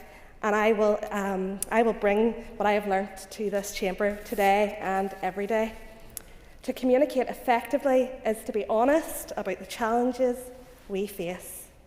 My focus will always be on honesty, integrity, and hard work, and I am focused on priorities that truly matter to constituents, such as the need for urgent action on access to GP and NHS appointments. You shouldn't have to call your doctor 100 times in the morning to get through to be told there's no appointment. Equally, you shouldn't have to drive miles and miles to get to the nearest NHS dentist. There is work to be done. I'm not just about words, I'm here to do my part. In Foyle, we have a profound need for a dedicated detox centre and, like much of Northern Ireland, enhanced access to mental health support. I am committed to working with all to help our community members on issues that go above and beyond political loyalties. Like many in this chamber, I am also committed deeply to the issue of road safety. I will be lobbying for our local DFI teams to be properly and adequately financed. We must ensure that our roads are vehicle worthy. Our roads must be safe for every family, for every road user, and for every pedestrian. We must not continue to lose life on our roads. This is preventable, and it is well within our remit to put precautionary methods and measures in place. Sadly, in Foyle, fuel poverty and socio-economic deprivation are biting hard. We have a moral and ethical duty to urgently help to ease the burden on our hard-working and our vulnerable residents. And I know that the DUP ministers and colleagues I work alongside are working tirelessly to find resolve. We're listening, and we will do all that we can to help you. I'm also acutely aware of the challenges that those with special educational needs and disabilities face due to years of work experience within the field. I will continue to raise their plea and enable opportunities for those individuals and their support networks.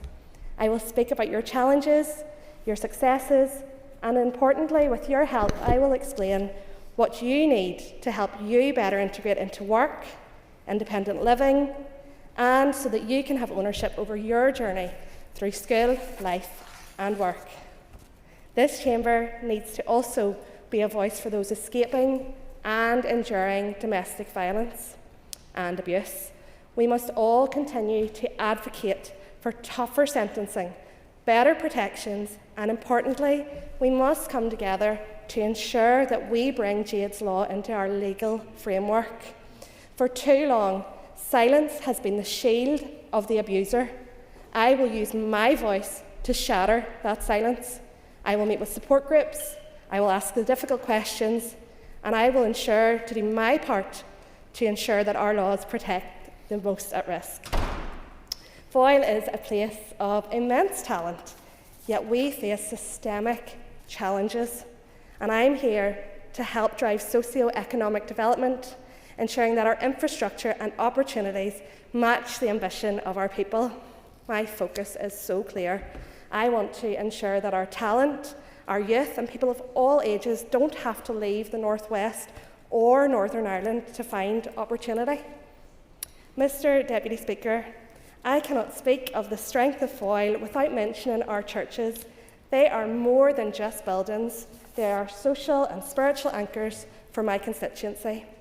From providing pastoral care to running food banks and youth clubs, our faith communities communicate much of the very best of Northern Ireland. And it would be remiss of me not to mention the difficult topic of legacy today.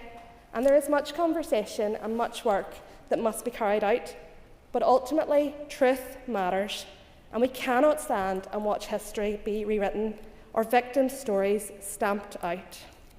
I intend to use this platform to speak up, to meet with the groups and individuals who work with our victims, to ask those difficult questions of our departments, and to ensure that our legislation provides the protection and dignity that victims deserve.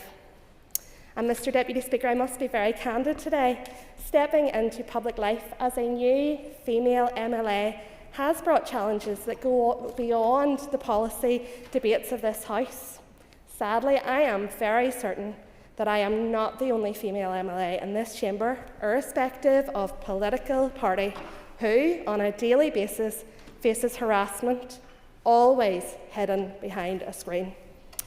While, like you, I welcome scrutiny and open conversation, which we know to be the lifeblood of our democracy, the level of abuse I have had to delete from my platforms suggests that some are not yet ready for female leadership. But let me be clear, I will not be silenced. I have, however, been vastly encouraged by many people in this chamber and outside of the chamber, and by the real-life communication I have received since coming to Stormont.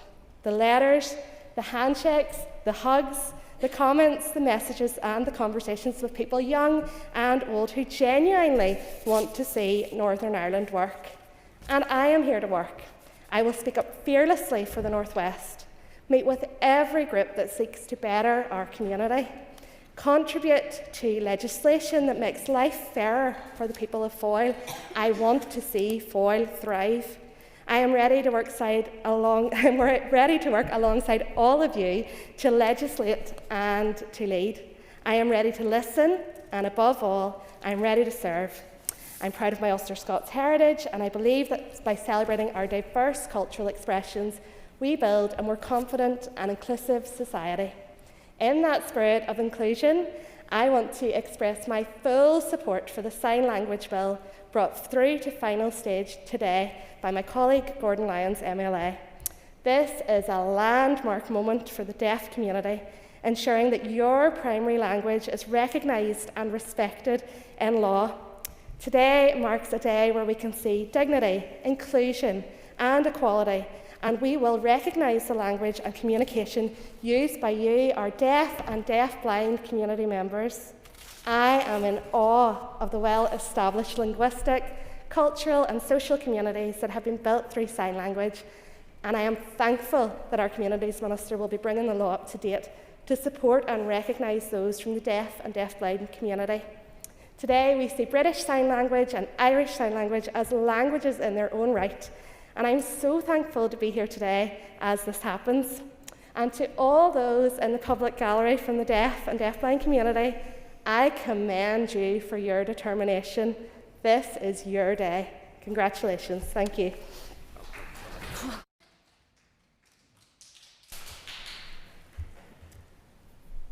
Julie, thank you. I'm sure I speak for all members when I say thank you for that speech and extend every good wish for the future as well. Members, I now call the Minister for Communities to conclude the final stage of the bill. Minister. Thank you very much, Mr Deputy Speaker, and I want to thank all of the members who have contributed to the debate for their remarks, and I've listened carefully to the points that they have raised during this debate, as I have throughout the progress of the bill. Can I thank the committee for the work that they have done, and Mr Gildernew spoke first of all on behalf of the committee, and can I take this opportunity to commend him. I know that he's been taking some classes in sign language and he's been doing very well, and I know that because after he was speaking After he was speaking, my colleague, Mr. Brett, leaned over to me and said, "He's far better than you." Now, as we all know, Mr. Brett is always worth listening to, and he always tells the truth, so I have to accept that. But that's what this is about, isn't it? It's about showing that we as legislators understand, and we want to be part of that. So I hope you will forgive our sign language if it hasn't been up to scratch, but it is our way of demonstrating our commitment to you as well. I thank all of the other speakers as well. I note Mr. Durkin's comment in particular.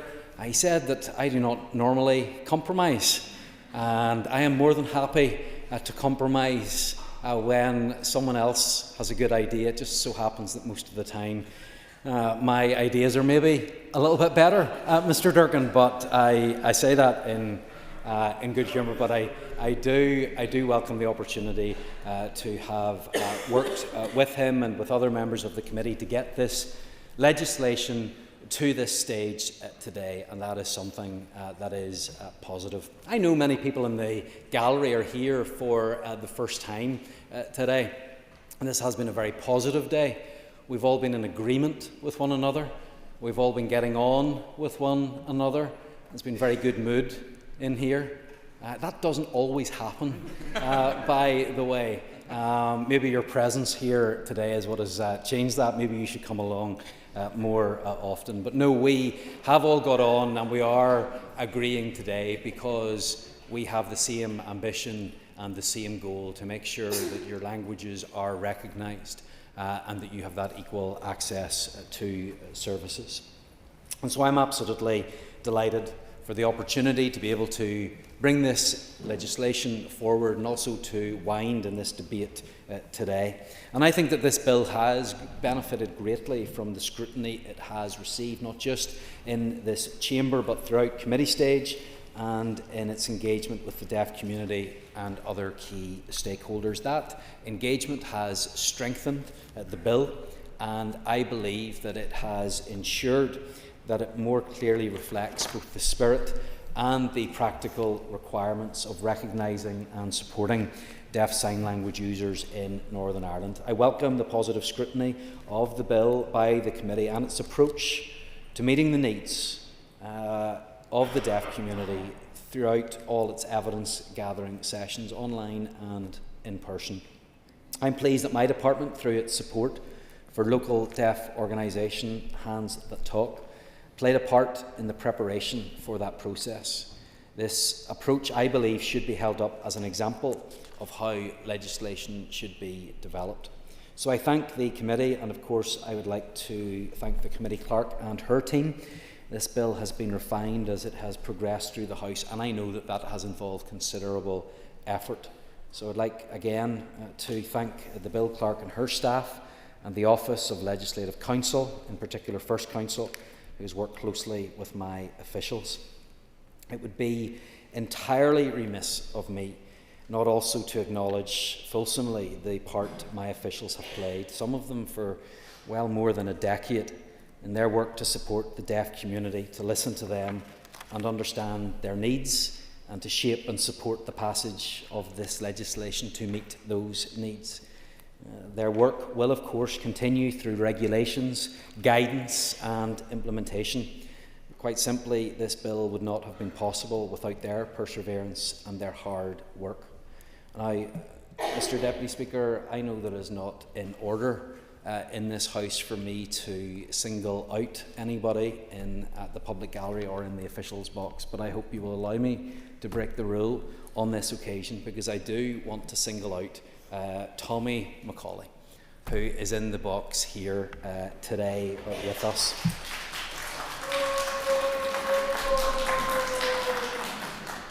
He is here, as he has been at every stage of this legislation, and he has been in front of the committee many times, but he has also been the face of the Department for the Deaf Community for many years, and he has been awarded an MBE for his work.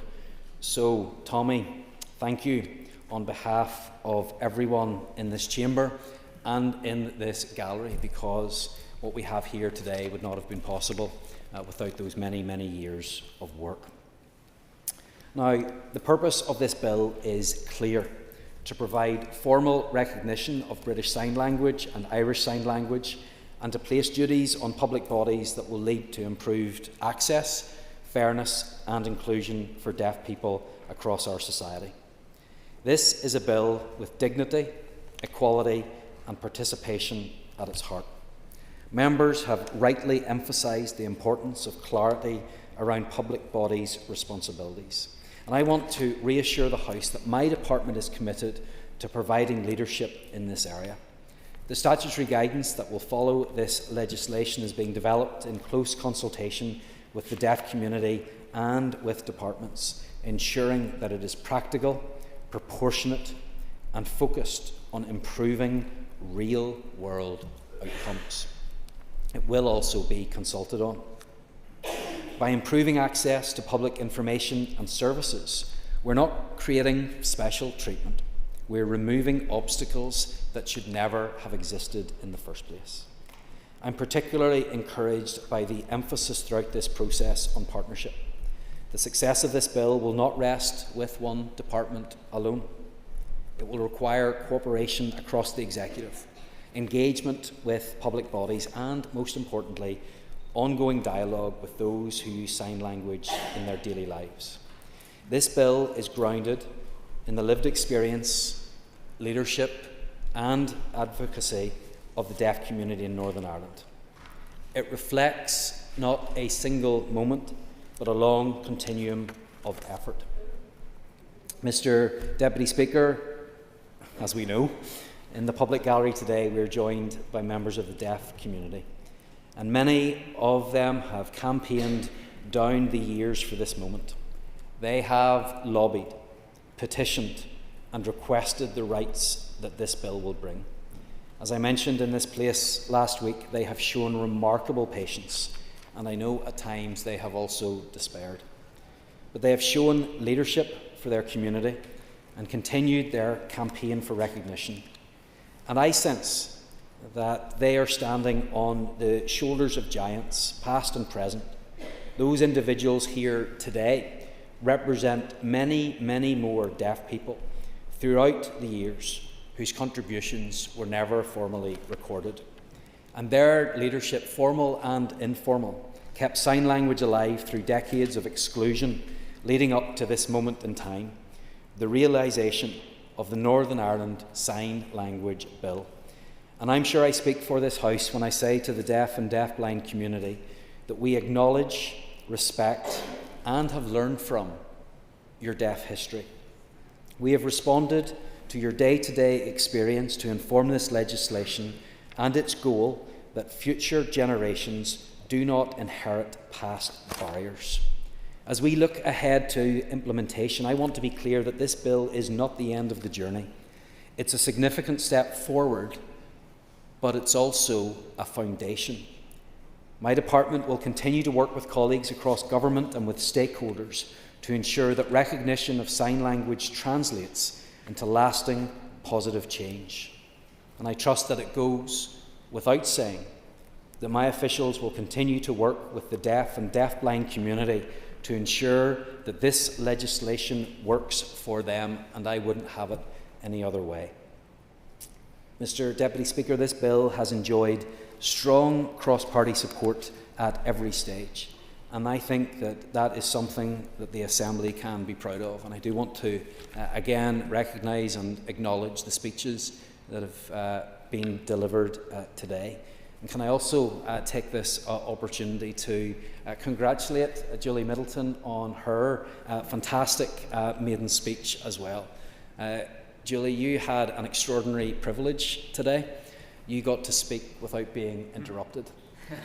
Can I assure her that that will be the only time that will be allowed to happen, and I hope she enjoyed that experience because it is now over and gone. But I appreciate her comments about the legislation that we are bringing forward today, because it reflects a shared commitment to inclusion and equality, and a recognition that a modern, respectful society must value and support the deaf community.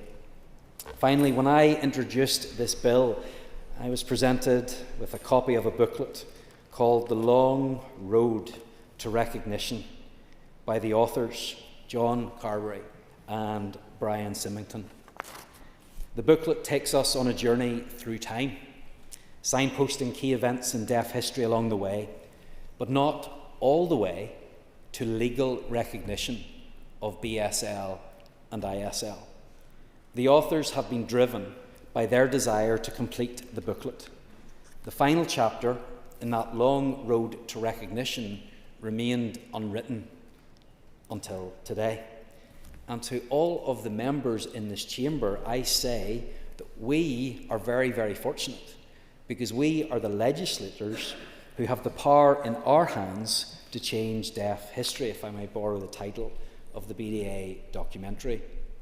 And we have a duty to be part of that final journey through deaf history in Northern Ireland, and to help write that final chapter in the story of recognition.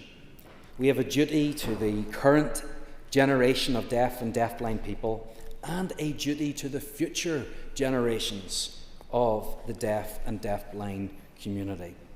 And that duty is to vote proudly for this long-awaited statutory recognition of British Sign Language and Irish Sign Language, the end of the long road to recognition.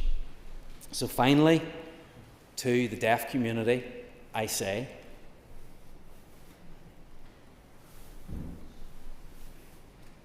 today is your day. So, let's go.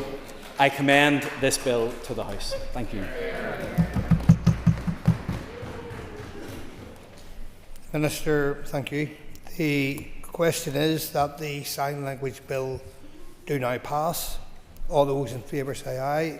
Aye. Contrary, if any, no. The ayes have it. The ayes have it. Members, the final.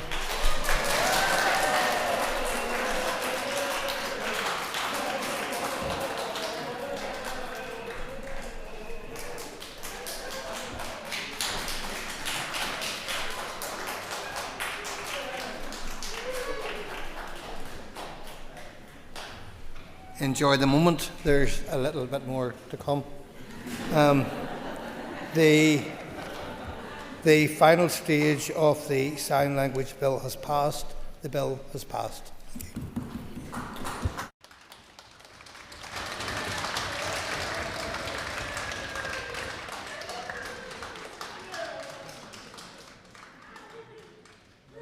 Take your ease for a moment before we move to the next item on the order paper.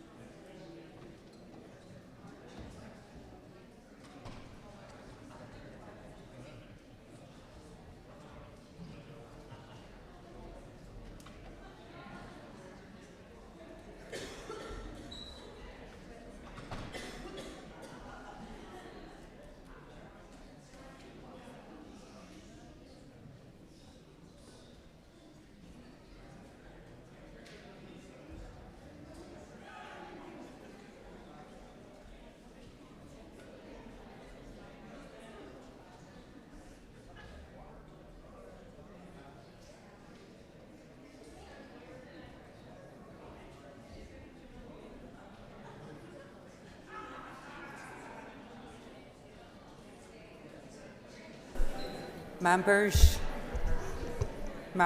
we're just going to give it another wee bit before we start the debate, next debate.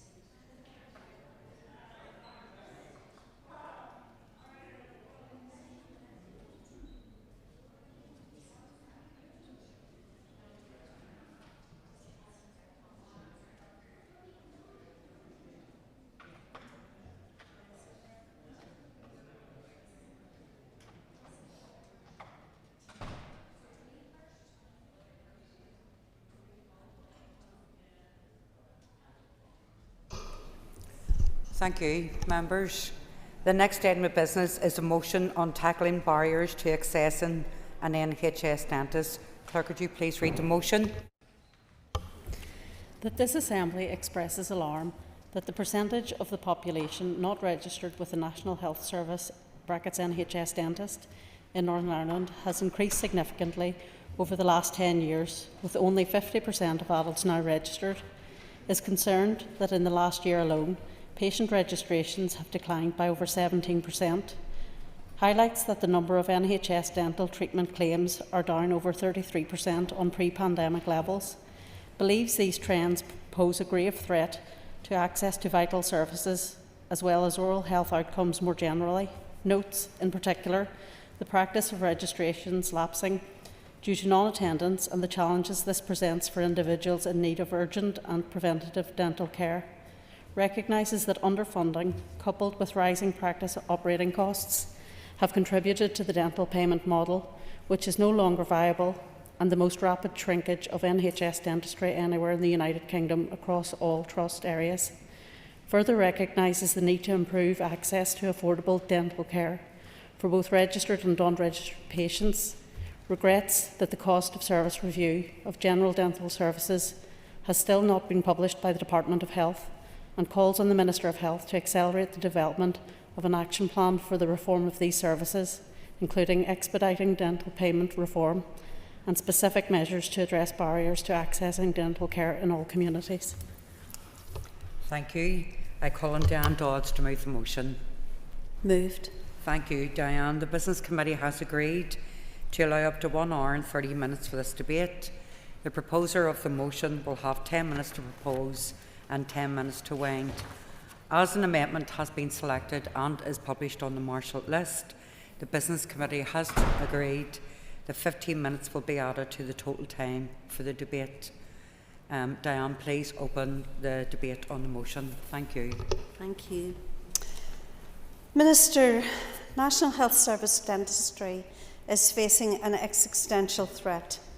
Northern Ireland has seen the most rapid decline of health service dentistry anywhere in the United Kingdom.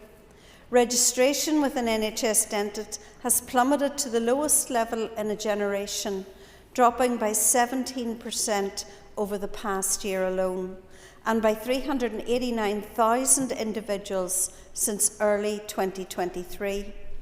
Only half of the population, fewer than 1 million people in Northern Ireland, are now registered with an NHS dentist, yet over 2 million are registered with a GP. In my constituency of Upper Bann, in the year 24-25, we have the highest level of lapsed registrations anywhere in Northern Ireland. In 1 year, a staggering 33,923 registrations were closed due to that patient not being seen within a 24-month period. A colossal number of my constituency now have no dental checkups or access to oral health care. The number of treatments in December 2025 was 40% lower than in 2018. And in 2023, the Adult Oral Health Survey found an increased level of dental cavities compared with the previous survey in 2009. In February last year, the British Dental Association referenced the risk of turning to Victorian-era solutions and highlighted reports of DIY dentistry, with people pulling their own teeth and needing emergency surgery due to untreated dental infections. Minister, I hesitate to say this, but I can't think of any other way of describing it other than this is a shameful situation that will have huge repercussions for many years to come. No doubt, Minister, you will reference the recent allocation of $8 million to the service.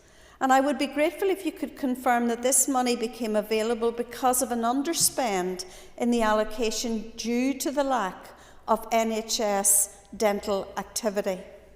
It is welcome, Minister, but it will not address the fundamental issue.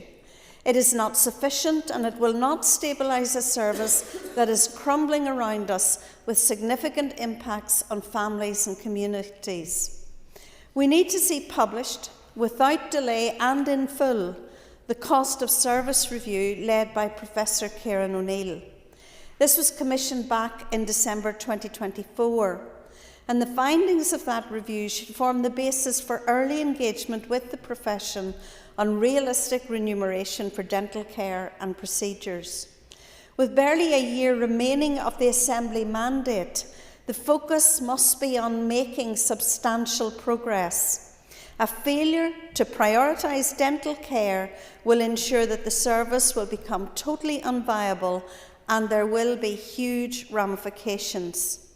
Sadly, there is a COVID generation of children who have no experience of attending a dentist and who will eventually present with exacerbated dental decay. Northern Ireland's dentists want an NHS service that works for all. However, data published last month shows that NHS work is falling more rapidly here in Northern Ireland than in other parts of the United Kingdom. The proportion of dentists spending more than 75% of their time in the NHS in Scotland is 59%, 45% in Wales, but in Northern Ireland only 39%. Northern Ireland invests less in dental services per head of population than other parts of the United Kingdom. In 2003-04, government spend on dentistry per capita was £52 in Northern Ireland, compared to 56 in Wales and 67 in Scotland. Northern Ireland's dentists earn considerably less than their colleagues in other parts of the United Kingdom. On average, 10% less than English counterparts and 17% less when compared with Scotland. And of course, as with GPs and other services, that erosion of take-home pay has actually been exacerbated by the national insurance rises put in by Rachel Reeves in the October 24 budget. In many circumstances, dentists are effectively losing money by treating health service patients and having to make up that income by having treatment for private patients to make up the shortfall. This system disincentivises practices from taking on NHS patients, particularly those with complex needs. There is a focus on individual units of activity like filling teeth, rather than a more holistic approach to preventing poor oral health care. There needs to be a complete overhaul of the current payment model. Minister, I think this House needs to ask today, are you convinced, and we want to hear this in your reply, are you convinced that the current model for dentistry is viable? Many dentists would not choose to turn their back on the NHS, but they feel that they are being driven out by an unworkable system. Consequently, hard-working families are not able to access an NHS dentist and may not be able to afford the bills for the alternatives. Again, Minister, I know that you are deeply concerned about health inequalities. And the Health Inequalities Annual Report, published on the 25th of March, demonstrated that in 24-25, the rate of dental extractions in the most deprived areas was still more than double than in the least deprived areas. The standardised dental filling rate in the most deprived areas of Northern Ireland was 37,738 per 100,000, compared with just over 24,000 in the least deprived areas. Being registered with a dentist is more likely in wealthier areas. The standardised dental registration rate is 51,000 per 100,000 in the most deprived areas, but higher at least 52,000 in the least deprived areas. This is not a situation that we can continue with, and that unevenness in access to dental care is leading to young people being put in the most difficult positions, families barely able to afford dental health care, and we need to reverse the trend, particularly when it comes to health inequalities. What is being done in Northern Ireland doesn't compare favourably with actions being taken in England, where there's an expansion of dental places with 50 more dentists trained every year. Many more dentists who are from overseas are being fast-tracked into the system so that we will have even more dentists by 28-29 in England. And patients are benefiting from millions more dental appointments, as new figures show that 1.8 million additional dental treatments have been provided in England in just the last 7 months. In Wales, a new NHS dental contract based on needs and risk has come into effect this month. Minister, I have presented a picture of a key National Health Service which is in the most extreme of circumstances. There is no time to wait. There is a great deal to be done. The cost of service review is a key step, and rapid progress is required in the weeks and months ahead to get dentistry back on a more stable and sustainable footing in Northern Ireland. Finally, Minister, having spoken to many within the profession and even more who come into my constituency office, many fear that you're just simply running down the clock on this issue. But I would urge you that progress before the end of the mandate is a must. And I trust that your response will be encouraging to thousands of families and young children in Northern Ireland who have no NHS dentist and who will find it very difficult to access appropriate dental health services. So many deserve so much better. Thank you. Thank you, Diane. I now call on Nuala McAllister to move the amendment. Moved. Thank you, Nuala. You'll have 10 minutes to propose and 5 minutes to wind, and all other speakers will have 5 minutes. Nuala, please open the debate on the amendment. Thank you. Thank you, Principal Deputy Speaker. First of all, I want to thank members for bringing forward the motion today. Our amendment is intended to add to the cause, not take anything away, for urgent dental payment reform and address barriers to access with an oral health strategy, including a plan to address the needed workforce challenges. I also want to say at the opening, Sorry, I omitted to say that we will be supporting the amendment. I thank you, and I thank the proposer for that. It is important when we do all agree on issues that we do work together to progress them, and I would agree with the member's last statement that we do need to see progress before the end of the next mandate, for sure. I am sure that there are many of us in this chamber, and indeed there are many constituents who come to my door and others who just do not believe that an NHS dental service simply exists anymore, because they don't see it. They don't see it in the working class communities. They don't see it outside working class communities, because it's so hard to get those who aren't registered. And when those who are registered need appointments to see dentists, they are so under pressure and overwhelmed that they can't always get it in good time. Members are aware that we did have a similar discussion a couple of weeks ago, specifically regarding NHS dentistry in North Belfast. And following that adjournment debate that took place, the Minister did announce 8 million funding for dental services in the financial year. And I think it was important that the previous member, and I'll do so again, breaks that money down to actually see where it is going and how, if it is spent. And whilst any additional funding must absolutely be welcomed, I share concerns of the BDA in that this alone is not enough.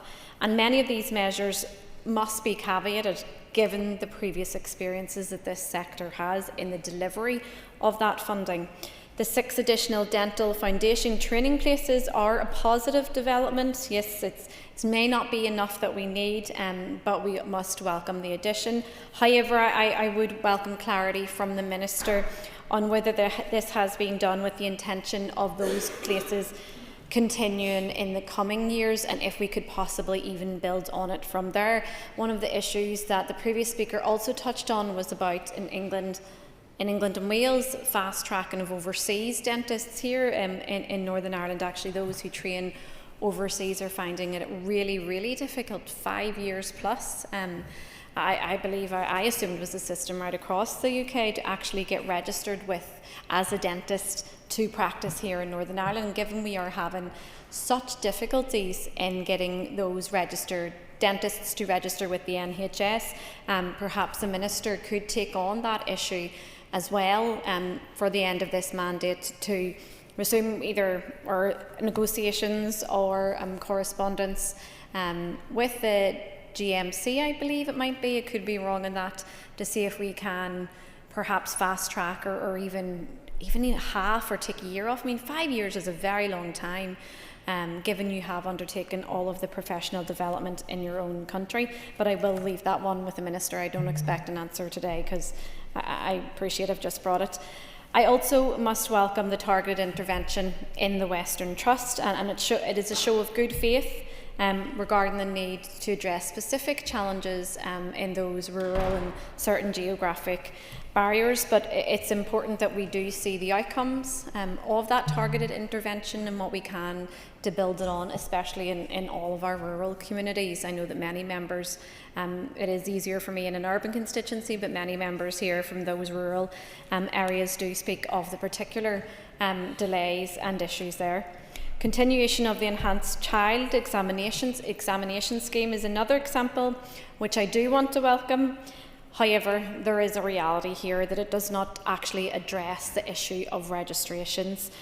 It registers children with a dentist, but they're not registered with a practice. And I don't know if the Minister will remember, but during the adjournment debate a couple of weeks ago, I did raise the issue of how I have registered myself, my 9-year-old, but can't register my 7-year-old with a dentist in the one family.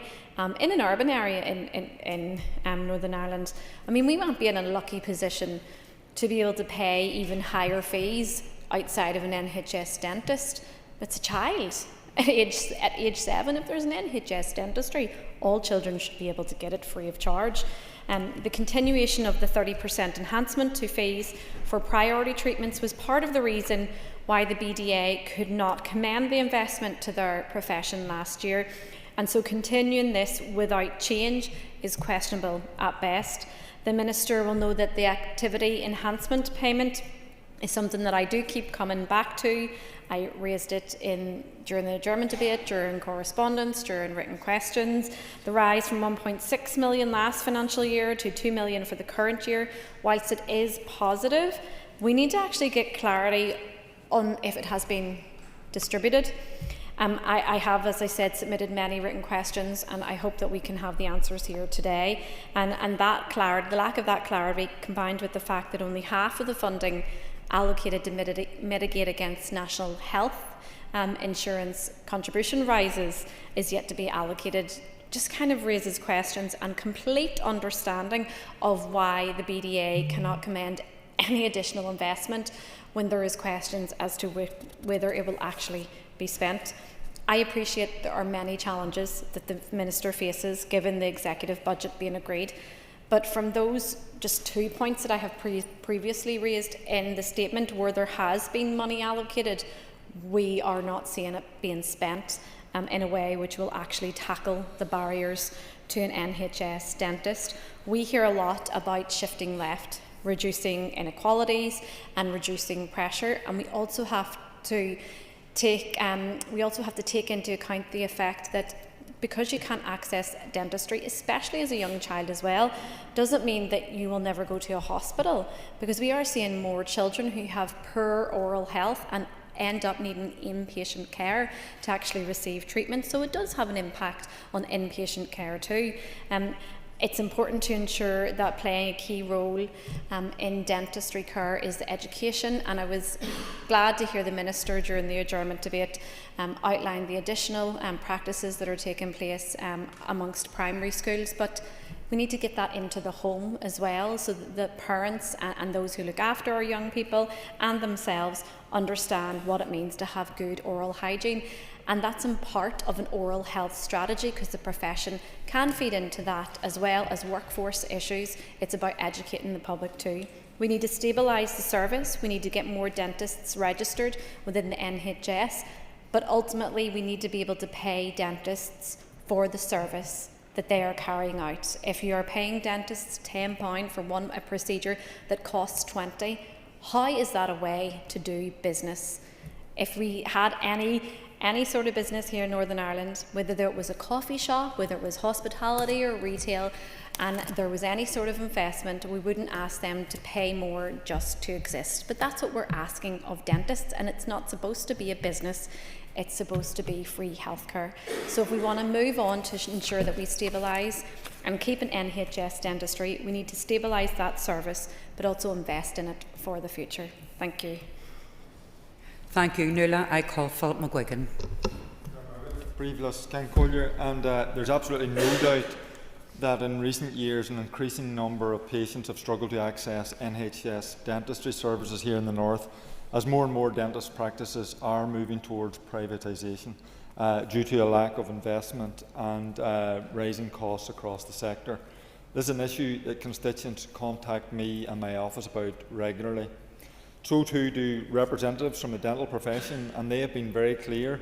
Unless meaningful action is taken soon, more dentists will inevitably leave the NHS system, and the crisis in NHS dentistry will deepen further and impact our citizens here in the north more. This motion today, and I thank those who bring forward the motion and will be supporting both the motion and the amendment, but the motion highlights that only 50% of the population in the north are now registered to receive NHS dental care. That's a statistic should give us great concern. It also draws attention to the growing problem of registration lapsing due to non-attendance. In my own constituency of North Antrim, the scale of the issue is stark. During the year 24-25, 23,865 registrations lapsed, along with 2,500 deregistrations. These figures represent individuals who have effectively fallen out of the system. So with numbers like that in a single constituency, such as North Antrim, when people lose their NHS dental registration within 1 year, it suggests that this is not simply a matter of missed up appointments, but rather significant and persistent barriers to care. These can include transport difficulties in rural constituencies and the cost of travelling to the nearest NHS dentist, ill health or caring responsibilities on the day of an appointment, or the reduced availability of NHS appointments as more practices scale back or withdraw from the system, resulting in patients being unable to attend within the required time frame. But when tens of thousands of patients' registrations lapse, we must be honest. This is not a failure of patients to attend, but a failure of a system that cannot provide appointments within the time required to remain registered. We must also recognise the growing number of people who have never been able to secure an NHS dentist registration at all. For them, the barriers to accessing care are even more pronounced. The importance of dental care cannot be overstated. Oral health is closely linked to wider general health. with well-documented associations to heart disease, diabetes, respiratory illnesses and complications in pregnancy. When people cannot access routine checkups or preventative treatment, minor issues escalate into serious conditions that place additional pressure on the wider health service.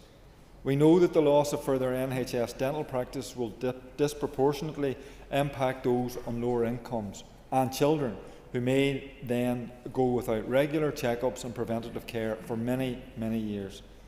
An entitlement to free dental treatment is meaningless if you cannot find an NHS dentist with the capacity to treat you.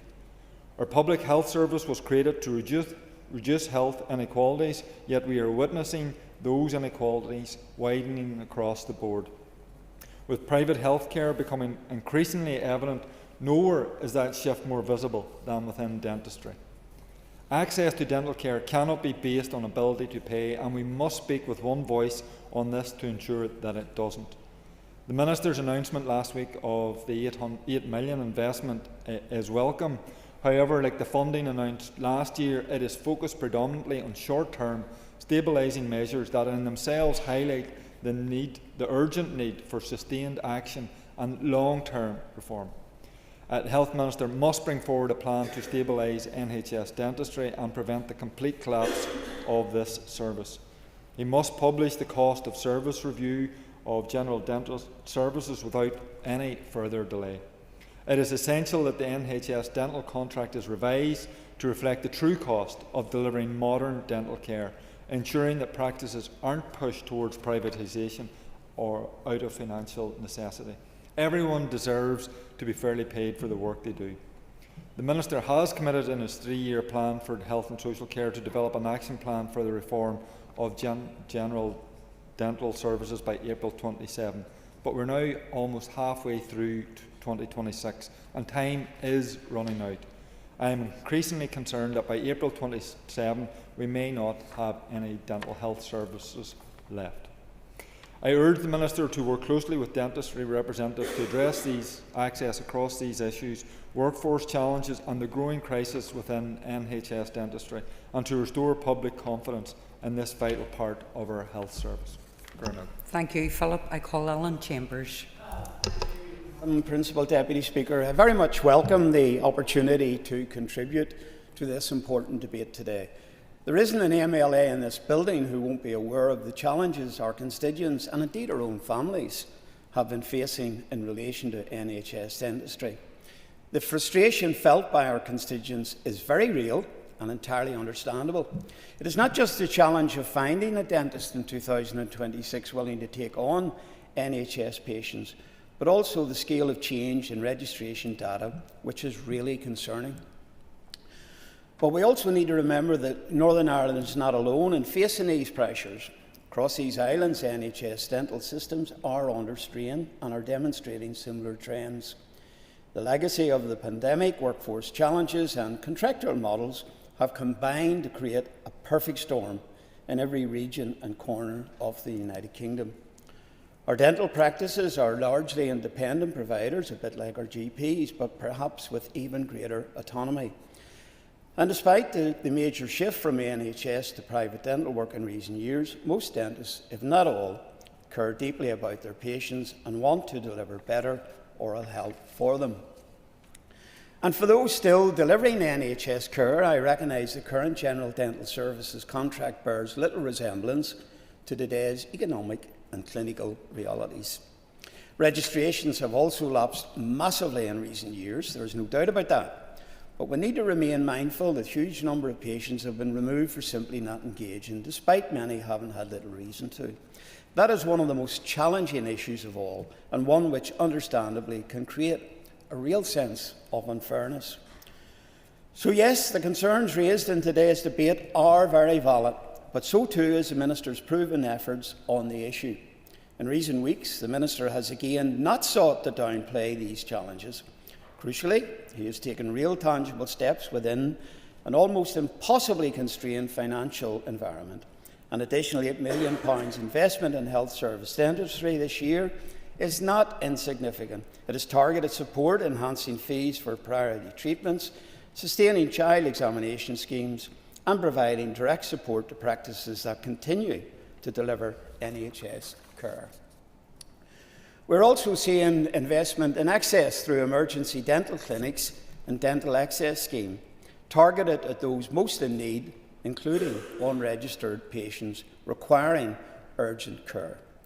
The recent unexpected announcements of an establishment of a new emergency clinic in the Western area is a practical example of that focus. And importantly, the Minister is addressing workforce sustainability with additional dental foundation training places to help retain newly qualified dentists within the system. These are not headline-grabbing reforms, but they are necessary stabilisation measures. Alongside this, the work on the cost of service review is essential. Getting that right matters, and it is absolutely essential that decisions are grounded in accurate data and collect the real costs of delivering care. Dentists in particular will make that case strongly, I suspect. Madam Speaker, meaningful reform of NHS dentistry will not happen overnight. It requires careful planning and sustainable funding. But the previous trends are now pretty unsustainable. So I do very much welcome the Minister's efforts in this regard. In conclusion, perhaps the creation of a multi-year budget agreed across the Executive would be a good place to start. Thank you. Thank you, Alan. I call Mark Durkin. For many of us, a visit to the dentist is an ingrained childhood memory, maybe not always a pleasant one. However, that was a very normal part of growing up, and access to relatively basic services has become increasingly out of reach for many. Today, trying to access NHS dental care is like trying to find hen's teeth. While it's worrying how quickly access to NHS dentistry is being eroded, it hasn't happened overnight. The warning signs were written on the wall before the pandemic, which has been something of a catalyst for this crisis. The steady loss of basic services has almost become normalised here, though, met with little more than a shrug, it would appear, from this Executive, and a growing sense or fear of what's next from the public. We are already seeing more and more people being pushed towards private healthcare, while others face waiting lists stretching years into the future. This crisis wasn't created by dentists.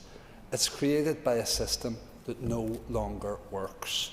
A broken model designed, funded, albeit inadequately, and overseen by the Department of Health. Having engaged with local dental practices, the message is consistent and clear.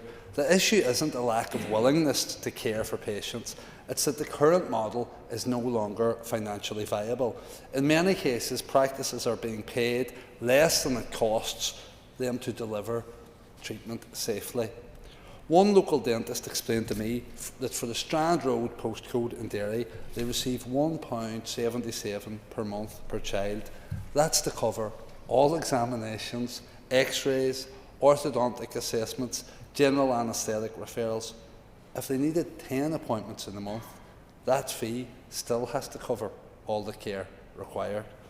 We also need to remember that the sector is in need of more clinicians. Some dentists who are qualifying are coming in already in debt to the tune of £70,000. Simply put, they can't then afford to work in the health service.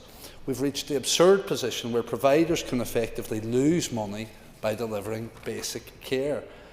This isn't sustainable, as Mr McAllister said, for any business, for any practice, or for any public service. Responsibility lies squarely with the Department and the wider Executive, who have allowed the gap between the cost of care and the level of reimbursement to widen year after year. And who pays the price? The most vulnerable, certainly. Would the member agree with me that once again it is people who live in the most deprived regions of Northern Ireland that have the least access to dental healthcare, and I'm particularly talking about Foyle constituency or constituency. The healthcare professionals, the dentists working in Foyle are working flat to the mat, and they're not, because it's impossible to actually deliver a quality service under the strains that they are under. Mark, you have an extra minute. Okay, thank you, Member, for the intervention. I'm particularly concerned about our most deprived areas, where people already struggling can't afford private dental fees and are losing access to dental care, where the problems are worst. Pensioners, parents worrying about putting food on the table. Everyone should have basic access to dental care, regardless of income or postcode. In the North West, health inequalities are already among the starkest anywhere on these islands. We have tens of thousands of people potentially left without routine care, left to manage pain, infection and worsening conditions on their own. I welcome the recent investment in an emergency dental clinic for the Western Trust area. That's a necessary step, but emergency treatment can't become a substitute for a functioning routine dental service. We can't or shouldn't have to wait until people are in agony before the system responds, and that seems to be what's happening. I'm contacted daily by constituents on this issue. Many of them, as I've said, are desperate parents, unable to register their child with a dentist. Is that really what this place has become? We have a cohort of children born during the pandemic who have never been registered and never seen a dentist. Years of missed check-ups, missed opportunities to identify problems early. That's totally unacceptable, and society will pay the price for the consequence of that failure. We've heard from families of children with disabilities whose conditions make oral health problems more likely and more serious. Parents describing non-verbal children in serious distress. Cases are escalating because routine appointments just aren't available. No family should be left in a position like this. And as I said earlier, it didn't happen overnight. It was seen coming. We all saw this coming or were warned of it coming. And many of us have been raising this issue for years. The slow erosion of the service, yet in that time, thousands of registrations have lapsed and there has been no meaningful reform. The Department must engage with the profession and put in place a payment model that reflects the real cost of delivering care now. We're witnessing a growing cavity in our healthcare system, one that must be filled now before complete extraction is required. Thank you. I now call Orlea Flynn.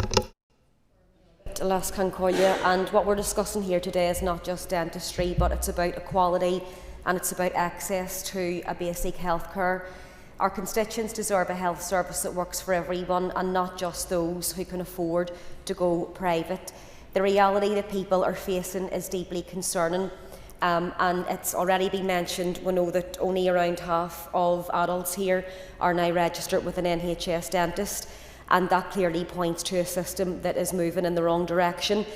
It is also often the case that it's those, the point that Sinead just made, in working class and deprived communities who are hardest hit: Foy, West Belfast, North Belfast. And as an MLA for West Belfast, I have been contacted pretty regularly by constituents who simply cannot access an NHS dentist for themselves or their families. My colleague Philip McGuigan mentioned the specific lapsed registrations in his constituency, and I am just sort of worried about these figures, and I'm not sure the Minister might be able to touch on some of this detail in his response, but I know that even in West Belfast last year alone, there was 29,606 lapsed registrations, and just whenever I've seen that figure, it's really trying to get a wee bit of clarity on why those numbers are so high. I'm not sure what the reason is, but that's obviously pointing then to an issue around, on the one hand, we're dealing with people who's come into our offices who can't get registered with a dental practice, and then on the other hand, there's thousands that are coming off that system altogether and just being lost from the dental system. I don't know, is it linked to could not attends? I don't even know if it's the same sort of system, but where if someone can't attend, then they're being sort of struck off the list, and then is it harder for them to get back on? But I just think that those figures are very, very high, and it would be useful if the Minister had any more information on why that is. So the points have already been raised around the issue of them people turning up at emergency departments because they have nowhere else to go. And we know that emergency departments aren't equipped to deal with chronic dental health conditions, and then we know all the issues that they're dealing with, particularly around children, very young children who are then having to go under, they're having to go through surgeries for their dental conditions, and they're ending up in the emergency department, and that's putting additional pressure on our EDs. The issues around the dentist being pushed out of NHS provision has been covered by most of the other members who have spoken, so we know the problems around the rising in their operating costs and the outdated payment model and the absence of any long-term planning. So I suppose, Minister, I know when we talk about strategies, but there is a need for a new oral health strategy, and it mightn't be right up the priority list with all of the other important work that you need to do.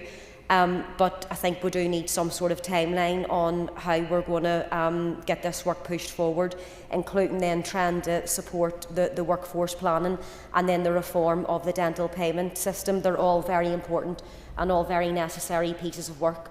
And then of course we're still waiting on the cost of service review. And if there's any update on the funded action plan for reform within dentistry. So I suppose the big thing for me is that our whole NHS health system, as we know, it is meant to be based on need, and at the minute clearly that principle is not being met, especially when we look at the state of our dental care. Thank you. Earlier I called Deborah Erskine. Principal Deputy Speaker. In February 2025, I brought forward an adjournment debate on the lack of dentist provision in Fermanagh and South Tyrone. And where are we in April 2026? And what has changed? Quite frankly, on the ground, nothing. In fact, the picture has probably got worse since then. And I hate to say that as a Fermanagh and South Tyrone representative, but also as somebody who needs dental care myself, as well as my family. And I read my speech from then, and I read the Minister's response from them, and honestly I could copy and paste it and read it out again today. Health service dentistry in Northern Ireland is facing an existential crisis and threat. Northern Ireland has been experiencing the most rapid decline in health service dentistry anywhere else in the UK. The issue has been escalating for some time and now threatens to deepen the existing health inequalities in my area and across the region. And as many know, the transition from dental practices from NHS to private care has led to a growing number of people unable to access basic dental services. And we've seen that in Fermanagh and South Tyrone, leaving families and individuals with limited or no access to affordable dental care. At the heart of what the Minister says and does, and I do believe him in this, is about dealing with health inequalities. This is a socio-economic problem, and this is one of the single biggest impacts that you could have in relation to dealing with that and dealing with health inequalities.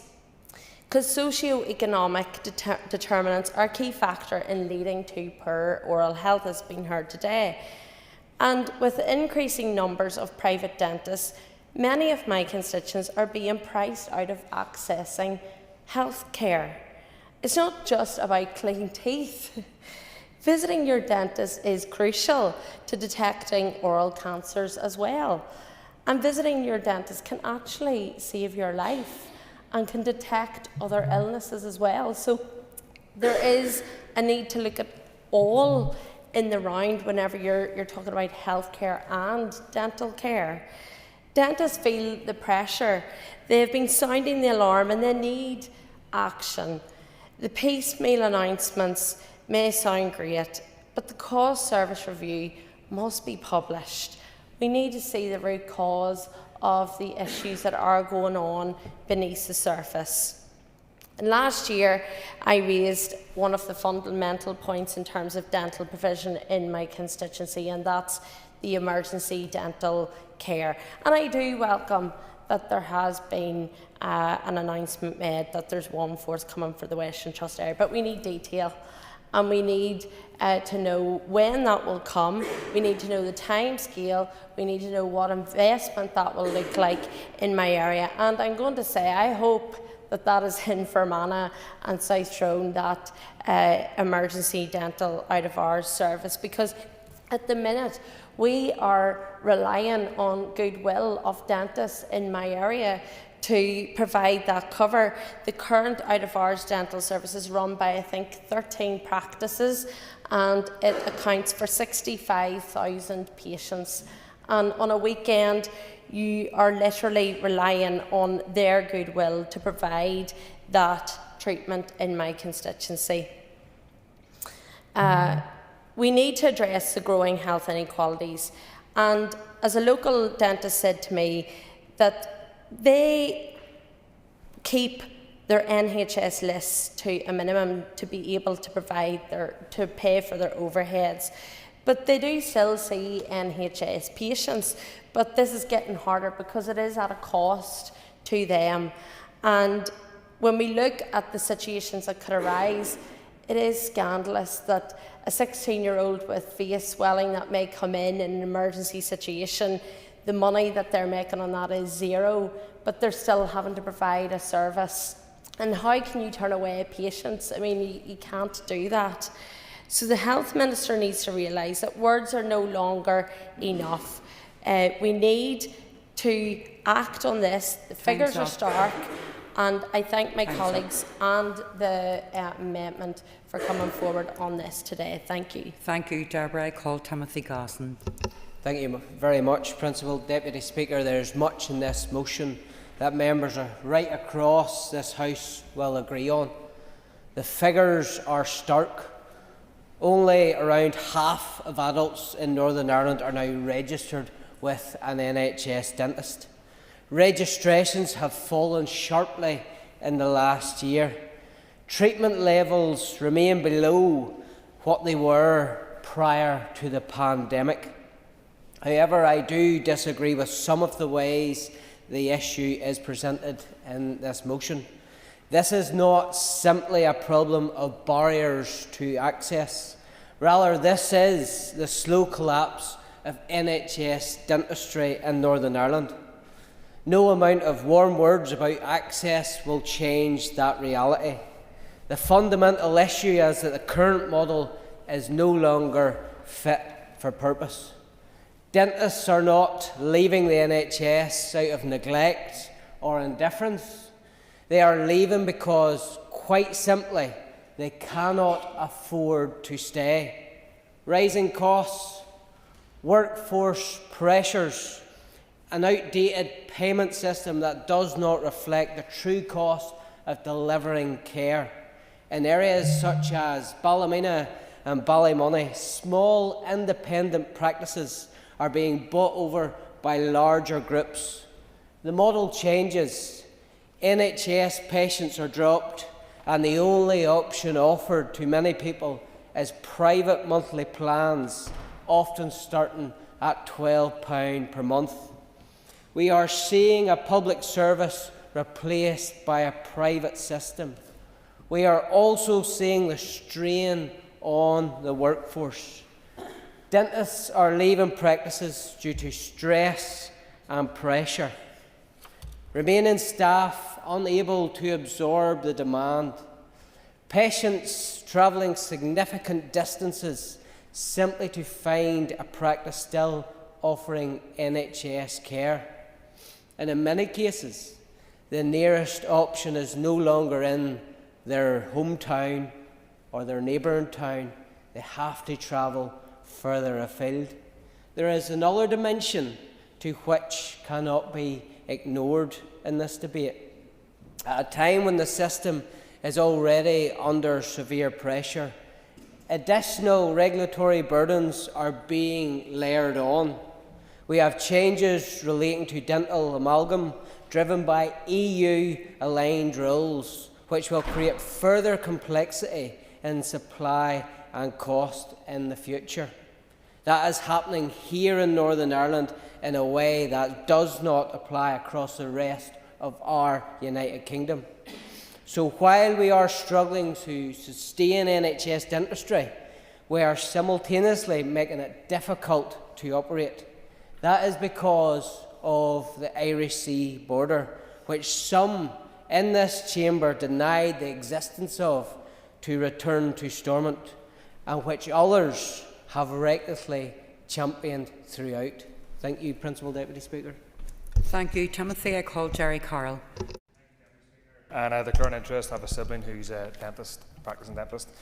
Support the motion. Thank the members for bringing it today, and the amendments from the Alliance Party. Although one would have to wonder whether another strategy is needed rather than just the Minister and the Executive doing what's needed to be done. Thousands of my constituents, like the member opposite in West Belfast, are living in unbearable agony. They're pulling out their own teeth, living with untreated infections because they simply cannot get access to a dentist that they can afford. And I would ask the question, how many oral cancer diagnoses have been missed? How many death sentences have been effectively declared because people have been unable to get access to a dentist? And this is fundamentally, Deputy Speaker, a class issue and a poverty issue. It's a crisis that this Minister and successive governments have allowed to fester year on year on year without getting the grip of the crisis. Fewer than 1 million people, just half of the population, are now registered with the health service dentist in the north. This is frightening. And nearly almost 400,000 people have been lost since 2023. I don't understand how a patient just gets lost and there's no follow-up action from the department or the health trust. It really does leave the mind boggled. The number of health service dental treatments also delivered is now 40% lower than before the pandemic. Health service dentistry has utterly collapsed, and I would say, Deputy Speaker, by design. And it's no coincidence that the communities suffering most are communities like West Belfast, as has been mentioned, and other deprived areas with high levels of poverty, inequality, where private dental fees are simply unaffordable for working class families. The link between poverty and poor oral health is well established. Children growing up in deprived areas suffer disproportionately from tooth decay. Untreated dental disease leads to missed school and missed work appointments, hospital admissions, and quite often lifelong health consequences and complications. When NHS dentistry crumbles, Deputy Speaker, it's never the wealthy who are left behind. This crisis, like I said, didn't appear from nowhere. Almost since the NHS was founded decades ago, dental care has been under sustained attack. Just a year after its creation, in 1948, the Labour government introduced dental prescription fees, and in 1951, charges for dentures followed after. That slow privatisation has never stopped, and today, under a different Labour government, at Westminster and the Stormont Executive doing its bidding at home, dentistry stands closer to breaking point than ever before. But I don't think the alarm bells have went off in the department. NHS dentists are losing money. They're being forced to subsidise NHS work with private income, and this simply shouldn't be the case. Market Solutions, Deputy Speaker, created this crisis, and they'll never be able to solve it. As the British Dental Association have put it, the service is running on empty. Dentists across the north are going private or simply just giving up. Dentists who spend a majority of their time delivering treatment on the NHS earn 46% less on average than those whose work is mostly private. This is unacceptable and obviously unsustainable. Dentists are being financially punished for providing public health care. The cost of service review still hasn't been published, and this must form the basis of a genuine rebasing of fees and a serious programme of payment reform. But tinkering at the edges isn't enough to end this crisis. We need the full public ownership of dental services, free at the point of use, properly resourced and taken out of the hands of private profit entirely. That is the only permanent solution to this dental emergency. Thank you. Thank you, Jerry. I call Claire Sugden. Thank you, Principal Deputy Speaker. This is an issue that has been raised consistently in this House over a number of years across various mandates through subsequent ministers. Yet the situation, and I agree with Deborah Erskine, on the ground continues to get worse. For a growing number of people across Northern Ireland, NHS dentistry is no longer something they can access. For all intents and purposes, it's becoming privatised. Around half of adults are now registered with a dentist, and registrations have dropped sharply in the last year. And I think we need to ask why. Is it poor public health messaging, or are people simply fed up of trying to get an appointment that doesn't exist? Treatment levels remain well below where they were before the pandemic. That's a system in decline. I appreciate the proponents of this motion because I think what they have done is reflect exactly what people on the ground are telling us. They can't get registered, they cannot get appointments, and more often they're being told that their only option is to go private. And we need to be clear about where the pressure is. This is not the dentists. They have held this service together for longer than they should have been expected to. What I'm hearing from dentists on the ground is that the current model is not financially viable or sustainable. And this is not about profit, it's about existence. They are businesses. If they cannot afford to cover their costs, they cannot continue. And when that happens, we lose access entirely. There's a huge gap between what the department is paying and what it actually costs to deliver this type of healthcare. As the gap grows, dentists are being forced to reduce their NHS work and move towards private care. I've seen it locally. Practices that would have preferred to remain within the NHS are stepping back because they can simply not afford to make it work. The pandemic accelerated this, but it didn't create it. It exposed a system that was already under strain, while also increasing the cost of delivering care through higher clinical standards and longer treatment times. At the same time, this issue is not necessarily about the number of dentists, it's about how much NHS care they can realistically provide under the current model, and right now that is falling. The department will point to the fundings and schemes and recent investment, but that does not change what people are experiencing on the ground when they try to access a dentist. It's one of the most frequent issues within my constituency office, and every MLA across Northern Ireland will have an example of when someone has come in and asked them, do you know of any NHS dentists? And the answer is no. And while we're still waiting for the cost of service review, which is meant to inform the reform, the delay is mattering because without it, there's no clear path to fixing the problem at the centre of this.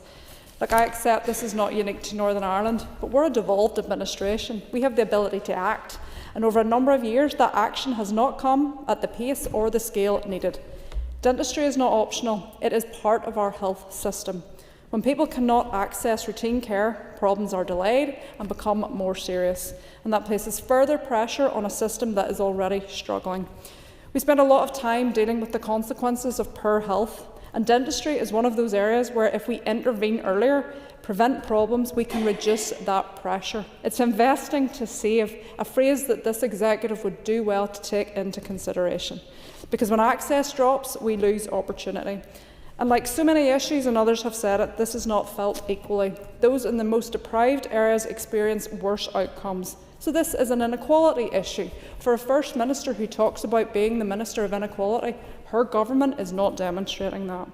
I'll support the amendment because we do need a longer-term approach and we do need to look at workforce and how services are structured. But strategy, unfortunately, cannot come at the expense of urgency, and sadly this issue now is an urgent one.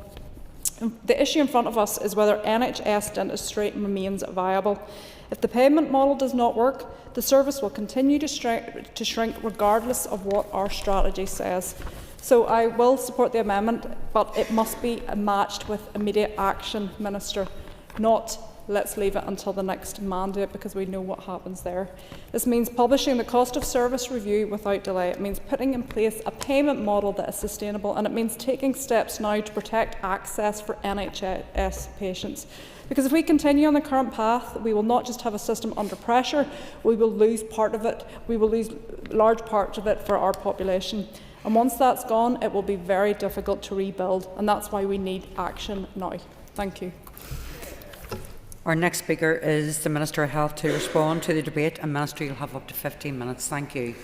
Thank you, Principal Deputy Speaker, and thank you to the movers of the motion, the movers of the amendment, and indeed to everybody who has contributed. I want to begin by fully acknowledging the strength of feeling, not just within this chamber, but amongst the public regarding access to health service dentistry.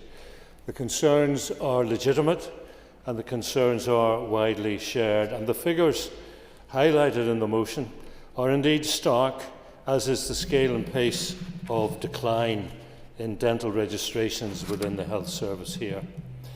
Over the last 2 years, the proportion of individuals registered with a health service dentist has declined significantly, and the volume of treatment being provided is lower than before the COVID-19 pandemic. These trends present real challenges, not just for patients, but for dental professionals and for the sustainability of the entire system. So against that backdrop, it's important to place these issues in a context, to outline the factors that have contributed to the current position, and to describe the work that's underway to address both immediate pressures and longer-term structural issues within general dental services. The decline in registrations and activity is not the result of a single failure or a single decision, but rather a number of interrelated and cumulative pressures that have built up over time. Like many other healthcare services, dentistry was significantly impacted by the pandemic, resulting in a backlog of unmet need, disrupted patterns of attendance and registration, and an increased reliance on private care for some, further widening the inequalities in access. And I'm particularly conscious of and share members' concerns about registrations lapsing due to non-attendance. While this may be understandable in the context of the disruption caused by the pandemic, it can create significant additional barriers for individuals seeking urgent or preventative care, especially where access options were already limited. At the same time, dental practices have reported increases in operating costs. That includes rising staff costs, inflation in clinical supplies, higher energy prices, and the ongoing costs associated with regulatory and contractual compliance. Now, members have raised concerns about the sustainability of the current General Dental Services payment model. The GDS contract has been in place largely unchanged since 1990, and it wasn't designed for the cost-based workforce reality or patient demand that exists today. So I am determined to look at that during the remainder of this mandate. It's been widely acknowledged that rising operating costs has placed the current payment model under unsustainable strain.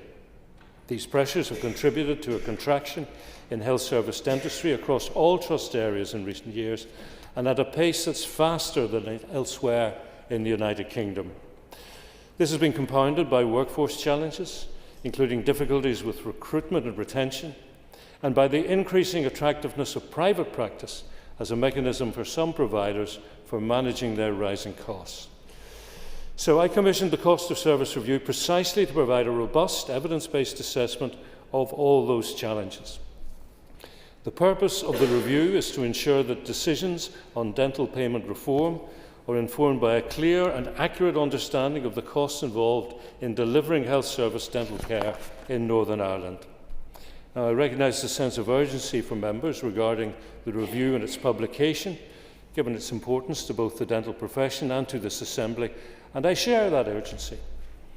Now, my officials have received a draft copy of the report, and they've been actively scrutinising its content, as you would imagine. They met with the author, Professor Kieran O'Neill, on Friday past, and they're seeking clarification on a number of issues. And what I'm being told is that it does need, in certain areas, a rewrite so that it is user-friendly and is as clear as possible in its thoughts and conclusions. So it remains in draft form, subject of that further clarification and assurance, but I want the final version in a matter of weeks. I do also want to fully recognise that accurately estimating the cost per hour of delivering health service dental care is inherently complex, and I expect to go into a negotiation and a discussion with dental representatives about the conclusions. Dental practices vary significantly in size. They have different staffing models, they have a different patient mix, and any robust cost assessment must take proper account of that complexity and diversity. So although the review remains in draft form, it's an important piece of work which will ensure, I hope, any future reform is grounded in accurate and robust evidence, and I don't wish to preempt any conclusions. But I stress again, it's an urgent matter for me and for the Department, and I've directed officials to continue to engage closely with the author and to work at pace to complete the necessary assurance and consideration processes. Furthermore, any changes to the payment system must be financially sustainable. They also need to deliver value for public money and support improved access and outcomes for patients. Now, I recognise the call to develop an action plan for reform, and as already detailed in my Health and Social Care 3-year plan, this action plan will be in place by the end of this financial year and will provide a roadmap for the future of general dental services. Alongside the cost of service review, the work of the General Dental Services Reform Advisory Group will play a key role in shaping the development of an action plan for reform. I also wish to accept and recognise the importance of balancing the need for urgent stabilisation measures with longer-term reform. Members will be aware, however, of the extremely challenging financial context in which we are operating. My department is currently facing a projected deficit of towards £800 million in this financial year. £800 million. But we are currently working without an agreed budget at all. So this places a very real and unavoidable constraint on my ability to do all the things I want to do or to move at the pace I would like to move at. But despite these constraints, and in the full knowledge that this cannot on its own resolve the underlying problems, I made the decision to prioritise an additional £8 million investment in health service dentistry this year. Now, this investment will fund the continuation of the 30% enhancement to the fees associated with fillings, extractions and root canal treatment, the continuation of the enhanced child examination scheme, an increase to the activity support payment, which was introduced last year at £1.6 million, that will rise to £2 million, and the commissioning of an emergency dental clinic in the Western area, and finally an additional 6 dental foundation training places. And I can say to Mrs. Erskine that the centre, this emergency unit, is being planned to be housed in her constituency of Fermanagh, South Tyrone. And in terms of the enhanced child examination scheme, I can also tell members that between June 2024 and March of this year, 76,493 children were registered with the enhanced child examination scheme. I'm acutely aware that access to affordable dental care is not distributed evenly across communities. Barriers to access can disproportionately affect those on lower incomes. It affects older people more, individuals with disabilities, and those living in rural or socio-economically deprived areas. And the point has been made about that health inequality. But in terms of dental decay, the inequalities follow socio-economic gradients, and that is a global issue, not particular to us. I recognise the need to improve access not only for registered patients, but also for those who are currently unregistered, particularly where there is an urgent clinical need. Schemes such as the emergency dental clinics and the dental access scheme are therefore essential components of the current response. In that context, it's vital that the limited resources available are targeted where they can have the greatest impact. And that's why this investment also includes funding for the establishment of that new emergency dental clinic in the Western area, where registration rates have historically been and remain lower than in other regions. The new clinic will provide additional access at weekends and public holidays for patients in need. In addition, the dental access scheme continues to provide weekday access for patients with a pressing or an urgent oral health need. The sustainability of health service dentistry is inseparable from workforce issues. Recruitment and retention challenges are evident right across Northern Ireland and continue to affect dental services. To help address this, the funding package will also support 6 additional dental foundation training places this year, helping to retain newly qualified dentists, addressing workforce shortages, and strengthening the sustainability of health service dentistry in the years to come. I'm taking action now within the limits of the resources available to me to make targeted improvements. I'm also putting in place the evidence and the framework required for the much-needed long-term reform. But I cannot pretend that these measures alone will reverse decades of structural pressure. I want to be clear with members. The pace of reform is constrained not by any lack of willingness or ambition on my or my department's behalf, but by the absence of the financial input that is required to act at scale, which is what we need to do. Frankly, Principal Deputy Speaker, without an agreed and realistic budget, the scope for accelerating reform remains highly limited. Protecting health service dentistry requires funding decisions that are aligned with the realities of delivering the service. Now, to turn to just a couple more of points made by members. Some members talked about DIY dentistry. I have to say my officials have no evidence of that happening within Northern Ireland, but if it is, I'm very much open to hearing about it. I want to talk also. I will give way to the member, yes. I appreciate the Minister giving way. Minister, it's widely reported by dentists that this is happening, this is a practice. If you were to get evidence around that, can you indicate what you would do to ensure that this doesn't happen and this is stamped out? Well, the first thing I need is the evidence of it, and I repeat to the member, I'm being told by my officials within dentistry that while there's evidence of it happening in Great Britain, there's no evidence here, but if the member can bring me evidence, because if it is happening, it is an incredibly serious thing. And yes, I will talk to officials about how best to handle it. I want to touch on payments, because these were raised by members. An additional £2.5 million was allocated to general dental services on a recurrent basis to support the increase to national insurance contributions. It's being distributed in line with the proportion of practice allowance received by practices in 25-26 financial year. It's being paid in 2 instalments, and that's aligned with practice allowance payments for financial year 25-26. The first of those 2 was paid in December of last year. The second is scheduled for payment in May of this year, following the next practice allowance payment. Mr. Durkin, I think, talked about orthodontic assessments. I have to say to them that those are additional payments. Those are additional payments. And also, Mr. Gaston talked about dental amalgam and blamed it on the Irish Sea border. He's entirely wrong. He is entirely wrong. It is UK-wide, following an international agreement.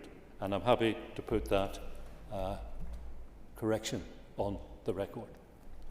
So, Principal Deputy Speaker, I accept that this is a crisis in dental services, but I ask members to accept that my ability to rise to that challenge is constrained primarily by a budget which is currently forecast to be well over £750 million light, between £750 and £800 million.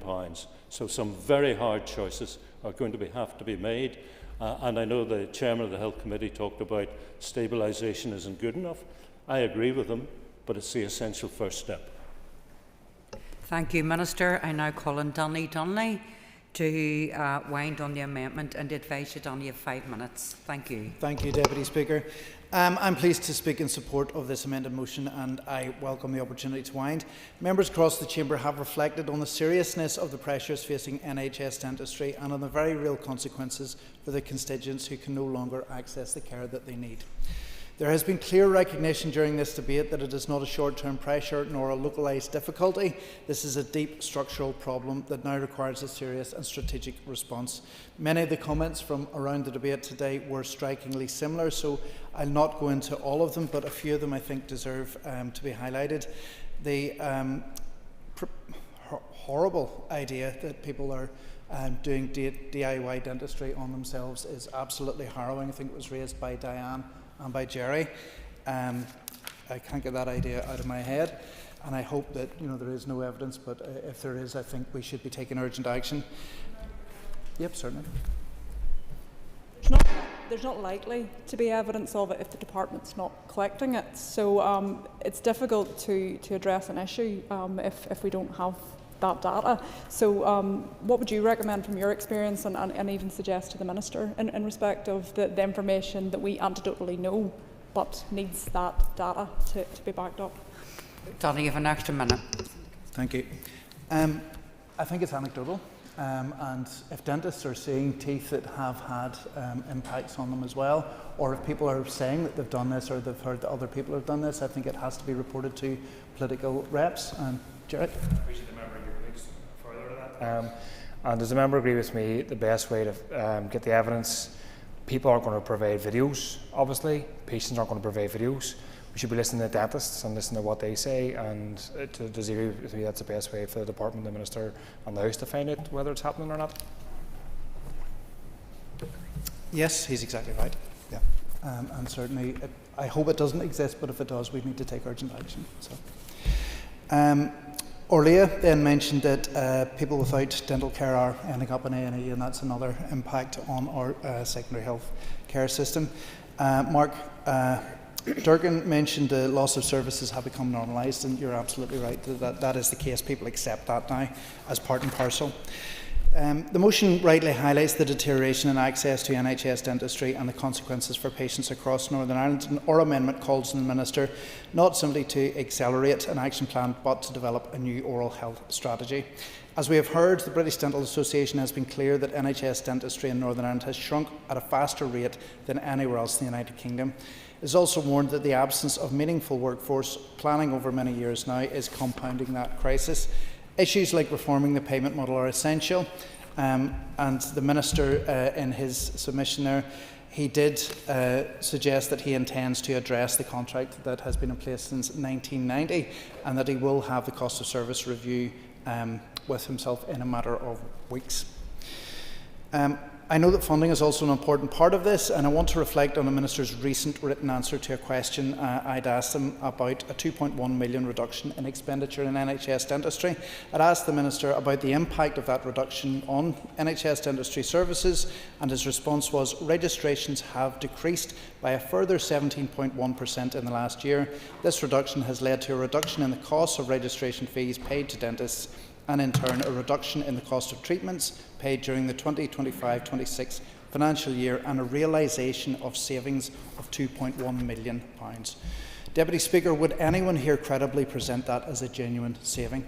A reduction in expenditure caused by a shrinking service is not a success, it's a false economy. Poor oral health is not a standalone issue. When patients cannot access dental care, it impacts across the whole healthcare system. It increases the risk of heart disease, diabetes and other systemic conditions. This is also an equality issue. When the rates of dental decay among both children and adults are highest in the most deprived areas, as we have heard time and time again today, then there is an obvious two-tier system. And for a Minister who has often spoken of his commitment to tackling health inequalities, this surely has to be one of the worst.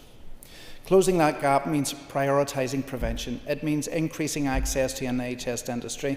It means integrating oral health into wider health policy. And it means ending any assumption that access to dental care is somehow optional or secondary, when it is in fact fundamental to health and well-being. There are older patients who have attended the same practice for decades, only to be told that NHS provision is no longer available. There are parents struggling to find care for their children.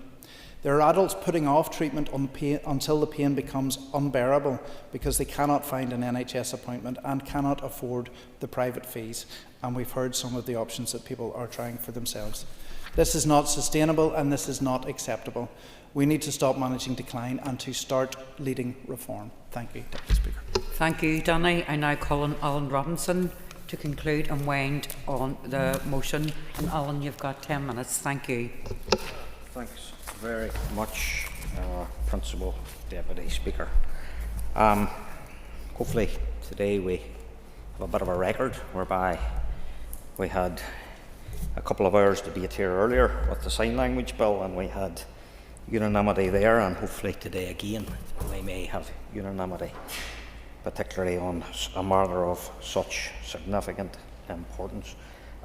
Principal Deputy Speaker, I want to say some words regarding this debate, which my constituents will very much expect me to say. I do not think it is an exaggeration to say that for many people across Northern Ireland, getting an NHS dentist now feels close to impossible. Half the population not registered. Half. That is in comparison to over 2 million registered with a GP practice.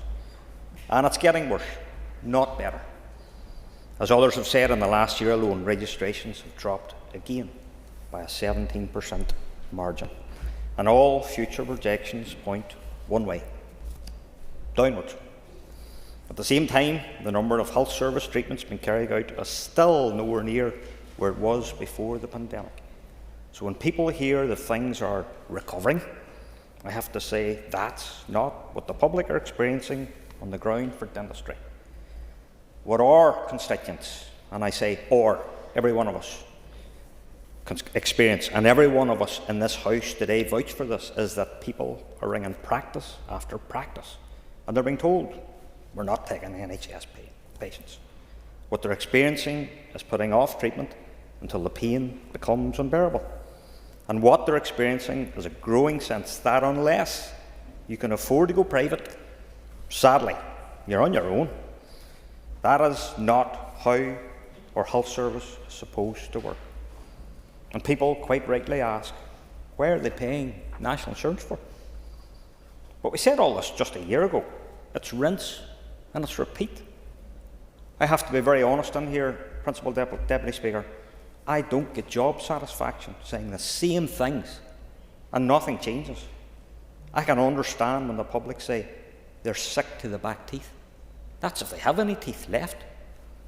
Mr. Speaker, or Principal Deputy Speaker, we need to be really honest about why this is happening.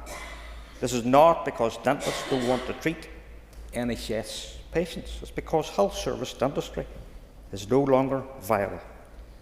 As has been said on here today by multiple people, the costs have gone up, materials, energy costs, staffing, all of it. But dentists say that the payments they receive for NHS work has not kept pace. So practices are being squeezed from both sides, and the result is entirely predictable. They are therefore reducing the NHS work or stopping it altogether. And unless there is a fix, nothing else that we say here today will make any difference. And sadly, Principal Deputy Speaker, following this debate, nobody will be able to ring up their first local dentist and the door will be flung open. If I'm fed up, how does the public feel? Principal Deputy Speaker, there are also smaller decisions that are having big consequences. Take the issue of registrations lapsing due to non-attendance. On paper, that might seem reasonable, but in reality, it can mean someone misses an appointment, maybe because they couldn't get time off work, maybe because childcare fell through, and then suddenly they can be out of the system. And once you're out, getting back in is incredibly difficult.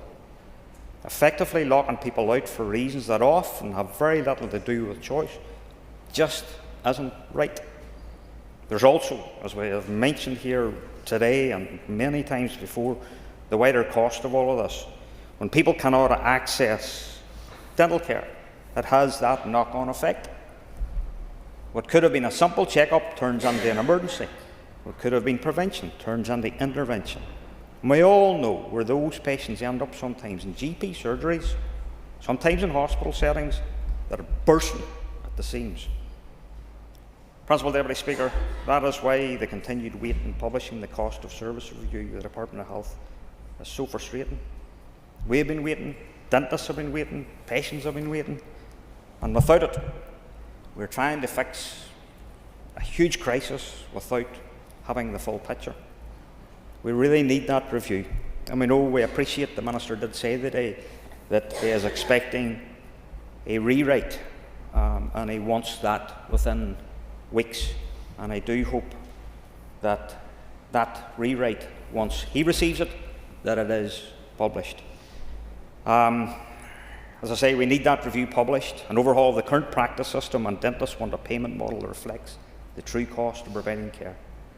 NHS dentistry needs stabilised before more practices walk away.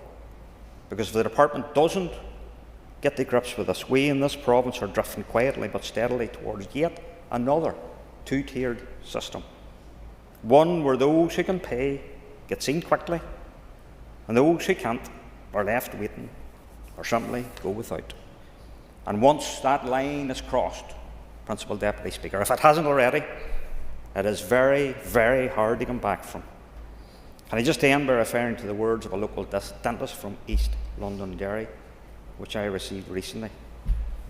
Our practice is the only dental service in a rural town providing NHS care to both fee-paying and exempt patients since 1986.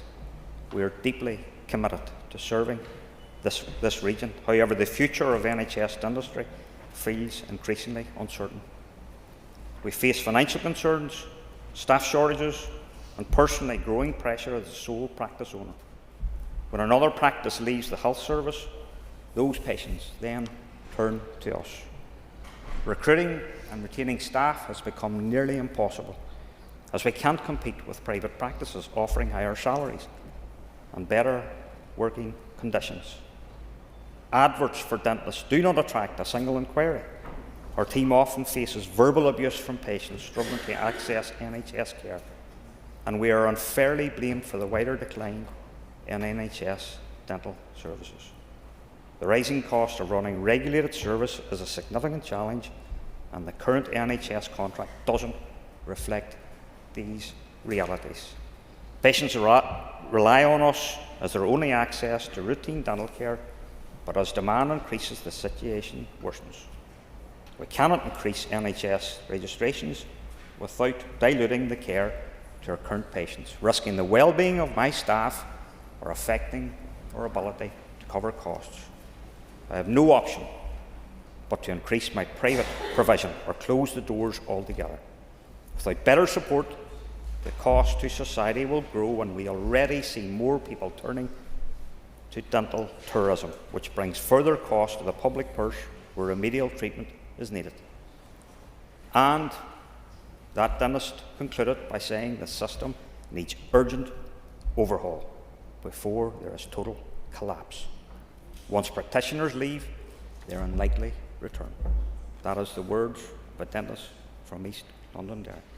Thank you, Principal Deputy Speaker. Thank you, Alan. So the question is that the amendment standing in the names of Nuala McAllister and Danny Donnelly be made. All those in favour say aye.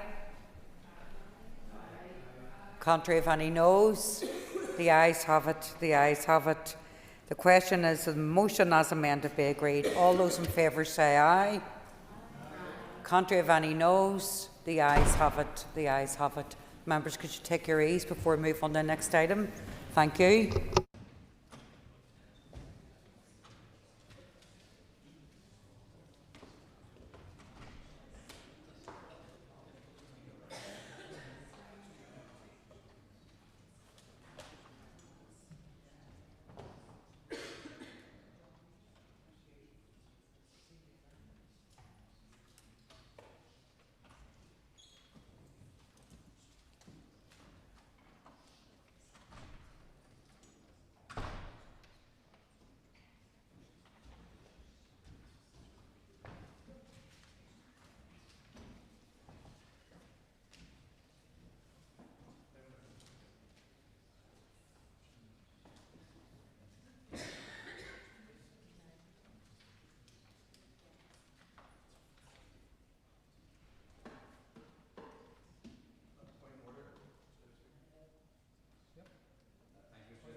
Just to clarify, there is an amendment in the name of my party colleagues which will not be moved today. They're not here to formally not move it due to unforeseen circumstances, but I just want to put on the record for the House's convenience that that amendment would not have been moved in any case after useful conversations with colleagues in the Alliance Party.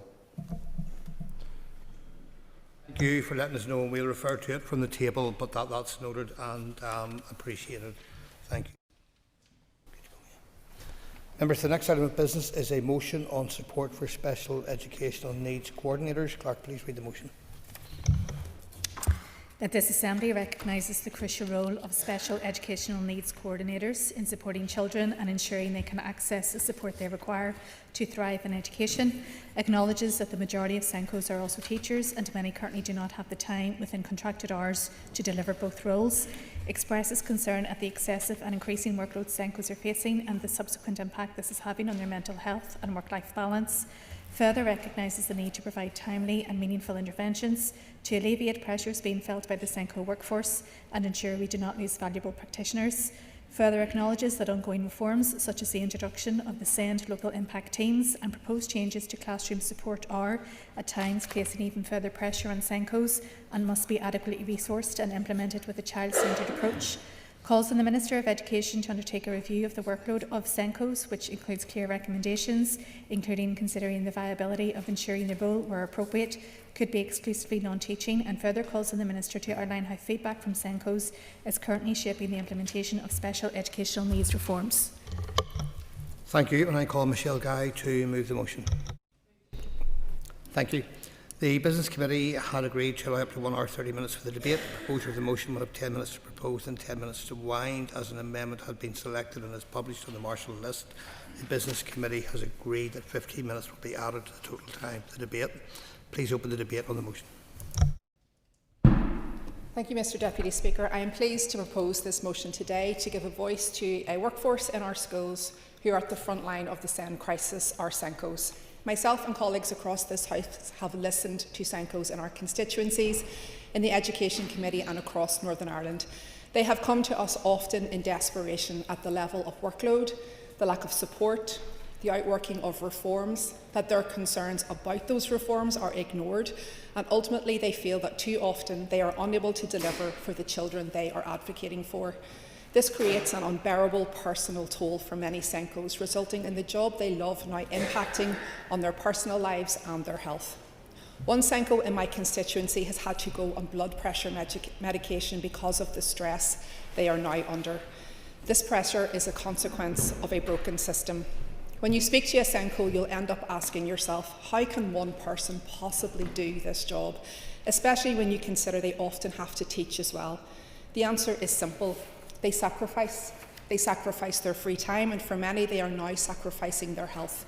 It appears to me that they find themselves at the centre of our broken system. Their first priority and focus is, of course, the children they are trying to support, but they are also the key support for other school staff who are increasingly teaching children with additional needs in their classrooms. They are working with parents and families who are fighting for their children. They are trying to understand, navigate and implement constant changes from the EAN department and manage the expectations of families and school staff following those changes. They are reporting to boards of governors or having to go through the statutory appeals process, working with health colleagues and other therapeutic support teams. And because they are at the centre of special education needs, you would imagine that they are the key to any major changes such as local impact teams or the statutory assessment changes, and yet we seem to find ourselves in the troubling position where those holding the system together feel completely ignored. I am not here to blame individuals in the department or the EA, but I do need them to listen. I know officials and the Minister are genuinely trying to improve the situation, but if things continue as they are, more SENCOs will leave their roles, no one will step up to fill the positions, and the system will fall further into crisis. Officials coming to committee or the Minister standing up in the chamber and quoting favourable voices to contradict the swell of testimony we as representatives are hearing is insulting to us all. It suggests a desire to control the narrative rather than solve the problems. And there is also the lingering concern that how changes have been designed is to make things look better. This concern is simply not going away. And it is not the stuff of conspiracy, it is based on lived experience. Here is a verbatim example from a SENCO who is representing the experiences of a SENCO cluster group. EA Lit support has been challenging. 2 of my pupils who were accepted for a pathway to literacy support were assessed in February, with the promise of signposting to resources strategies to support their learning. I only received these 2 weeks ago, and all I have actually been given is a pack of about 20 photocopied worksheets for each child, nothing else. There is no plan for the EA to review these children after a period of time. This is not helpful at all. In fact, I would go as far as to say this is a total waste of time. Both cases have been marked as closed on our RFI portal, and I am sure feeding into EA statistics that these children have had support. SENCOs all understand the constraints the system is operating within. What they don't understand is why you won't listen to them. They want the transformation of this system to work, but to work in reality, not on the basis of numerical metrics that measure the flow of cases. The only real measure is delivering effective interventions for children. The disconnect that exists between what we as MLAs and committee members are hearing from SENCOs on a weekly basis and then what we hear from the department in EA is so counterproductive. The reality of the situation needs to be understood, not just in terms of data and box ticking, but through the experiences of SENCOs on the ground.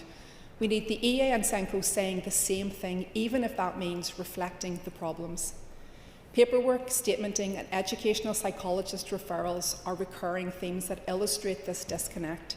Here is one example from a SENCO that typifies these issues. To access support from my educational psychologist, I need to go through this process. A phone call to discuss the child's needs to see if they are appropriate for consultation. If yes, then I need to fill in a consultation form that goes to the psychologist via the EA Psychology Office.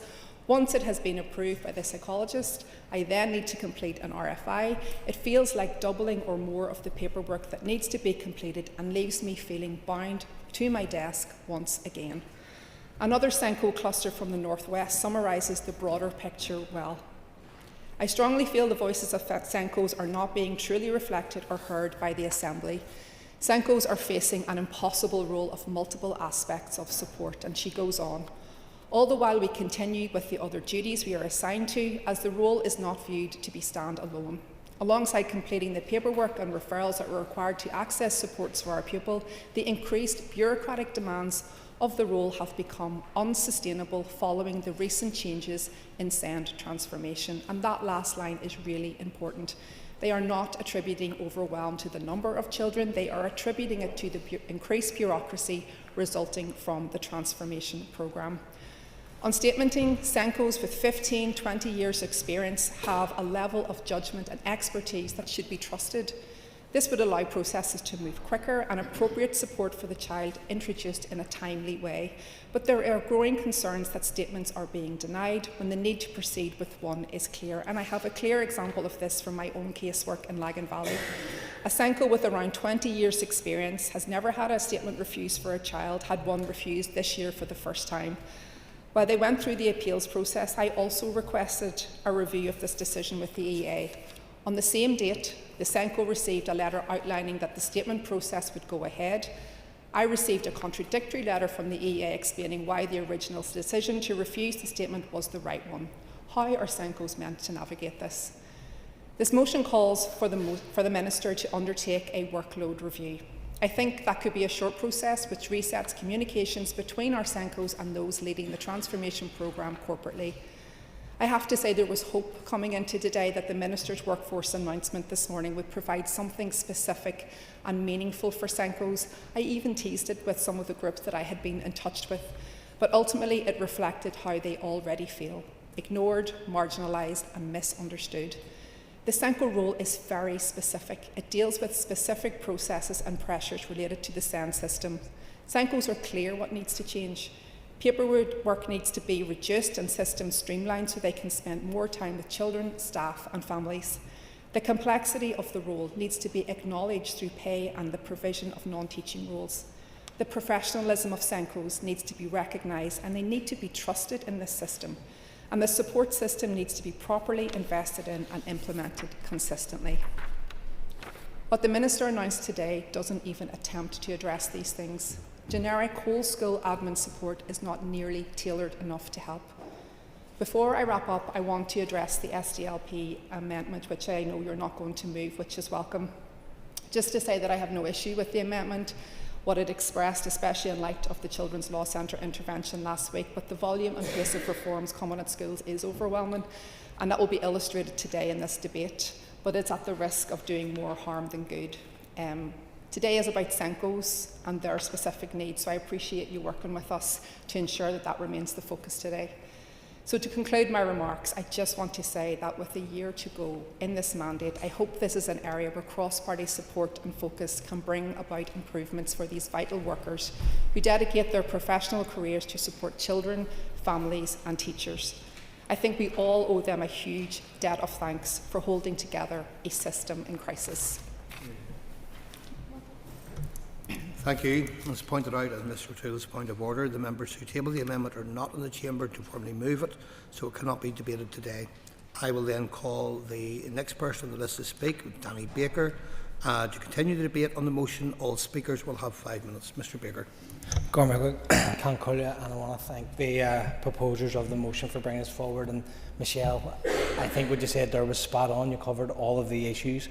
And look, we all want to just play our role to support children with additional needs and their families. My knowledge comes from parents, campaign groups like Caleb's Cause, support groups like Children with Ups and Downs, Shane, Colin Autism Support, our teachers, school leaders, classroom assistants, and of course our SENCOs. And today is about our SENCOs. And I just want to start by reading out a small part of the evidence that the Education Committee took from a SENCO. In reality, our role is ever expanding and becoming more complex.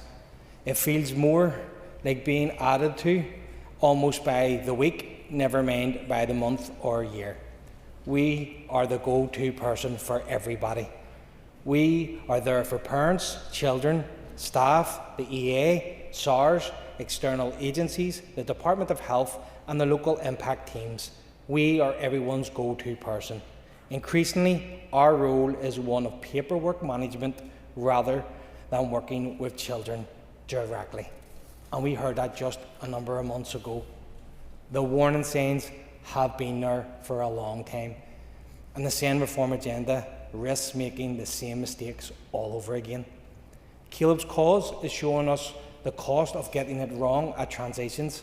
What happens when children and young adults with additional needs do not receive support in time. When families are left to fight a system instead of being supported by it. When gaps, delays and pressures turn into real-life consequences. And at the centre of preventing those failures, stand quietly in every school, are our SENCOs.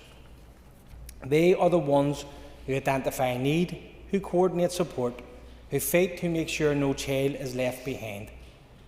But they are being asked to do the impossible, spending hours well beyond those they are contracted to work, providing that help and support to families. SENCOs are not just coordinators, they are full-time teachers, managing their classrooms or spins by day and complex SEN responsibilities in the margins of an already overflowing workload. And now, under the Minister's reforms, through local impact teams and changes to classroom support, more will be added to their workload.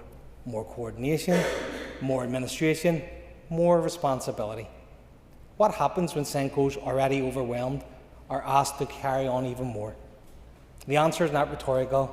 We already have seen it. Delays, missed needs, families losing trust and all hope. We cannot claim to learn from campaigns such as Caleb's Cause while creating the conditions that risk repeating it. No one opposes the need for reform. We just need better reform. Reform that is resourced, reform that is realistic, reform that recognises that SENCOs are not an unlimited resource, but human beings doing one of the most demanding roles in our education system. Minister, I ask you to please listen to SENCOs, to parents, teachers, support staff, to the Children's Law Centre and children's rights advocates. Because you have a choice, listen to the warnings or risk repeating the failures of the past. Thank you. Peter Martin. Thank you very much, Mr Deputy Speaker. I first of all want to thank the proposers of the motion for bringing it forward and allowing this Assembly to recognise the amazing work that SENCOs do in Northern Ireland. And just for clarity, my party will be supporting the motion this evening. Anyone who has a working knowledge of education in Northern Ireland will realise how crucial SENCOs are. I've got it down here that they are the glue holding the support network for our most vulnerable pupils, although the proposer of the motion was probably more eloquent than I am. But everyone, teachers, parents, even politicians, will realise that SENCOs are under enormous pressure. And this pressure is being generated not just because of some of the system pressure that the proposer of the motion alluded to, but also by the sheer number of children who are presenting with special educational needs in Northern Ireland.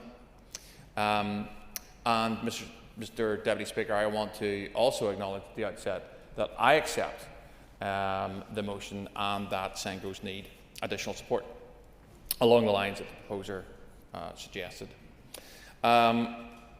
If we have a look at what some of those numbers are and we try to drill down into some of where this pressure is coming from, we do know that 1 in 5 children of our school-age population in Northern Ireland have some level of special educational needs.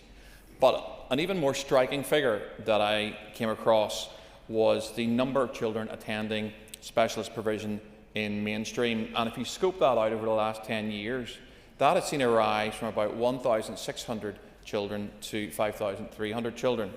And to put that figure into some context, that's a rise of 213% over that 10-year period. And so even looking at that 10-year period, I think SENCOs and principals will agree that what school looked like in 2015 is very different to what it looks like now.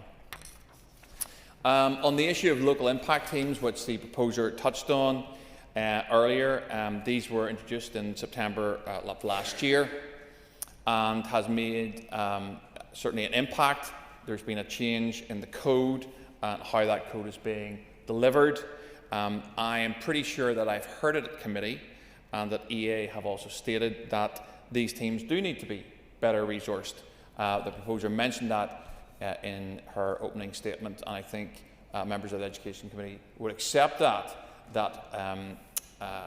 and EA have agreed to do that, and that's something that EA have in fact taken on.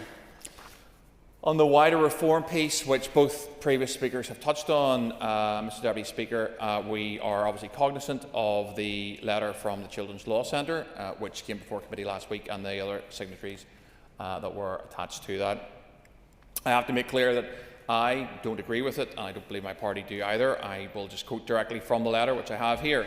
The letter states, "The implementation of the revised SEN framework must stop now." Now, I think most of us will agree that what we have in place currently to support special educational needs children in Northern Ireland is very, very far from ideal, and is certainly not aligned to either the numbers of those children or the complexity of their cases. But we don't have the luxury of doing nothing in this situation. Children with SEN in Northern Ireland need better support. The system needs reform. And we simply must do better for those children. And I believe that the SEN reform agenda that the Minister is taking forward is the right way to go. And we will see in due course, as more support is placed within that system, the outworking of it. But I do not believe that we can maintain status quo. And I don't think it's fair to maintain status quo for the SENCOs who are under this pressure and are living with that on a day-to-day basis, Mr. Deputy Speaker. So, in closing, I just want to say to SENCOs across Northern Ireland that you are amazing, that you are valued, and thank you. Thank you. Call John Burrows. Thank you, Mr. Deputy Speaker. I will be brief because I think there is a unanimous view in the Chamber that SENCOs are worth their weight in gold, as are classroom assistants. They provide support to the most vulnerable in our society, and it's right that we support them. And if we are honest about this situation, they're being asked to do too many things. It is a vital and highly skilled and highly demanding full-time role to coordinate the special education needs provision for our young people. And to do that, as well as deal with the excess bureaucracy that they're faced with, and also deal with being teachers, is not sustainable and it is not fair. So I support, and I've heard, and it's very clear in the teaching profession, that almost without exception, the entire teaching profession, when I engage with them, believe that SENCO should be a full-time role. Now, this is something we just need to arrive at. But we also need to look at the wider pressures that they face in terms of excess bureaucracy. They do face a lot of paperwork, they do face a lot of bureaucracy, things that aren't streamlined, insufficient support from the EA. All of this needs looked at. It's not simply about saying a SENCO should be non-teaching. That is one vital aspect, but it needs to be backed up with giving the proper skills, the proper accreditation, the proper support, reducing the administration and letting them do their job, which is coordinating the best care for those children who have special education needs. I do agree with Mr. Martin's comment. We have an issue in our society with an exponentially growing number of children with special education needs. I don't know if we've actually, as a society, fully understood what that means for us, what is causing it, how we deal with it, how we support parents with it, and how we look at the impact that might have in the future. Because unless we get it right, many of these young people are able to actually go on, if we give them the right support, to have a job. Yeah, I will. Yeah. I want to thank the member for taking an intervention. Would he agree with me that, along the lines that he's spoken about, that the current situation and how we support children with special educational needs isn't sustainable? It does need reform. It does need some level of change within it, because we cannot maintain status quo because we fail the children in doing so. Absolutely. The need for reform is absolutely compelling. Of course, the reform has to be the correct reform. It has to be sustainable. It has to make sure we don't have a burnout. And it has to actually have at its heart. And there are some children, if we're honest, and I go into special education needs schools, there are some children who are never going to go into the workplace. I've had some of them in my family. They just need support and love and care and to be given the best quality of life. But there are children who are able to go into the workforce and have a job and do all of those things. And that's why this is so important actually for future economic inactivity. That's why we need to find the money just to get special education needs provision right. So look, I support the motion fully. I'm glad it was brought. I think it's an important... Yes, I will. Remember, accept that there's a really big role in health in this, particularly at post-19, but the whole way through it, we can see even with the local impact teams that the fact that health aren't really engaged in this is really putting the cart before the horse. I said, and I actually think at some stage we need, and I think I raised it in Westminster. I actually said, as a nation, and I'll include the Republic of Ireland, we had the North-South Ministerial Committee statement today. Between the 5 regions that make up our 2 islands, we need to collectively and look at what's happening across Europe and understand this issue with SEN. There is an increase in numbers that teachers have never seen before. Our whole executive actually need to grapple with this. This is going to cost far more than education ever cost before. That's the reality. We need to grapple with this. It actually includes early years. It includes 0 to 5. And that's an issue for health. It's an issue for parenting. So I don't attribute this to any... This is a societal issue that we have to actually grip. And if we don't grip it, we're facing a future where the children actually won't get the help they need. Our workforce is not going to have the people it needs. Our parents at home aren't going to have the support they need. I know parents, and I know we're slightly moving from this. The fact that during summer schemes, summer school schemes for special education needs children, they only have 2 weeks. I know parents who want to actually work, who want to contribute to the economy, but they can't because they have to look after their child because the school is closed. That actually costs us more than we're saving by not actually investing in it. Then the children who have progressed in school are actually seen as going backwards because they haven't had the routine of being in their school for 6 weeks or 8 weeks. What I want to bring this back to is, I support the motion, I'm glad you brought it, but I think as a collective executive and as a collective society and nationally, we need to have an honest, hard look at the exponential rise in special education needs and see how we're going to manage this collectively, end to end throughout its whole life cycle. And finally, I'll say this.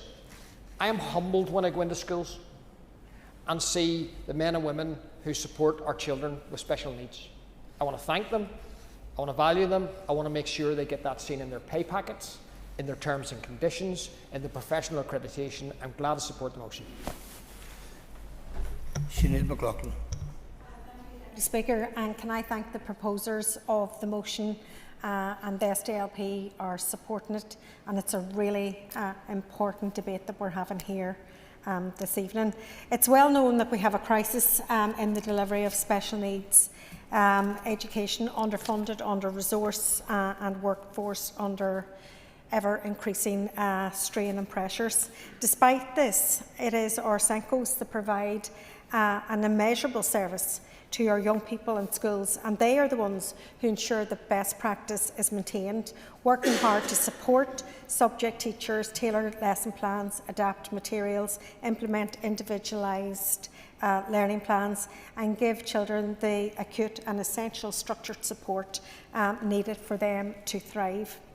However, our SENCOs are themselves increasingly in need of support that, to be honest, isn't forthcoming. And increasingly we see SENCOs having to take time off work, they're stressed, they're burnt out and they're sick. They're juggling the demands, not just being SENCOs, but actually many are also classroom teachers.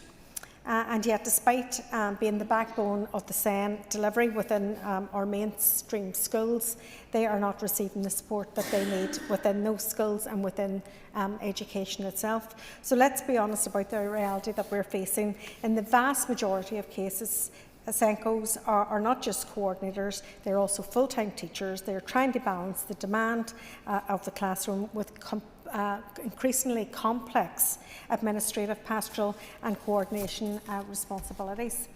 That is not a sustainable model at all, and it's no surprise that many of them are experiencing excessive workloads and pressure on their mental health and an erosion of their work-life balance, and that's not good for anybody, particularly the kids that they love and cherish within the classroom. I strongly support the motion's call for the review of SENCO's workload and for serious consideration of how we better structure and support this role, including whether, in some cases, it should be a non-teaching position. We also need to place this discussion in the wider context. The pressures facing SENCOs are not just happening in isolation, they're part of a broader system that is increasingly under strain. And I would agree with the UUP leader, there has to be a bigger picture here. We have to look at the issues from the very beginning of a child's life and engagement in education right through to the end and support them. You know, there needs to be some type of cost analysis. We increasingly keep on talking about the cost to the system, but it's actually really costing society in the long run. I suppose shortcuts are never really quite what they seem when you're trying to make them. It can cost us all in the end. And we can just see how strained the system has become. And in the past 5 years alone, there has been over 10,000 recorded incidents of work-related assaults on teachers and classroom assistants. The number of incidents has risen significantly year on year. Dozens of teachers have required to take time off work, while suspensions have also risen by almost 70%. Since before the pandemic, up 20% in just the last 2 years. These figures are really stark, and our schools are dealing with increasingly complex needs, as I said, without the level of support that is required. And in that environment, SENCOs are not just coordinating provision, they are operating at the front line of a system that is a breaking point. And it is in that context that the ongoing SEN reforms are being implemented. And to be clear, reform, of course, is necessary. And no one in this chamber would argue with that, would argue that the current system is working well and as it should for children with special needs. But reform must not only be well-intentioned, it must be deliverable in practice. And what we are hearing from many within the system, SENCOs, school leaders and supportive services, is a growing concern about capacity and the ability to deliver to the needs of the most vulnerable in our society. As I say, we're supporting the motion. We welcome the debate, but it's really action, Minister, that we really are looking for. Thank you. Cathy Mason. Gormagat Leish Concordia. I want to start by thanking Michelle and Nick for bringing this really important issue to the Chamber. But I have to say it is getting to the stage where Senkos are coming to us and they're asking, what is the point? What is the point in raising these issues again and again and again if the Minister and the Education Authority are not prepared to listen, and if the Health Minister isn't even at the table? Because we could stand here today and we could list every single pressure facing our Senkos, the workload, the lack of support, the constant firefighting, the barriers to getting help for children. And Michelle, I think you outlined all of those issues really, really well. But the truth is that all of this has already been said time and again. It's been raised by principals, it's been raised by teachers, raised by classroom assistants, by Senkos, and raised by the parents who are watching their children struggle. So the question is no longer what are the problems. The question is when will they listen? Because what we're hearing from those on the ground is deeply, deeply alarming. Senkos are at breaking point. They're not just raising concerns anymore. They are pleading with the Education Authority, pleading with the Minister to reset, to listen, and to make changes before more damage is done. This new system is stretching them to the breaking point. We've already heard recent research showing 9 out of 10 teachers are experiencing burnout, many of them pointing directly to the pressures of supporting children with additional needs. And a Senko workload survey that we heard at committee laid bare the reality of overwhelming paperwork, impossible workloads, and the lack of the very basic of communication. 78% feel poorly supported or not supported at all. 86% are considering leaving the role entirely. Let that sink in. The very people that we rely on the most are asking themselves, can I keep going? And at the same time, I've been contacted by so many staff who are working within the Education Authority, particularly those in the lit teams and literacy support roles, and it is genuinely heartbreaking to listen to them. These are skilled, committed professionals who should be out in schools helping children who are struggling to read, but instead they are spending their time trying to navigate and at times work around a system that is failing them, pleading to get children in their care the support that they so desperately need, or sitting answering telephones, tied up in a system that they feel is failing children. And not just failing children, but actively harming them. And they feel blamed. They feel like they are being talked about as part of the problem. Let me be absolutely clear. This is not their fault. They are dedicated individuals and they're working right across the Education Authority, doing everything that they can in incredibly difficult circumstances. I have heard directly from them and I know how hard it is for them. This is not a failure of people. It is failure of a system they are being asked to operate within. And Minister, no amount of spin in this chamber is going to change that, because I do know what is going to come next. A list of actions, a list of plans, and the familiar line that more money is needed. That's just not going to wash with these Senkos anymore. They are just words. Because this is about the reality on the ground. And the reality is the system is stretched to breaking point. And the people holding it together are crying out for help. The Children's Law Centre has issued a clear and unequivocal warning that these reforms risk moving things in the wrong direction. This can't be ignored. Minister, I do not believe for 1 second that you want these children to come to harm, or that you want Senkos and EA staff pushed to the edge. But I do believe that your ego has clouded your judgment. Because when every single voice on the ground is calling for you to pause, to reset and to listen, and you continue on regardless, that's not leadership. And Minister, you stood this morning in this chamber and you spoke about wanting to work with Sinn Féin. Now's your chance. Prove it. It is time to face reality. Reset, listen, and please work with all of us. Work with the Senkos. Let the ego, let the bluster, and let the deflection go. Work with everyone before more damage is done. Nina McAllister. Thank you, Deputy Speaker. I'm glad to speak to this motion today, and my focus is primarily going to be on the unique and special circumstances within my own constituency of North Belfast. I don't claim that all of the issues within North Belfast are unique, but there are some circumstances there, and actually good work that I want to highlight today in the Chamber. Coming from a big family of 8 children, 7 of which are teachers or classroom assistants, a week doesn't go by where I don't get complaints around dinner tables, phone calls and text about various needs within their school, special schools, primary schools, secondary schools, across all of the spectrum. And I seem to be the kind of voice that they go to complain, to ask questions and to seek kind of signposting for where they should go to next alongside their colleagues too.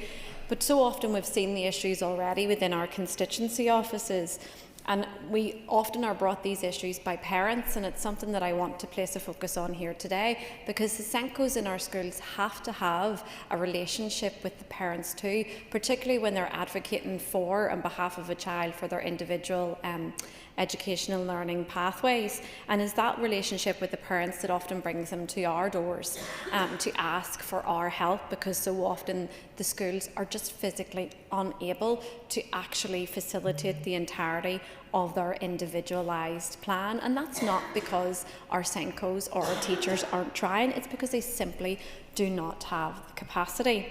In North Belfast, in one of the wards, 1 in 20 children have a care order. That means they're either under the care of the state, in a residential care home, in foster care, or indeed in kinship care.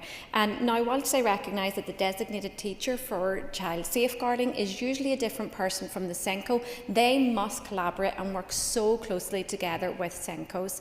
We have had individualised circumstances in North Belfast where SENCOs and principals have taken children to their own home because foster care placement couldn't be found for them. And those children, every single one of them, have complex and additional special educational needs.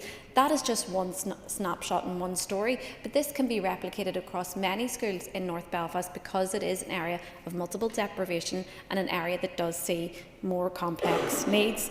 Primary schools and secondary schools, even within my own constituency, often different, and we are very lucky that we send our children to a school that has a full-time SENCO.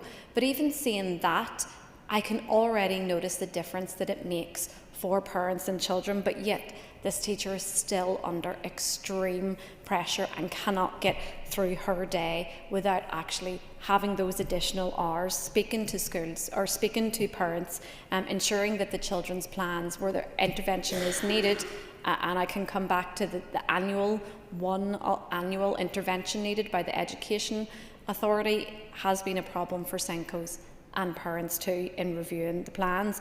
But it has worked in some circumstances to change the system. I know, Minister, that you have been to, or potentially are going to Belfast Boys Model School. I think I heard you speak about it in the past. I'm sorry if I'm wrong, but they have implemented a different way of working that works for their children and their kids that go to that school. But then just a short way down the road in other schools in North Belfast, to think of Trinity College, the same system doesn't work there. So we have to allow teachers to have that individualised need that meets their pupils, but that just means more work.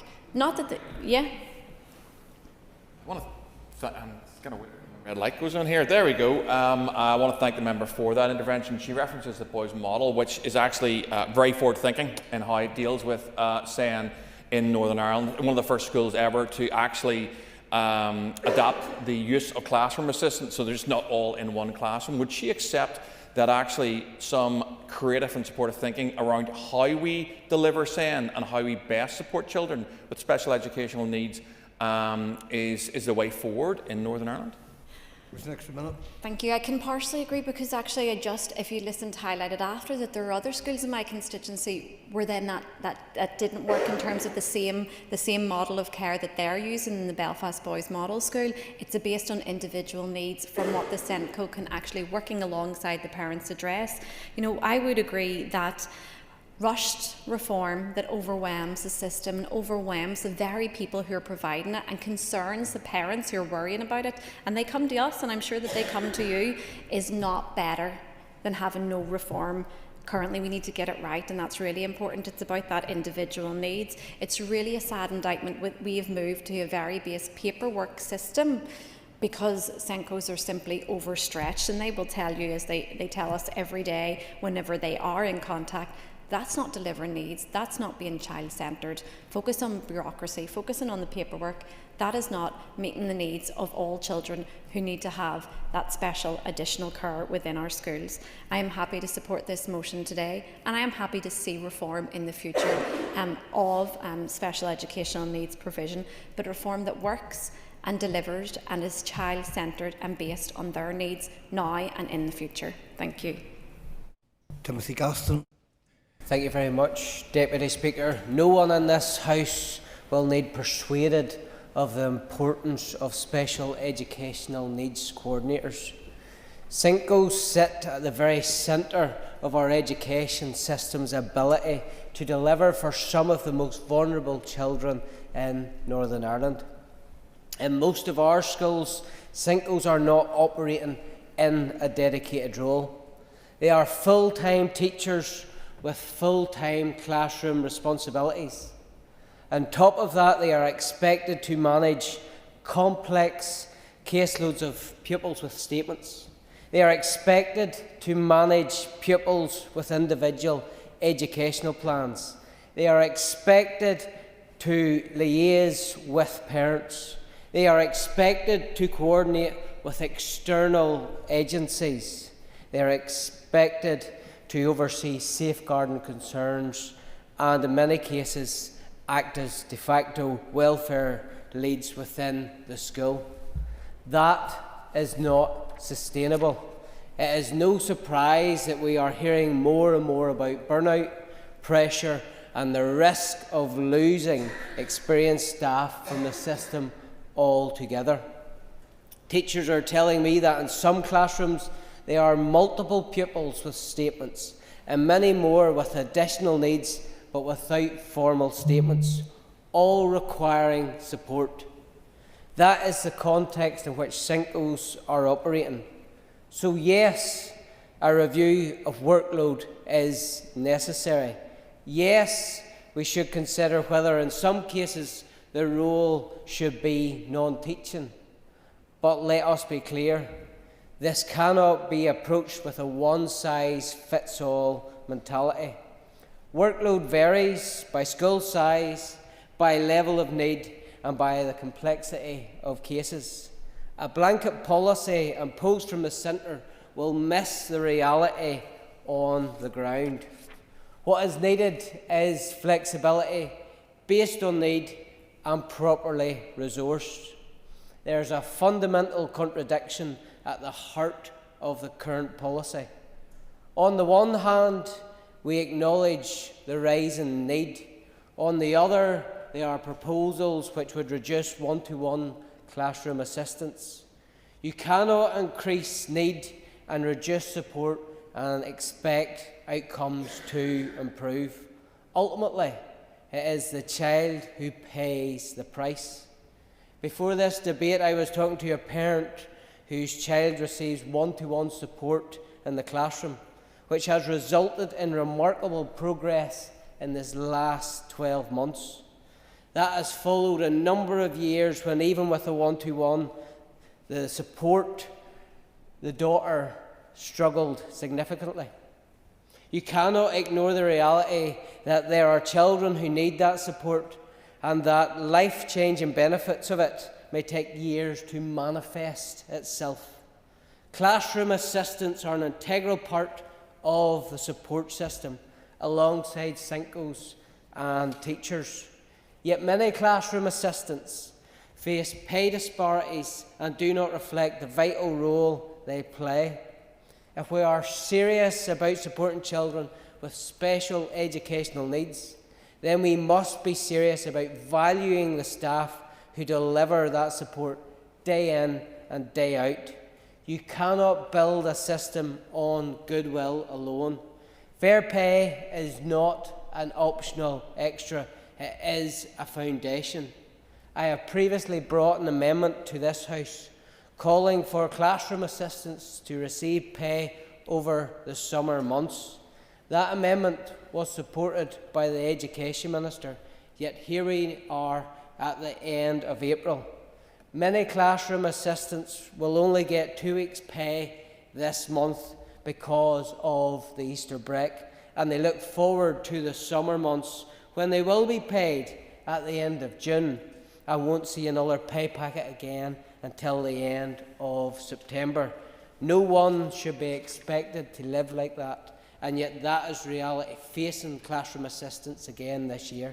It isn't good enough, it needs to change, and if, as the Minister said this morning, this is an issue which needs to be addressed on a UK-wide basis, then I trust it is something he will ensure the Executive will actively pursue.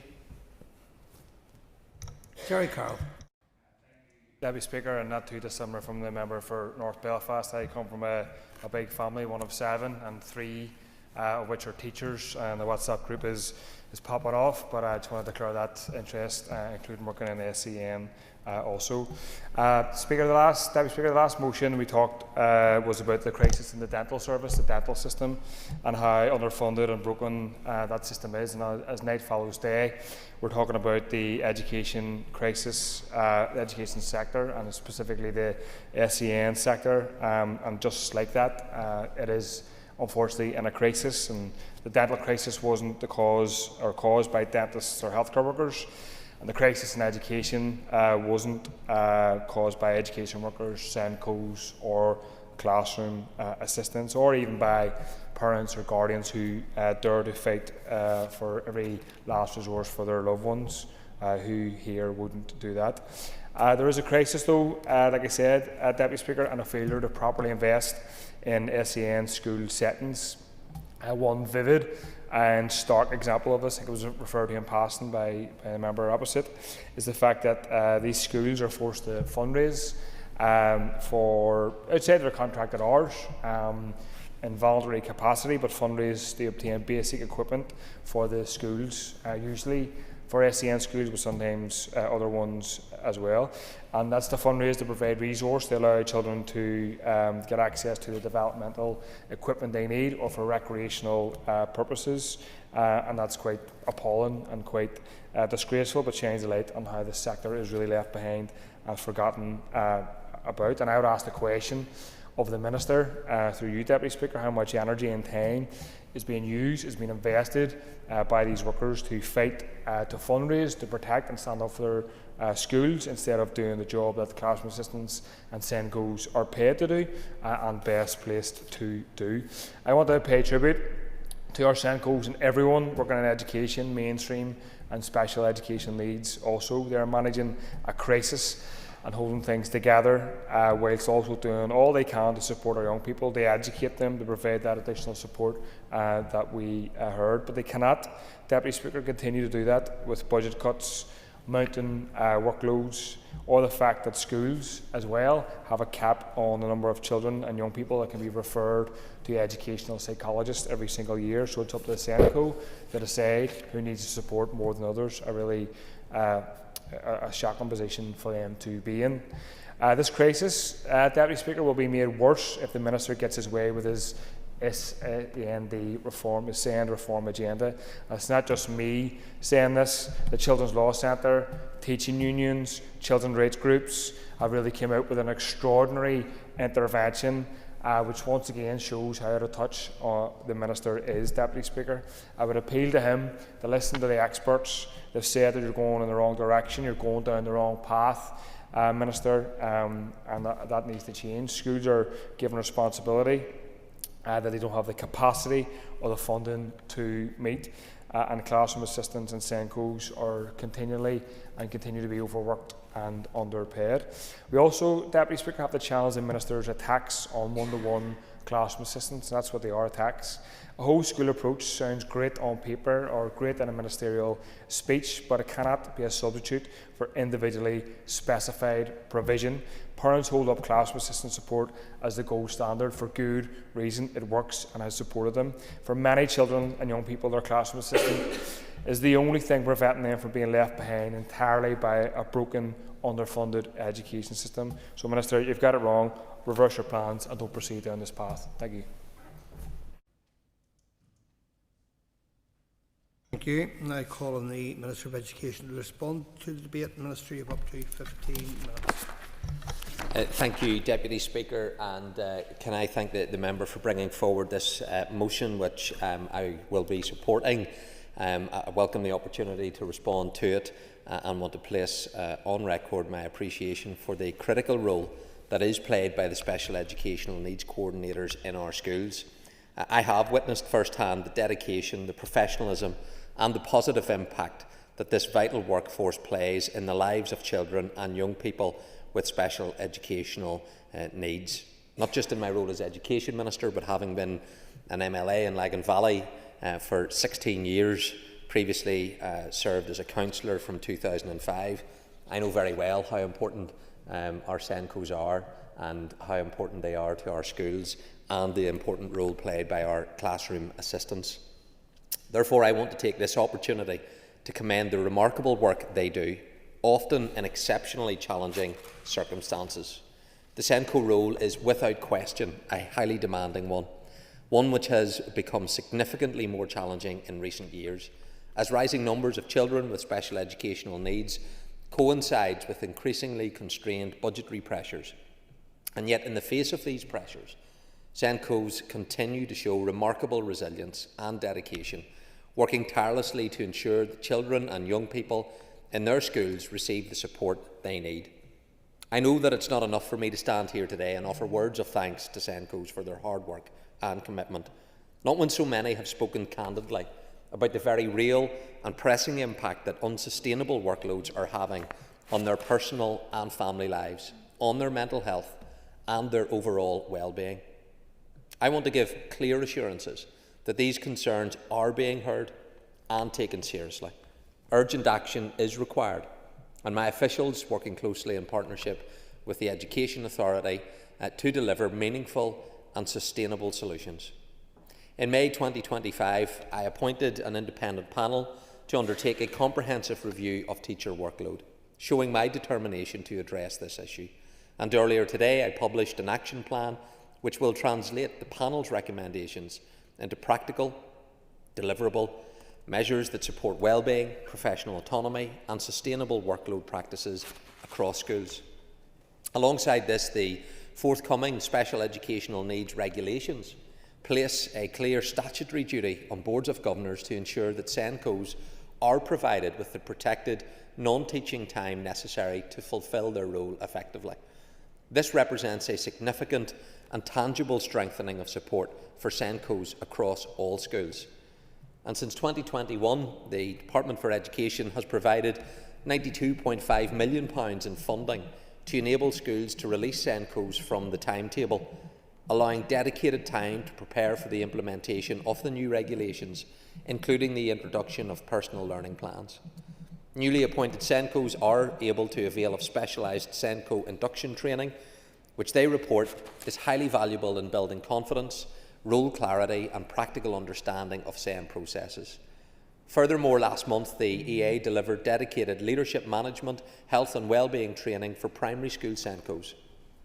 In addition to the existing support available, the EA has also developed an enhanced package for schools establishing specialist provisions. Central to this package is dedicated SENCO release time of 1 month to stabilise new provisions, with a further 1 day per month per class on an ongoing basis. And each school also receives £10,000 to cover administrative responsibilities, freeing SENCOs to focus on pupils rather than paperwork. To strengthen whole school SEN capacity and reduce reliance on SENCOs, up to 20% of mainstream teachers and up to 5 classroom assistants will receive targeted SEN training, supported by up to 5 days release, Each setting will be supported by the EA Specialist Provision Service through a dedicated advisory teacher, universal and targeted training, and specialist input for individual pupils where required. These actions represent a further step forward, building on the extensive and ongoing work progressed by the EA to streamline SEN processes and reduce administrative burden for schools. That is a result of listening and then acting. The local impact teams, which were introduced in September 25, were designed with the intention of removing barriers to services, reducing unnecessary bureaucracy, and promoting more equitable access to support. Central to this work has been the introduction of a single request for involvement portal, enabling SENCOs to engage with the EA services through one streamlined process. SENCOs were closely involved in shaping and testing the portal to ensure it reflects the realities of day-to-day practice. Their ongoing feedback continues to inform implementation through the SENCO Continuous Reference Group, which focuses on identifying strengths and challenges with the local impact teams and education psychology service models, ensuring that practitioners remain central to the wider programme of SEN reform. And through the SEN reform agenda, I've clearly articulated the need for sustained and meaningful investment in our educational workforce. And a central action within the SEN delivery plan is the design and delivery of a dedicated leadership programme for SENCOs. And I'm pleased to advise that the initial scoping work is already underway, looking carefully at existing training provision and best practice in other jurisdictions. The next phase will involve a comprehensive co-designed process with SENCOs themselves, ensuring the programme is firmly grounded in lived experience and delivers practically meaningful training that responds directly to the challenges they face. Alongside this, a key strand of the EA's enhanced support model will focus on how the SENCO role itself can be better supported and strengthened. In some schools, this may involve establishing the SENCO as a dedicated role, free from teaching responsibilities, enabling them to focus fully on supporting children and young people with special educational needs. In other settings, it may mean developing a wider skilled team, trained across the 5 areas of special educational needs, so that the SENCO is properly supported and able to balance leadership responsibilities alongside some teaching commitment. This flexible approach recognises the diversity of schools' contexts, while ensuring that SENCOs are given the support they need to carry out their role effectively. The EA is currently consulting on the enhanced support model, and it's essential that this work is shaped by the voices of those with lived experience. That means listening carefully to parents and carers, to children and young people themselves, and to those working every day in our schools. Some members have called for a pause in the programme of SEN reform, and yet some of the same voices that have asked for a pause frequently argue that progress in SEN reform is too slow. You can't reconcile both positions. Sinead McLaughlin challenged me at the very end of her contribution. It's action that is needed. That's contrary to a pause in the process. I think Mr. Shane was wanting me to give way. I thank the Minister for giving way. And I mean, we all saw the letter and the statement from the Children's Law Centre recently, and I have to say this. The Children's Law Centre is a go-to organisation for public representatives. They're the people who have most expertise in the field of special educational needs. They're widely regarded, held in high esteem, and are experts in their field. And that letter that they released and the statement they released was supported by many other stakeholders, as well as trade unions. Now, I'm saying to the Minister, is it beyond the wit of all those organisations, yourself, the EA, to come together and plot a way through this, rather than having disagreement? I mean, I accept that you want to do the best for children with SEN. I have no doubt about that. But so does Children's Law Centre, and they are experts in the field. And, you know, one of the issues is that you haven't met them. Can you not come together with that organisation, with the trade unions, and try to work out a way which is acceptable to everyone. Thank you. I can assure the member that we will be meeting with the Children's Law Centre, the department and EA. That is being arranged in the coming weeks, and that will help address their concerns which they have raised. And it will also ensure that there is a shared and accurate understanding of what the enhanced support model is. But on the actual point in which the Children's Law Centre made claims around the legal duties being transferred to schools as a result of the new model, that assertion isn't correct. The legal responsibility for the delivery of special educational needs provision, that will continue to rest with the Education Authority, and any changes to provision would be clearly and transparently set out within a statement of special educational needs. So we'll be meeting with the Law Centre. We will be meeting with the Law Centre. We'll provide the clarity, but on that claim that they made, it isn't correct. It's not accurate. But the meeting will help clarify that, and if there's other concerns that my officials in EA can help address with the Children's Law Centre, more than happy to do that. I think Mr. Shane's one back in. And thank the Minister again for giving way. And it's clear there are disagreements between the Department and the Children's Law Centre around the legality of some of the reforms that are being proposed. That has to be an issue that can easily be resolved by yourself and the Children's Law Centre coming together and working through what you say is legal and what they say isn't legal. I mean, how much does it take to resolve that? I just can't see how this is an issue, you know, that can create a blockage in the system. I don't think it should be insurmountable, and that's why the meeting's being organised, and we're more than happy to take on board those concerns. But what members we do know, the status quo is failing to deliver consistently good outcomes for children and young people with special educational needs. And I don't believe that members can, in good conscience, argue for change while simultaneously resisting reforms required to deliver that. The number of children with a statement of SEN is increasing year on year. Members know this.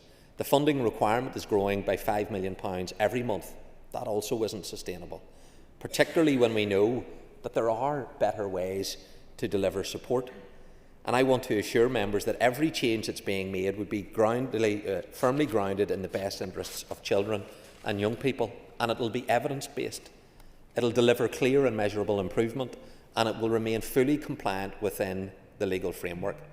So while the implementation of the enhanced support model is planned to commence in September 2026, that will initially be taken forward with 150 schools who we know are already using alternative models of support. And the member for North Belfast, Nuala McAllister, referred to one of those schools, the Boys Model, rightly highlighting how that school had been pioneering when it came to changing the way in which they were supporting children with special educational needs. That was moving away from the default position of direct one-to-one support. It was providing a better support for the whole school, not just in one particular in one particular way, and that, I think, speaks to the challenge. That does speak to the challenge that others would say retaining the current status quo is the best way, when we already know 150 schools are taking forward alternative approaches whenever it comes to addressing this issue, the Boys Model being one of them. I think, have I 15 minutes? Can I apologise to the member, because I just want to close out what I'm going to say. If I do have time, I will bring the member back in. These approaches have been developed collaboratively, working closely with parents and with the staff who know their schools and pupils best. And crucially, they are working. And we must learn from this success and ensure that effective practice is shared and implemented more widely, including in the school that the member referred to, that it wasn't happening there. Over the coming years, wider rollout will proceed on a phased and a responsive basis, aligned to individual school readiness and designed to ensure that schools, staff and parents are given sufficient time and support to embed change effectively and sustainably. In closing, I want to recognise that this is both a demanding and an uncertain time for many across our education system. Change, even when it is necessary and well-intentioned, it can feel unsettling, particularly when it affects roles and workloads, and it's right that we acknowledge that reality. We must also be realistic that meaningful change takes time. It cannot and should not happen overnight, However, I am confident that SENCOs will begin to see that their voices are being heard, that their concerns are being taken seriously, and that positive change is beginning to take shape as a result. Thank you. Thank you. Now I call Nick Matheson to conclude and wind up the debate on the motion. You have up to 10 minutes. Thank you, Mr Deputy Speaker. And I would like to thank all members who have contributed to this debate today. I think there's been a really constructive tone in the Chamber. I think we landed in a rare space where, at least on the substantive issues in the motion, there seems to be agreement. Now, I think the conversation has widened out into the wider issues around SEN reform, where there may not be complete alignment. But I think even on that issue, there is a sense of everyone in the room, as far as I can tell, acknowledging there is a need to come together. If there are concerns about legalities of reform, if there are concerns about the pace of change, it seems to me that there is an openness to engage, and I certainly welcome that today. I want to just begin by saying the motion that we brought to the Assembly today on this issue was deliberately narrow. And it's not that all of the other issues that members have wanted to raise today, and we have had a whole range of different issues. We've had Peter Martin raising his concerns about the status quo in terms of how we deliver SEN services. We've had John Burrows looking at the rising level of demand for SEN services and complexity, with other members highlighting the really crucial role of classroom assistants, and I could go on the different levels of emphasis. But I wanted to be clear that it's not that those issues aren't important. We brought this motion today because I think, and I will quote Peter Martin if he doesn't mind, in terms of that glue that holds SEN services together in our schools. In many, many cases, in my view, that is the SENCO. They are, and others have used this phrase, the go-to person in the school, but they're also the go-to person from external agencies as well. And I think when you only need to spend a few minutes in the company of a group of SENCOs to hear the level of their dedication, their level of insight into the complexity of needs in their own individual school settings, the level of understanding of the challenges parents are facing navigating the system, their appetite and their ability to engage with reform, but also their realism about the level of challenge that the resources bring. So SENCOs really are absolutely critical to any delivery of SEN services and to any delivery of reform in that space. So our motion was deliberately narrow. We wanted to acknowledge that evidence that we have heard at Education Committee, and that evidence that certainly myself and other colleagues have heard from their own local SENCO clusters, who have articulated just the level of challenge they're facing, the level of pressure that they are under so clearly. And I think the concern that was then the outworking of that if we have a workforce that is so crucial to the system, but that is feeling that it is on the brink of complete overwhelm, that it is on the brink of not being able to cope. When we hear of schools saying that when a SENCO vacancy comes up, nobody applies for it, that it is a serious job of arm twisting to get people to take the role. And SENCOs talking about being afraid to go off sick because they worry about the impact that would have on their school setting. We have SENCOs, and I'll not quote any names because they might get in trouble with their unions, but the SENCOs have said to me, that they sort of have a laugh internally when the phrase action short of strike is used, because they've said if there's one person in a school who can't go on action short of strike, it's a SENCO, because the whole thing would fall apart around them if they did. So that, to me, is an unsustainable picture that we're looking at. So the motion was narrow, and that is not to say that Alliance is not up for the debate around wider SEN reform. We absolutely are, and we're really clear, and I need to just declare an interest here, as my wife works for an organisation that was a co-signatory to the Children's Law Centre letter. There is a need for the system to engage with those concerns that have been raised, but I actually think we have a space where we can open up a constructive conversation, that the consultation on the enhanced support model is still open, and when it closes, that is the right and appropriate time for the system to pause, to take a breath, to get the right stakeholders around the table, to reflect on what comes through in the consultation, to deal with concerns around legality, to deal with the pace of change, but to ensure that we get all of the key stakeholders all pulling in the same direction. That's what I would like to see, because I don't think a single person in this Assembly thinks that the system is currently fit for purpose. I don't think a single person is articulating that we should change nothing.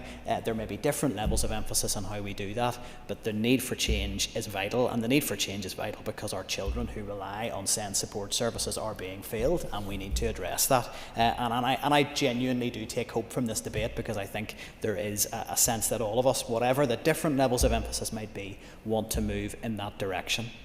But to return to the substantive content of the motion, I would like to just put on record a couple of thank yous just at the start in terms of the SENCOs that I have engaged with. I would like to thank the cluster groups that I have engaged with, specifically the cluster groups in Newtonards, in North Down and Castlereagh, as well as the individual SENCOs who have contacted me to share their experiences. That engagement has been absolutely invaluable, and your honesty and your willingness to engage. Sometimes those engagements have felt like therapy sessions. This is a workforce who really do feel on the brink, and I don't say that flippantly, and often SENCOs have referred to those engagements in those terms. And it was those engagements, and I know for my colleague Michelle as well, and I know for other members on the Education Committee who have engaged with their own local SENCO workforce, that those engagements have been absolutely critical in understanding the level of pressure that is ongoing in our schools. I would give way. Thanks to the member for giving way. Would the member agree with me that it's vital that SENCOs get release time to work on all of the extra pressure that they have?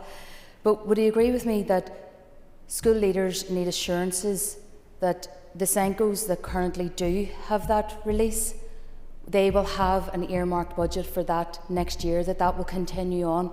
Because we are hearing concerns from a lot of principals that a lot of the extended schools programme, nurture, all of these things are being cut, and they fear that SENCO release time is going to be next. Thank the member for the intervention. And yes, it's absolutely essential that the finances need to be put in place to ensure that the appropriate level of release is delivered, and it is really important we get assurances around that. And I think, if you just give one moment, and I will give way, I think for anyone who does engage with groups of SENCOs, the disparity of the approaches that are taken within schools is quite striking, and sometimes in schools where the needs are clearly at a higher level and more complex, some of those SENCOs get less release time, and I think that is a lot of that is to do just with the particular budgetary position of the school, and I don't think schools should be placed in that position. But I'll give way to Peter. I want to thank the Chair of the Education Committee for giving way. The member for South Down raises a question around budgets and ensuring that the funding is there around SENCO and release time. Would the Chair agree with me that that is not in the varies of the Education Minister to deliver? That is in the varies of the Executive to deliver, and so the Executive has to put in place the funding that the Minister needs in order to carry that out? Thank the member for the intervention. I would just point out that I think we get into dangerous territory when we have ministers saying other ministers need to surrender your budget so I can do this thing. We could get round in a vicious circle of that all day long, and every minister would make the case. It's for the Education Minister to make his case to the Finance Minister for the investment that he needs, and I would hope that the Finance Minister would be sympathetic to that.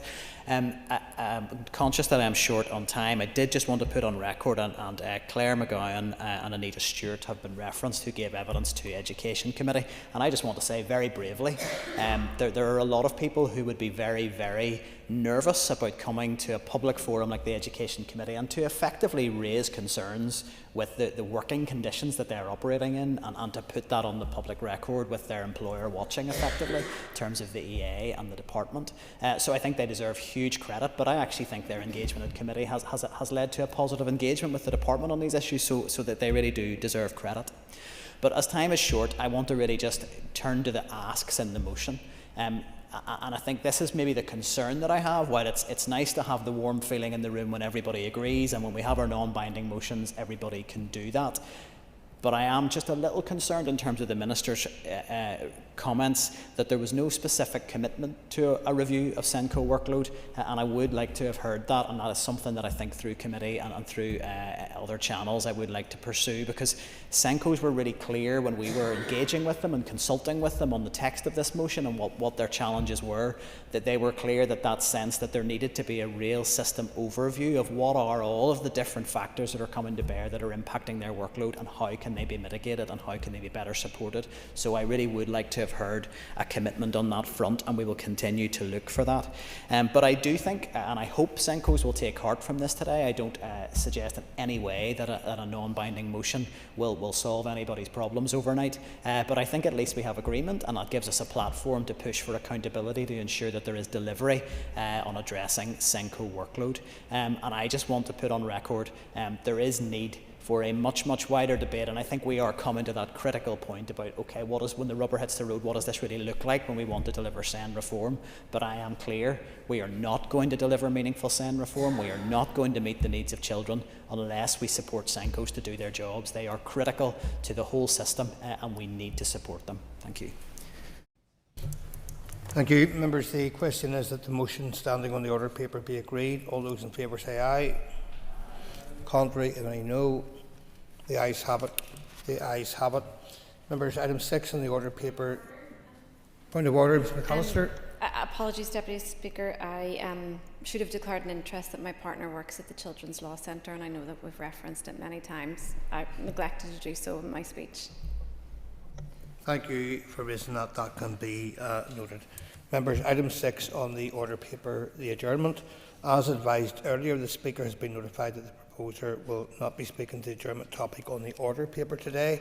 So the question is that the Assembly do now adjourn. The Assembly is adjourned.